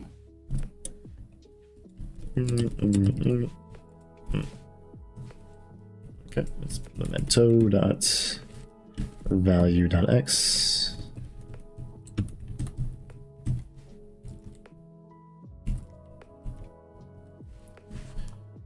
Okay, y z w. Okay. Okay, and then let's if we okay, we'll do kg info empty undo. So that doesn't make a lot of sense, but whatever, just debug stuff. And then otherwise we're gonna go here and do this. And say memento undoing memento with these values, right? And then we're calling the onConfirm action for these. I mean, I haven't crashed, so that seems fine.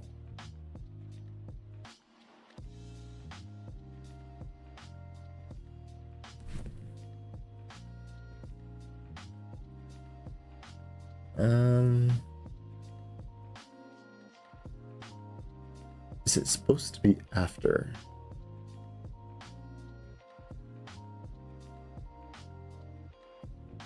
Yeah, if we do that, start that.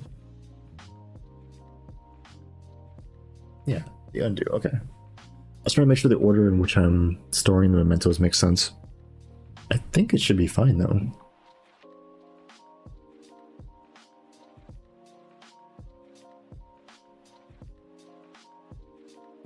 Like, maybe I'm just not calling the function.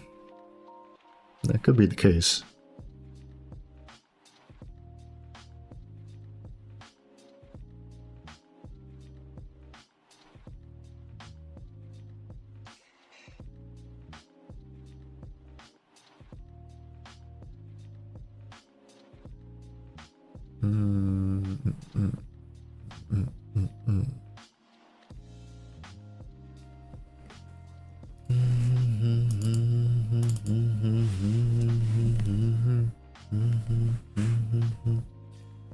Okay, so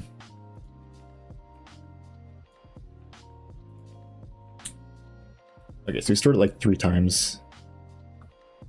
Let's bring this over here real quick.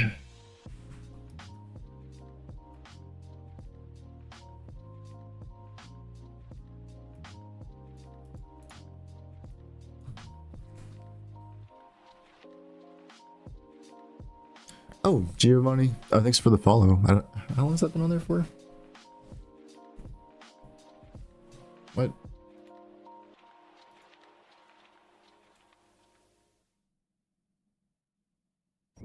Wait, why didn't I see the notification for it?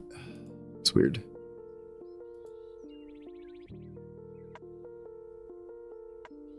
Huh. Well, I don't know how long that's been on there, but thanks for the follow though. Appreciate it.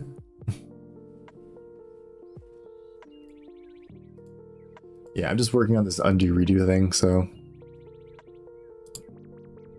I think I'm almost done. I'm just trying to figure out why is it not working in some cases.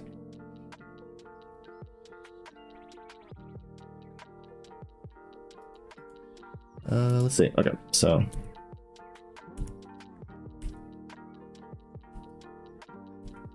undo empty. Okay.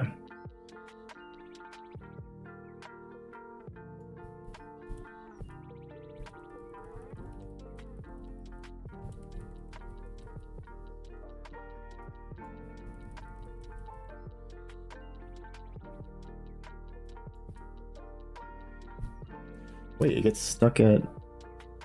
Like, it skips the first one for some reason. 0.7.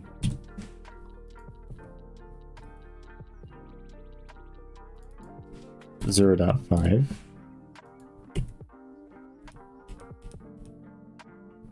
Yeah, like skip some of them for some reason. What's up with that?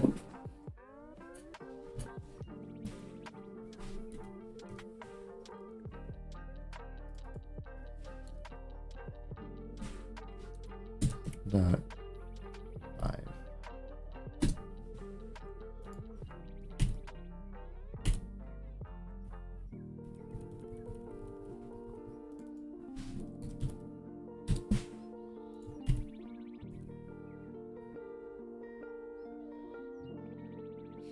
Wait, I saw that. It started after it got edited. What was that?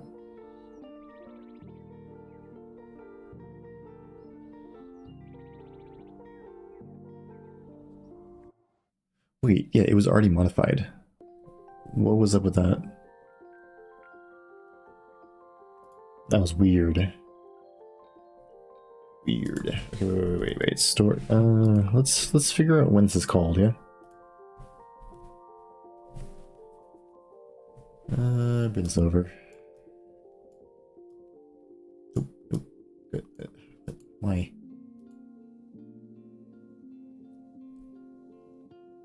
Okay. I don't know. Let's move this over here. So, yeah. What is going on? Oh, it modifies it in line. Okay, sure. Oh, so at that point when we have already indicated that it's that, then we okay, yeah, I got you. Yeah, so it modifies it right here. So yeah, it's already been modified at that point. That's annoying. Okay.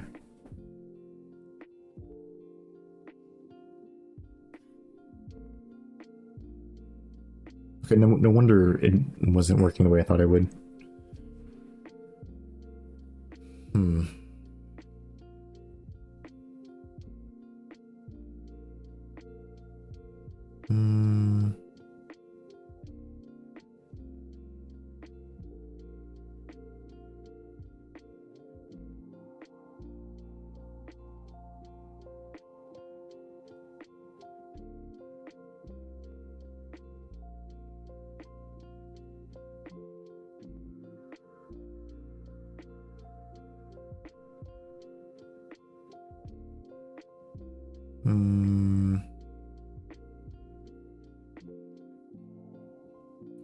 I mean, I guess I could just store the cache, like the pre-call value for every frame. Seems a bit excessive though, doesn't it? I don't know. But I guess that's how I have to do it.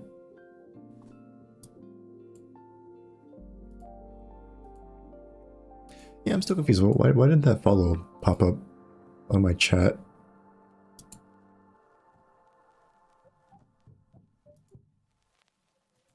It usually makes a sound too and everything.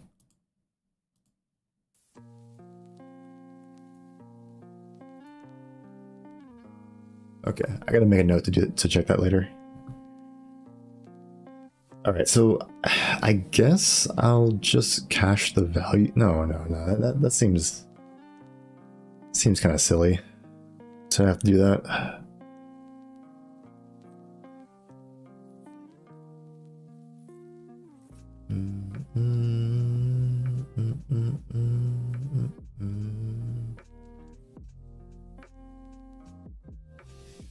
I mean, it's fine for this, but I feel like doing a similar thing for the edit text would be very weird. Let's see. It's just a drag one float too.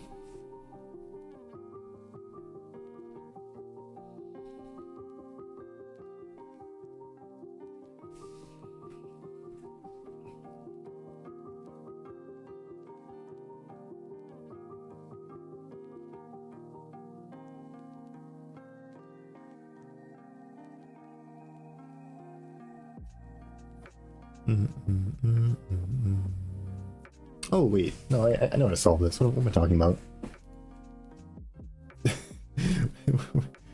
Okay, no, I just thought of a way to fix this. Very easy.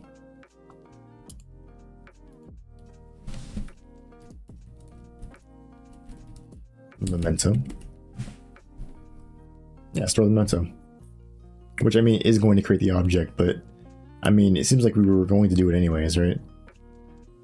Oh wait, but this is only created in the case where we... Yeah, whatever, I'm overthinking this.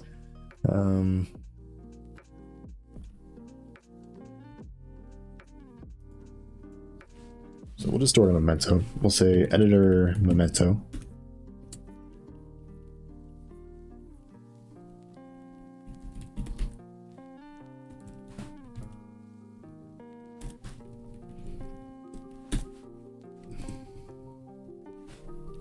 Okay.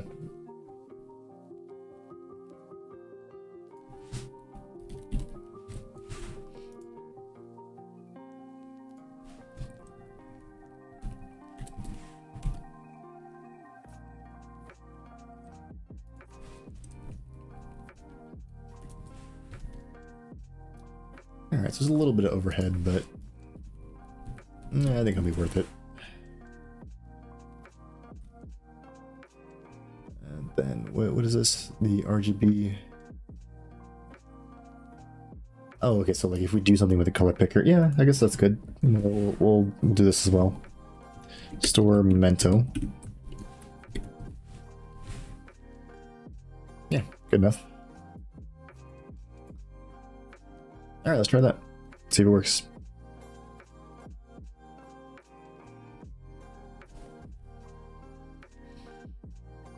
And I mean, if this works, we just extend it to all of the other types, right?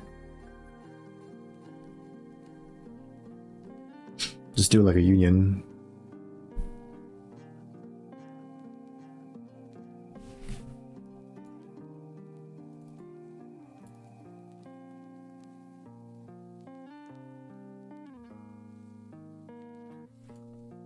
Only one I might do the larger ones in their own category though. We'll see. I'll see what makes sense, I guess. Okay, we did a lot of that, sure. Oh, that's a lot. Okay, so... Okay, I can kind of live with that. 0. Yeah, cool. 0.5. Undo it. There we go. 0.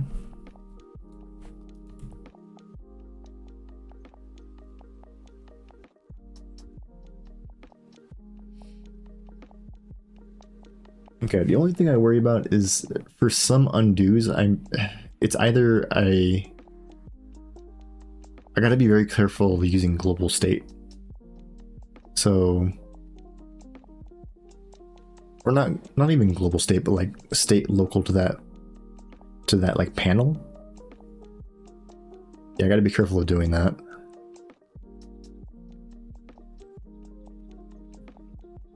Because I can see that being a source of errors for this undo system. So as long as I inject the values that I want to modify instead of like as a part of the function call instead of using some shared state, then the undo system should just work. But the moment I have any shared state that relies on like clicks and whatnot, it'll be broken.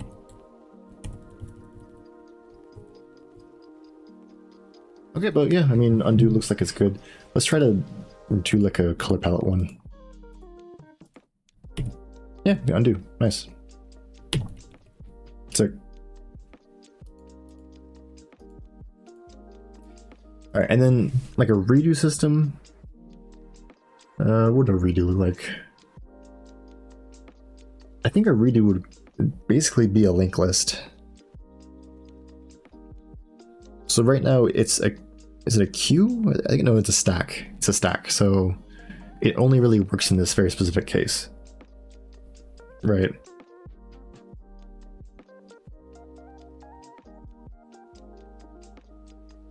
But if you want a redo system, we need to be able to move back and forth freely and then remove like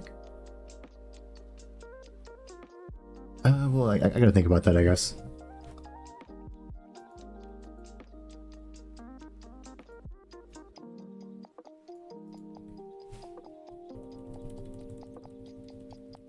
You know, I thought it would be more obnoxious to have to undo like every bit, but if you can like Control Z and hold, it's not that bad. Yeah, you just do 0.8 and just undo. 5, undo.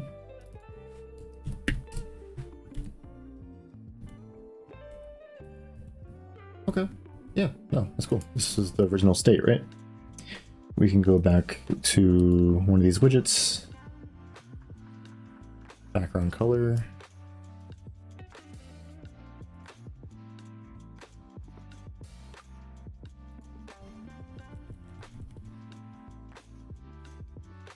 Okay, cool, yeah.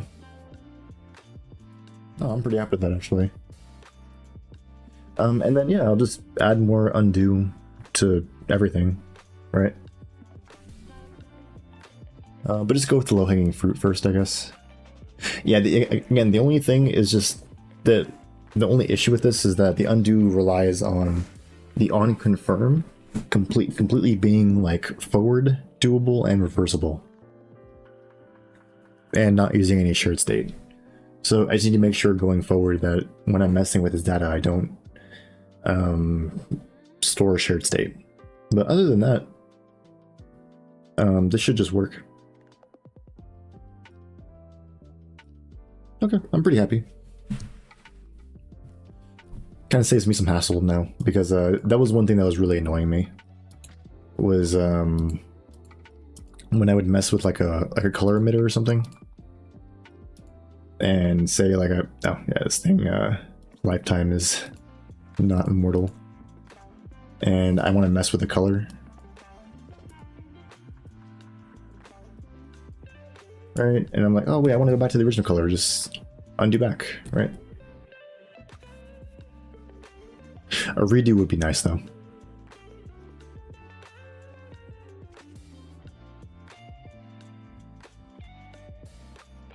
Okay, yeah. I think that's pretty good for me today though.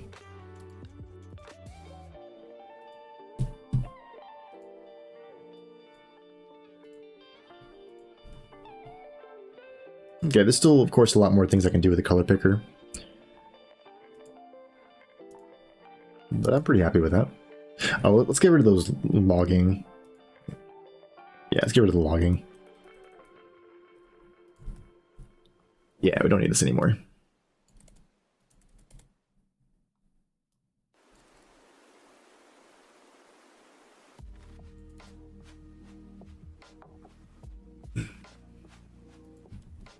Okay, that's pretty good. So let's go back to the progress board.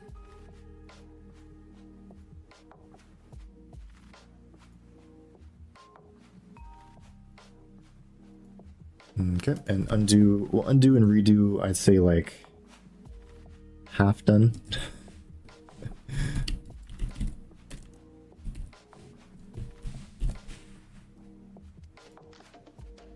Still need to add the redo. The redo wouldn't really be that hard. Again, it's just a linked list. I just need to think about how to put it together. But the undo was really what I needed. That was like the main thing.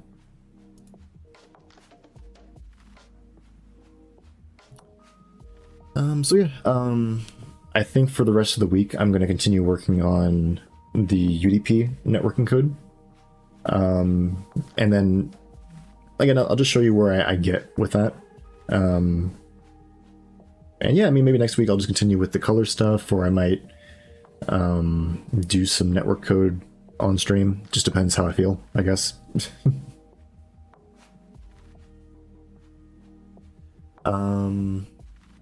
But yeah, I think the next thing for the UDP networking code really is I'm trying to make sure the connection code works, and like make sure I have a really well-defined like build up and tear down of like connections between the server and client. So that's kind of what I'm working on right now. But yeah, mainly I'm just going through a lot of these articles. I think I'm mainly going to like this series of articles I'm basically done with. These last bits are kind of not really that necessary. And I do want to go through all these articles, but I'm going to start with this ending article, just discussing like connection stuff, right? And then I'm going to go back and run through all of the serialization code, because this is very important for putting together like the data, like building up and tear down of like large or fragmentation and reassembly, right, of packets, and then sending large blocks of data. It gets a little bit complicated.